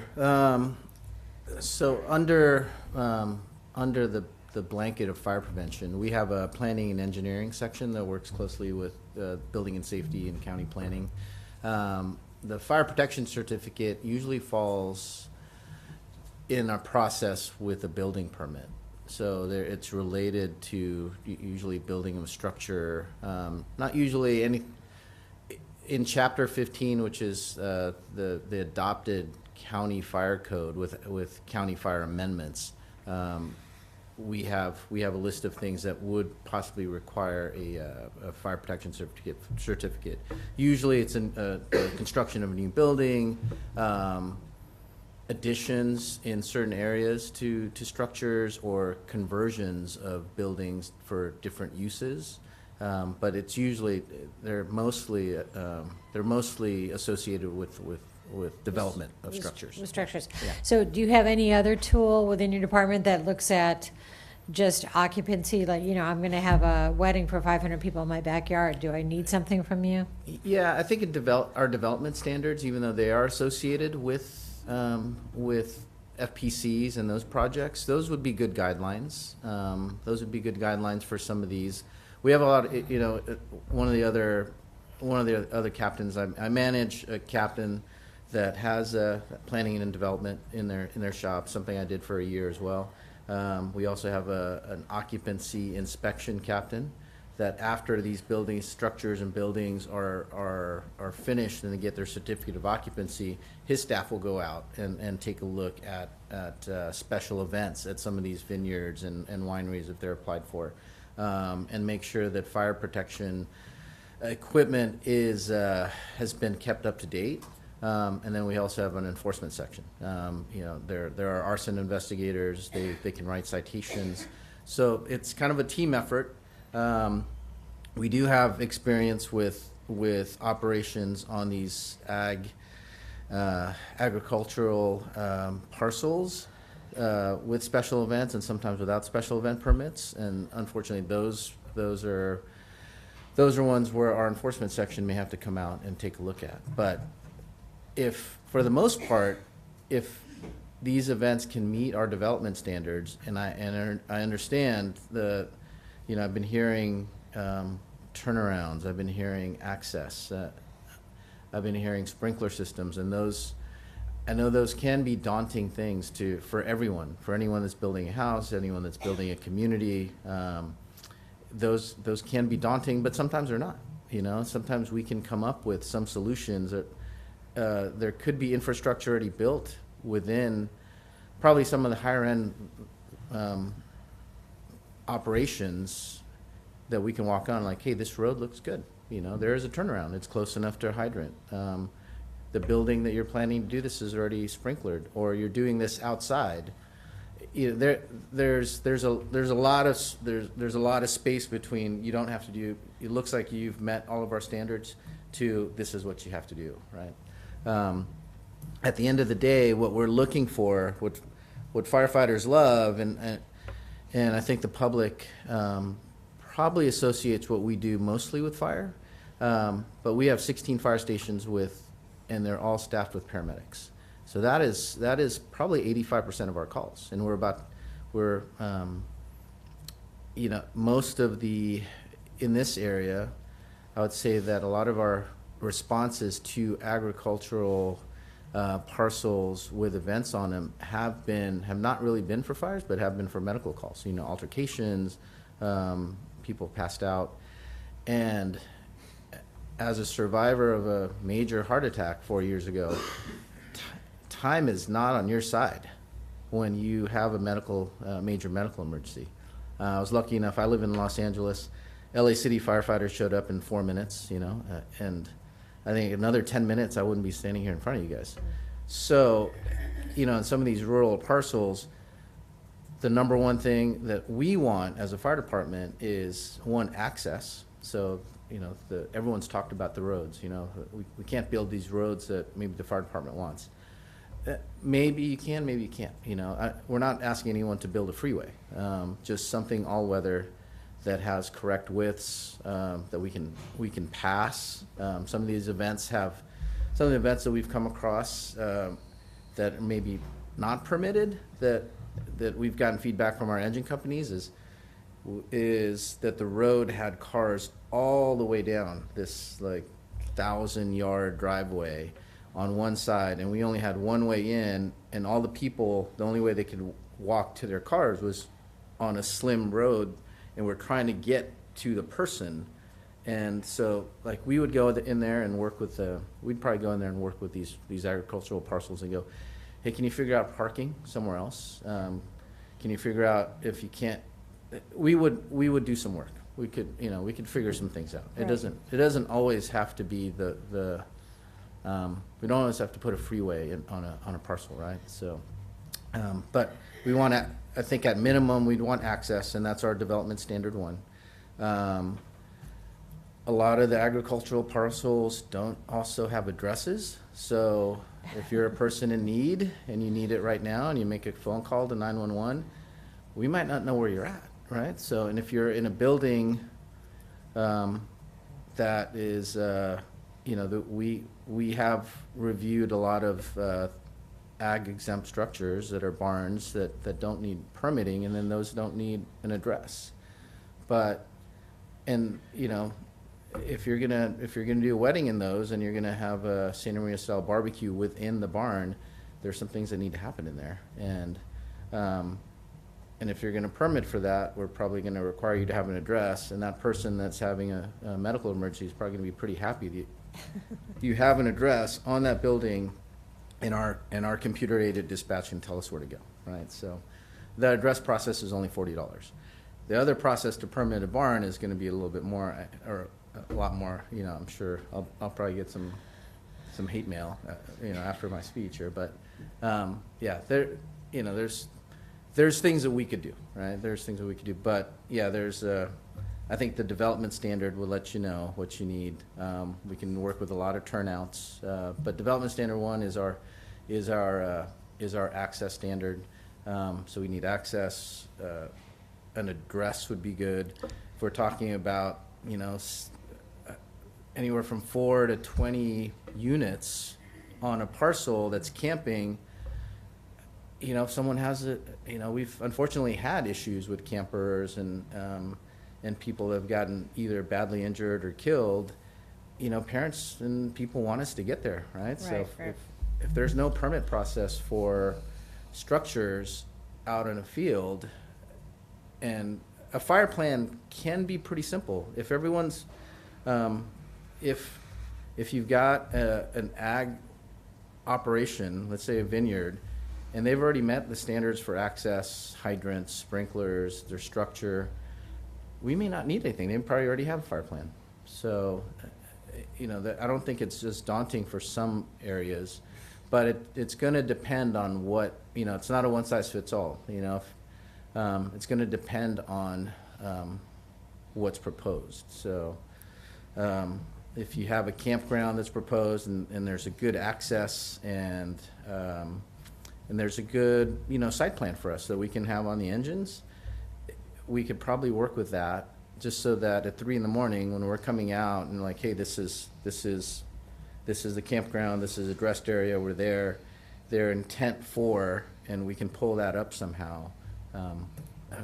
That might be the only fire plan that we need, so if you're going to build a Disneyland, we're going to need a huge fire plan, and if you're going to build a 2 or 3 site campground on a 50-acre ag parcel that is right off Dominion Road and we can find it, it's probably not going to be that daunting for that fire plan. So, Okay. right. All right, thank you. Anything else? No. Okay. I think we'll have more questions of both of you when we delve more into the details. For example, I'll have some questions relating to kind of structures or trailers that can be used in the campground as opposed to a farm stay and hookups and all that kind of stuff. So I hope you're both available at our next go-around. I do have a general question, though, of both of you and of staff as well. You've heard today, and I've heard it privately with some agricultural owners, they have this feeling that what the county giveth, the county taketh away, meaning we might have a land use ordinance that says you have the right to do this thing, build a campground. Oh, but my goodness, by the time you deal with HS and fire, you don't have that right because it's so burdensome or so difficult or hard to understand, it'll never happen. And so then folks will get a little bit cynical and say, why go through this process of coming to planning commission hearings and this and that if it doesn't really matter what P&D suggests and what the planning commission and the board adopt for land use because it won't be possible otherwise. I don't know if that's true or not. I think some things are pretty obvious that if you are going to have a campground, there needs to be waste disposal, and so it's logical EHS would get involved and so forth. So I get all that. But I'm just wondering, in terms of process, I know that all of our staff we've had today, Ms. Harris, Mr. Lackey, Mr. Tuttle, are very experienced, and they've probably already done a lot of consultation with you folks. But I'm just wondering if, as this develops, is there a process where fire, EHS, planning and development can have some pretty heavy-duty meetings before this ordinance goes to the board so that the board can hear, well, here's what's going to happen in land use, but to make it work, we need to do this with regard to EHS and fire, and knowing there's a lot of state mandates and so forth that we're working with, but there are things that you, the board, can work with so that we can have a kind of a comprehensive integrated package that delivers the goods. Can you respond to that, Mr. Lackey, other than saying it's 3:30? Well, thank you, Mr. Chair.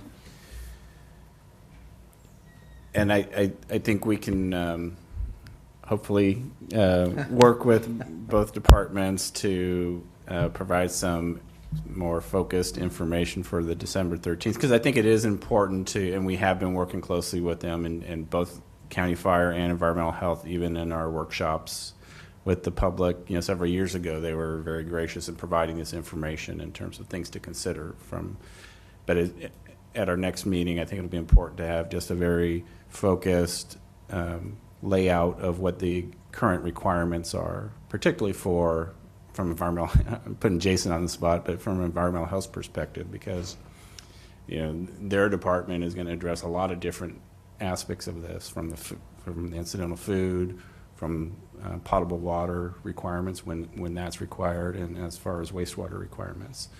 So I think it'll be good to at least lay out, with looking at the uses, this is what the Regional Water Quality Control Board requires in our LAMP in terms of addressing wastewater disposal or providing water supply for attendees at these.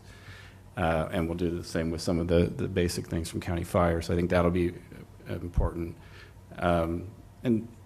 And understand the comments in terms of, concerns about cost and everything. But a lot of this, even looking at downshifting our permits to maybe even an exempt level,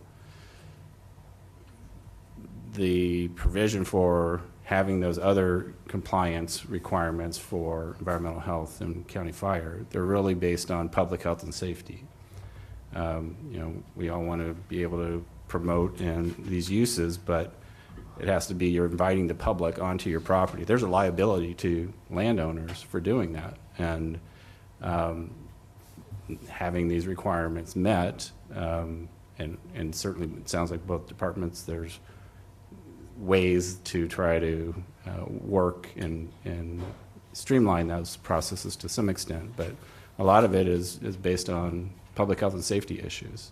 If you're going to convert a barn and you want to do farm-to-table dinners, who wouldn't want to have a farm-to-table dinner inside a barn? But if you're going to be occupying that space, building and safety, county fire has certain, issues that need to be addressed from public health and safety. So I think the short answer is, I think at our next meeting, we'll be able to at least put a little more focus on kind of the current regulations and then where there's some room to improve or at least identify some things that maybe are out of our control that maybe the board needs to see, input on at a higher level. But I think that's certainly what we can work with the departments for our next meeting.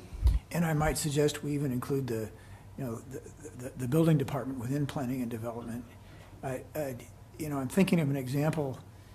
And Jason, I almost think you were on this call. I can't remember. We've been a couple of years ago, and we were talking about farm stays and what kinds of structures and so forth, what kinds of things could be a farm stay. And we had Masood on the phone, and he's pretty rigorous. And he made it pretty clear what could be considered a farm stay kind of unit, what could not. An Airstream trailer, those are popular to have them out there in campgrounds. Just no, that's not going to be a farm stay. That's got to be something else.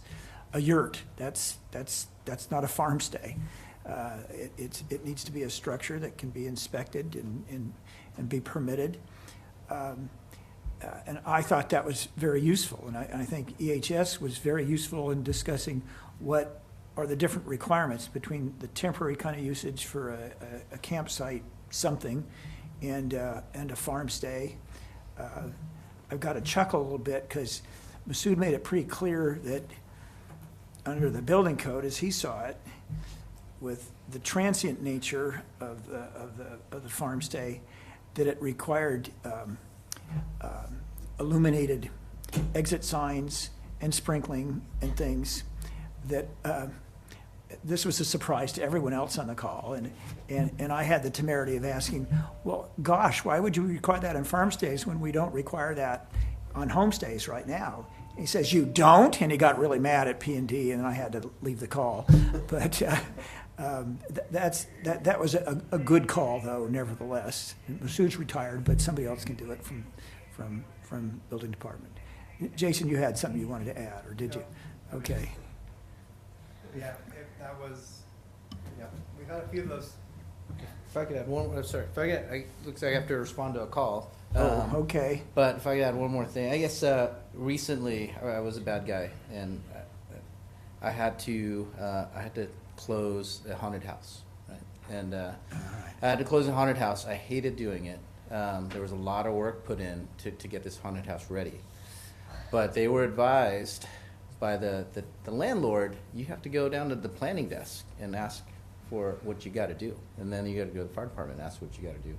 And I was reminded by my staff, as I was going to be fairly lenient with this group, is like there are haunted houses all over the county that have paid their permits and they've got the correct inspections, that have done everything that they've had to do.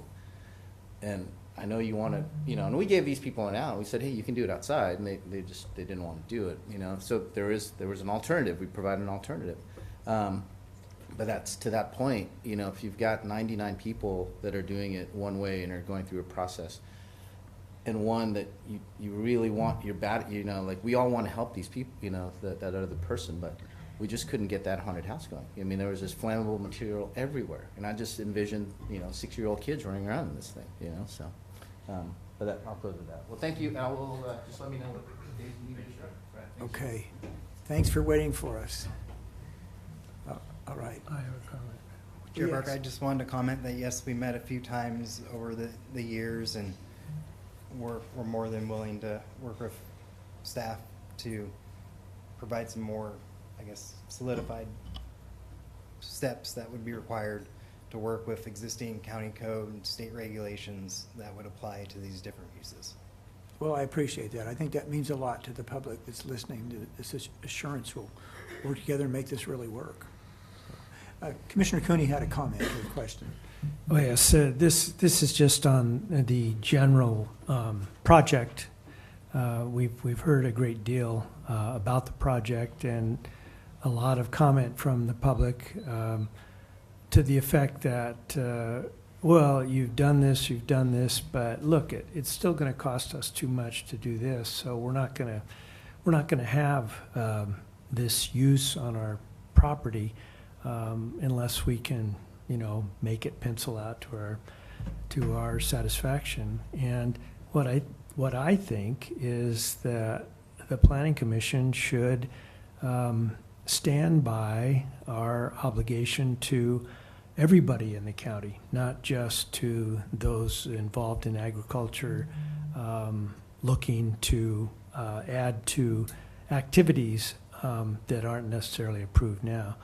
So our task is pretty high. We have to come up with the best possible outcome we can to send a recommendation to the Board of Supervisors in terms of an ordinance, but not in any way sacrifice our general obligation to the public to authorize something that would be to their neighbors, to their community, more dangerous or more in keeping. And we've had this discussion in the context of approving some development in our fire-prone areas, and I think we've been very consistent in saying, the most important thing here is to protect the entire neighborhood from another Holocaust, and we're not going to press other county departments to be lenient where it's not beneficial to do so, and we have to listen to the experts on those issues, be it environmental health or any of the emergency services. I think that's well stated. We want to do things the right way, but we can put our heads together and think of some innovative ways to do it the right way. Now's the time for a break, but before we break, I'd like to get some feedback from my fellow commissioners of what else do you want to accomplish today? Me personally, I don't think we have the time for me to ask the detailed questions I have about some development standards and so on and so forth. I personally would like to ask 2, 3, 4 more general questions on process and so forth, and some of those about EIRs. I spoke to you, Mr. Tuttle, about that earlier. But I want to know what the other commissioners want to do and what your time constraints are. And I think Ms. Briley's time constraint is that her transportation is next to her. Yeah, I'll wait until after. So let's let him go Commissioner first. Let's hear Commissioner Cooney first. That alternative is gone. We were discussing before you came back late from lunch the alternative of an Uber. Freeney's fault. An Uber you can claim reimbursement from. Yeah. But there you go. In seriousness, we have had a productive day, but I think we're pressing in terms of trying to really accomplish much today. Whatever your questions are can be asked and answered, but I certainly would prefer to sit on all the information we've had today and come back fresh with this on the 13th. Okay. Any thoughts for your last day, Mr. I'm going to grab onto what Commissioner Cooney said there. You I want think that this margarita, better don't addressed you? There you on are. the All 13th. right. No, I would probably, I do concur with Commissioner Cooney. I've got a bunch of notes here, and I'd like to write them up, and then I would give them to the new planning commissioner, Mr. Reed, and see if he sees a way to work them in. But I think that would be most constructive for staff, or we could wander here for hours and probably not be super efficient. No, I think we could fill up the evening with questions.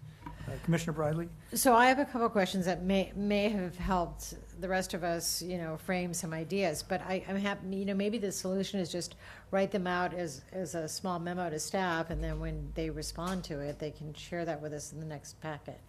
I had a couple of questions about, the functionality of the definition of incidental food service, and a couple other things about process that can all. It's not critical to finish today. In other words, it's a question that the staff could answer, and so we could do it that way, maybe. Well, then, why don't I go ahead with my general question right now before we even break, because maybe we won't need a break. Maybe we'll just all go home after that. So Commissioner Park, or Chair Yes. Park, just to respond to Commissioner Briley real quick. Yeah. The anticipation coming back on the 13th is just to get further clarification or questions from the commission. So staff won't be presenting or preparing anything for the 13th. Any questions or things you want them to think about ahead of time, they'd probably appreciate that.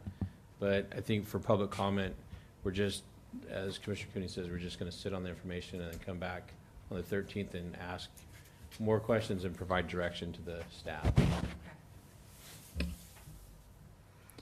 And I don't need to be the bearer of bad news, but it may be that the 13th is not our last conceptual hearing on this. We'll just see what we can get done. Let me get into a general question that I think will be helpful to address right now. And that is, I've heard some new terms, uses, and so forth expressed both in person to me and in the hearing today. I look at them and I say, oh gosh, with hindsight, I wished I'd brought those up 4 or 5 years ago. And an example is trails. It never struck me that we would specifically discuss trails in this ordinance. I kind of figured, well, if you're going to ride horses, you're going to ride them on something, you're going to do this and that. We don't need to address it, but there you go. So I heard about trails. I heard about on-site slaughtering of cattle, and there are probably others that I've forgotten about. So there's some things. And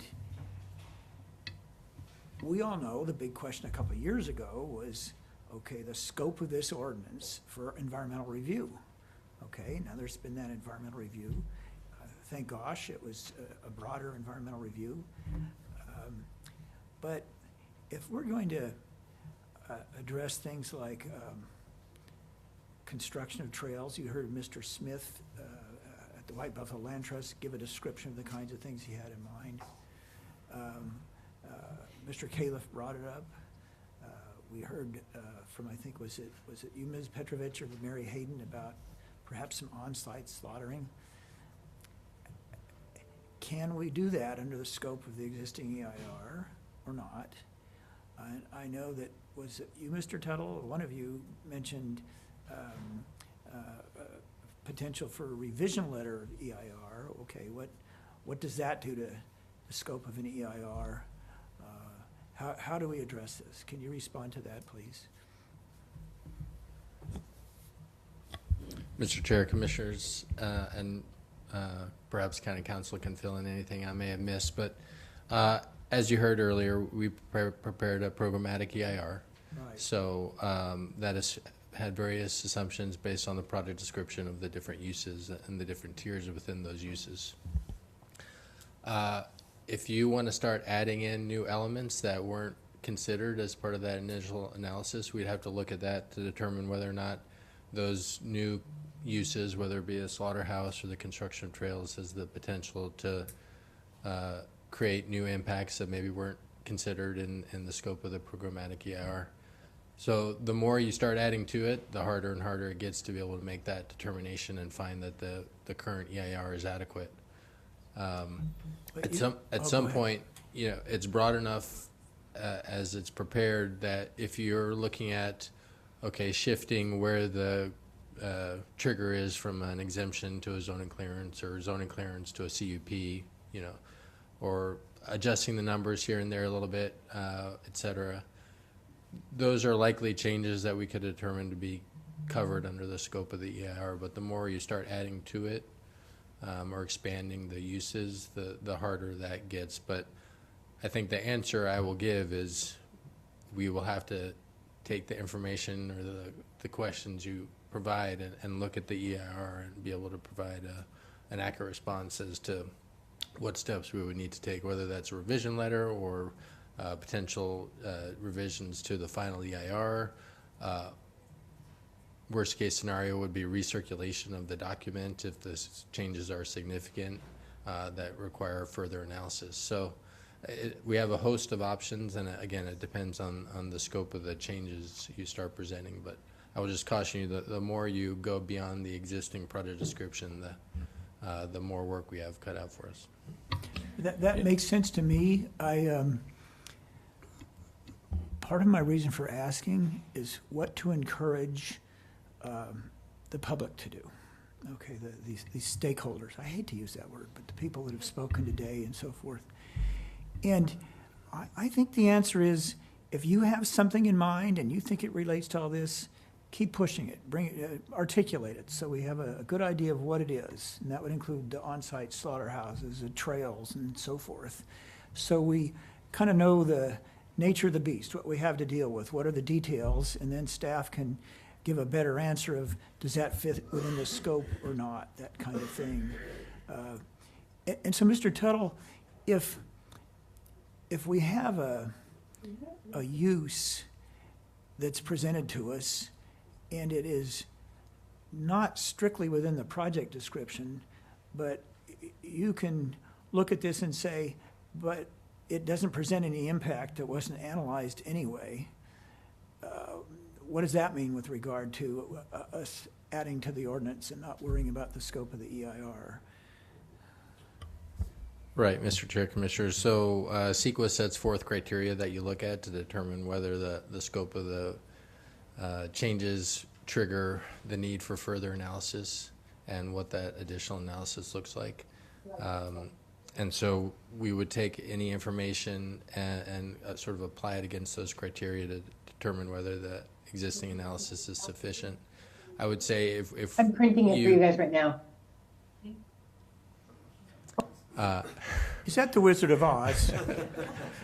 I would say that if you propose a use, whether it's trails or slaughterhouse or something, and we can say, well, it's similar enough to these other uses that were considered, and we don't think it would create any new impacts that weren't otherwise evaluated, you know, that could be our conclusion. But it's hard to cover all our bases without knowing exactly what it is you're requesting. I will say that, you know, as a programmatic EIR, we did not do site-specific analysis, as you know. Right.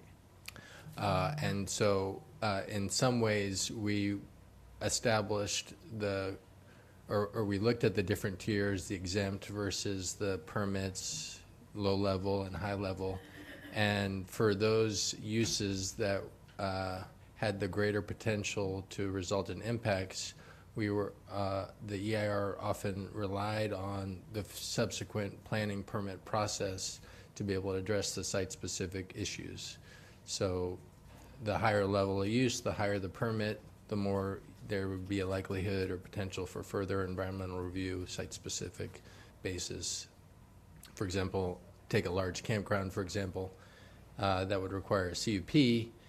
You could conduct your own environmental review as part of that CUP and not need to rely on the programmatic EIR. So similar issue could be applied to if you start adding new uses that weren't considered, if they are structured in a way that would be able to push them into a higher permit use to where we could be addressing them more on a site-by-site basis with individual environmental review later down the road, that's one possibility as well.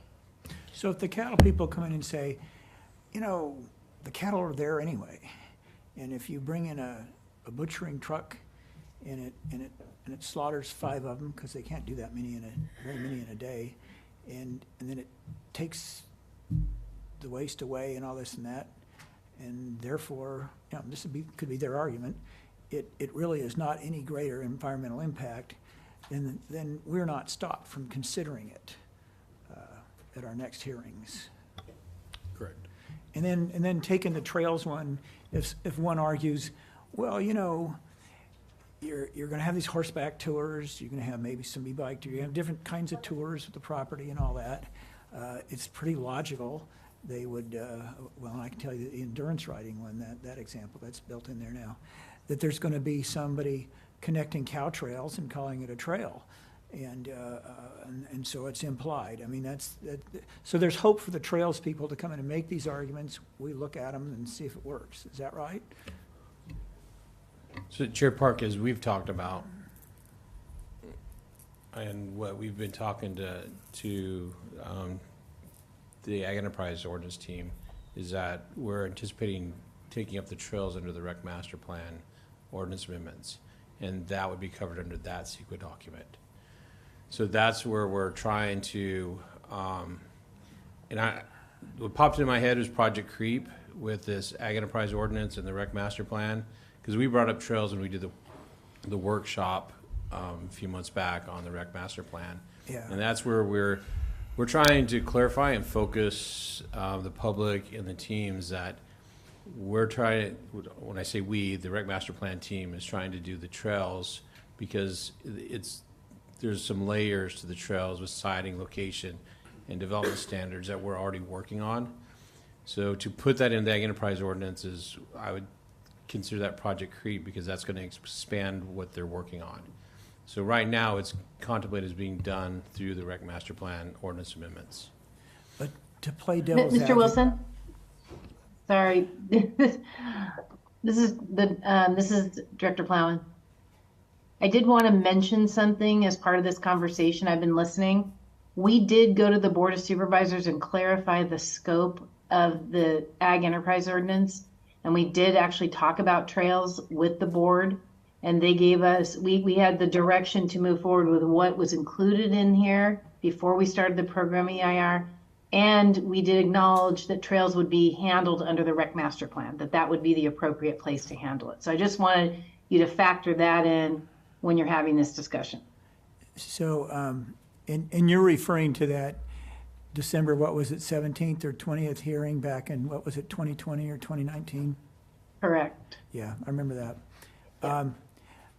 To play devil's advocate, and I think I was born the devil's advocate, the Rec Master Plan deals very well with public trails, okay, accessible to the public and so forth.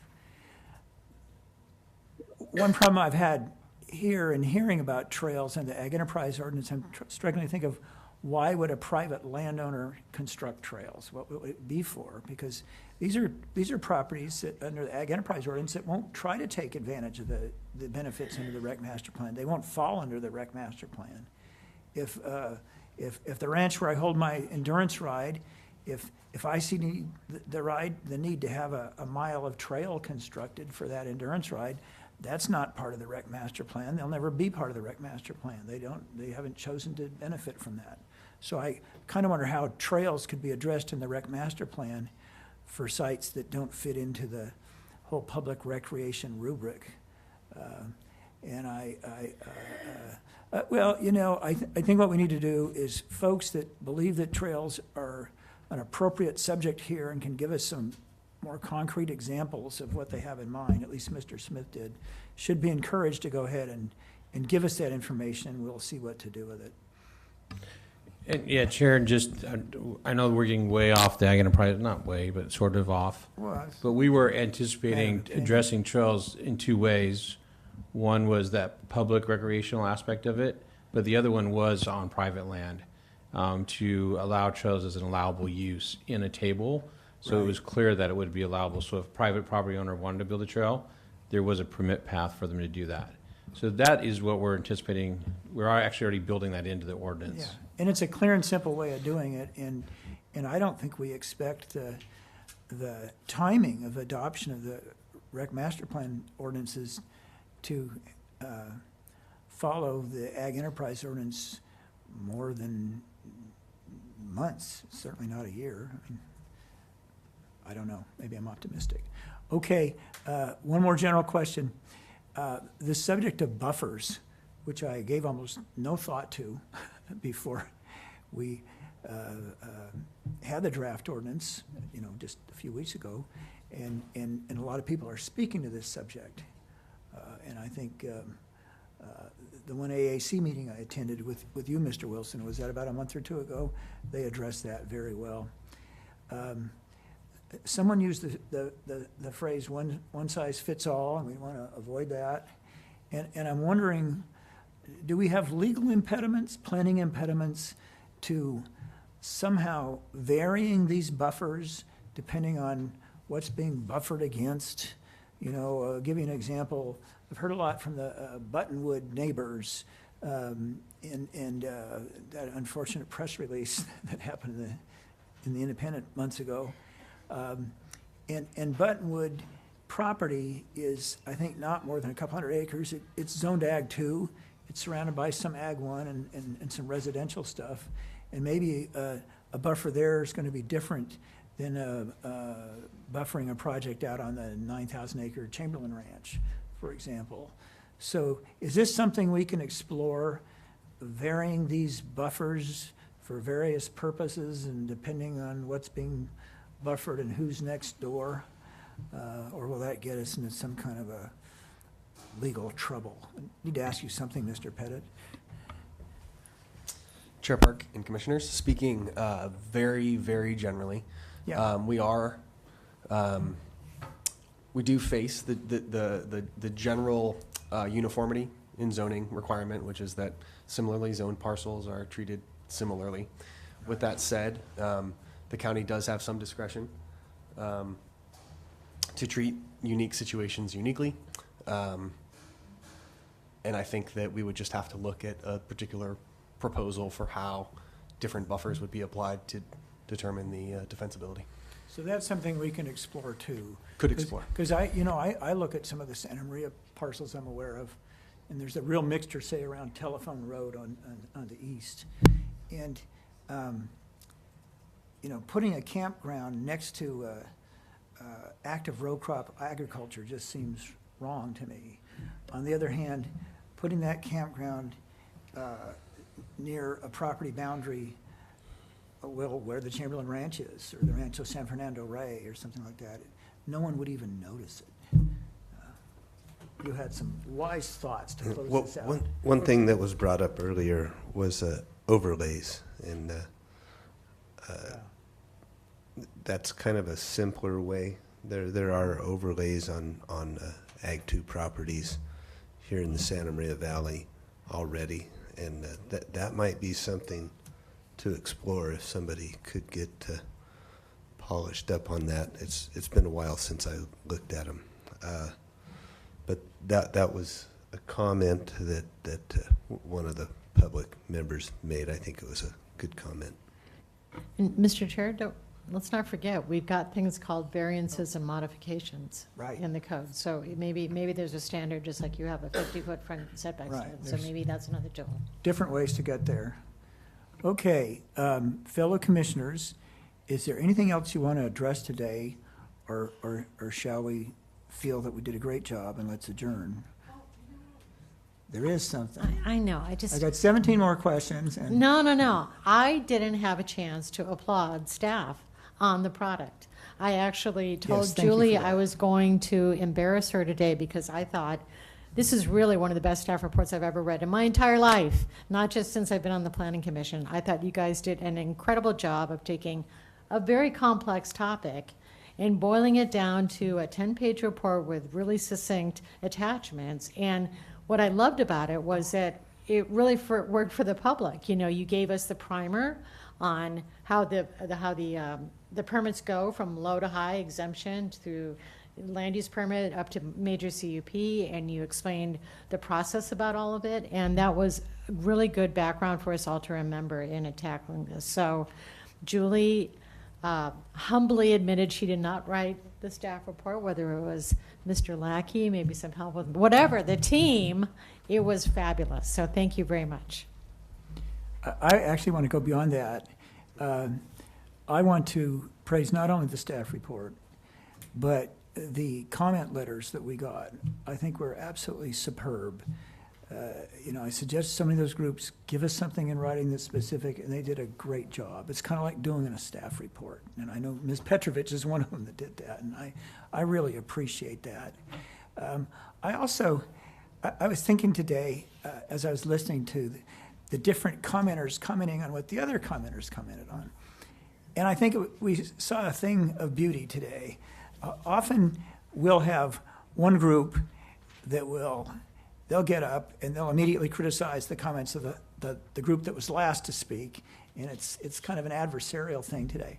Here I heard really a lot of convergence of thought from We Watch, cattlemen's, growers and shippers, vintners, and it shows, boy, you're thinking about it seriously. You're coming up with some solutions, and that's really the way it ought to work. So I appreciate that. And finally, I want to say, I actually felt honored today by the attendance of people in the public. I mean, I've known Ms. Petrovich, I think, over 50 years. And I remember seeing her first appear in front of the Coastal Commission. I wasn't even done with law school yet. Nancy Emerson, it's considered bad taste to state a woman's age, but let me put it this way. She's more than qualified to run for president of the United States now based on her age. And to have people with such experience that are putting this heart into this stuff, and we had that with Ms. Laslett, with others, I was just honored to have you all here. So thank you very much. Okay, meeting's adjourned. Oh, wait, we do need a Oh. motion to continue to 13. Oh, yes. Well, the meeting is not adjourned. And Mr. Freeney, as his closing act, will move to do what? I make a motion to continue this item to December 13th.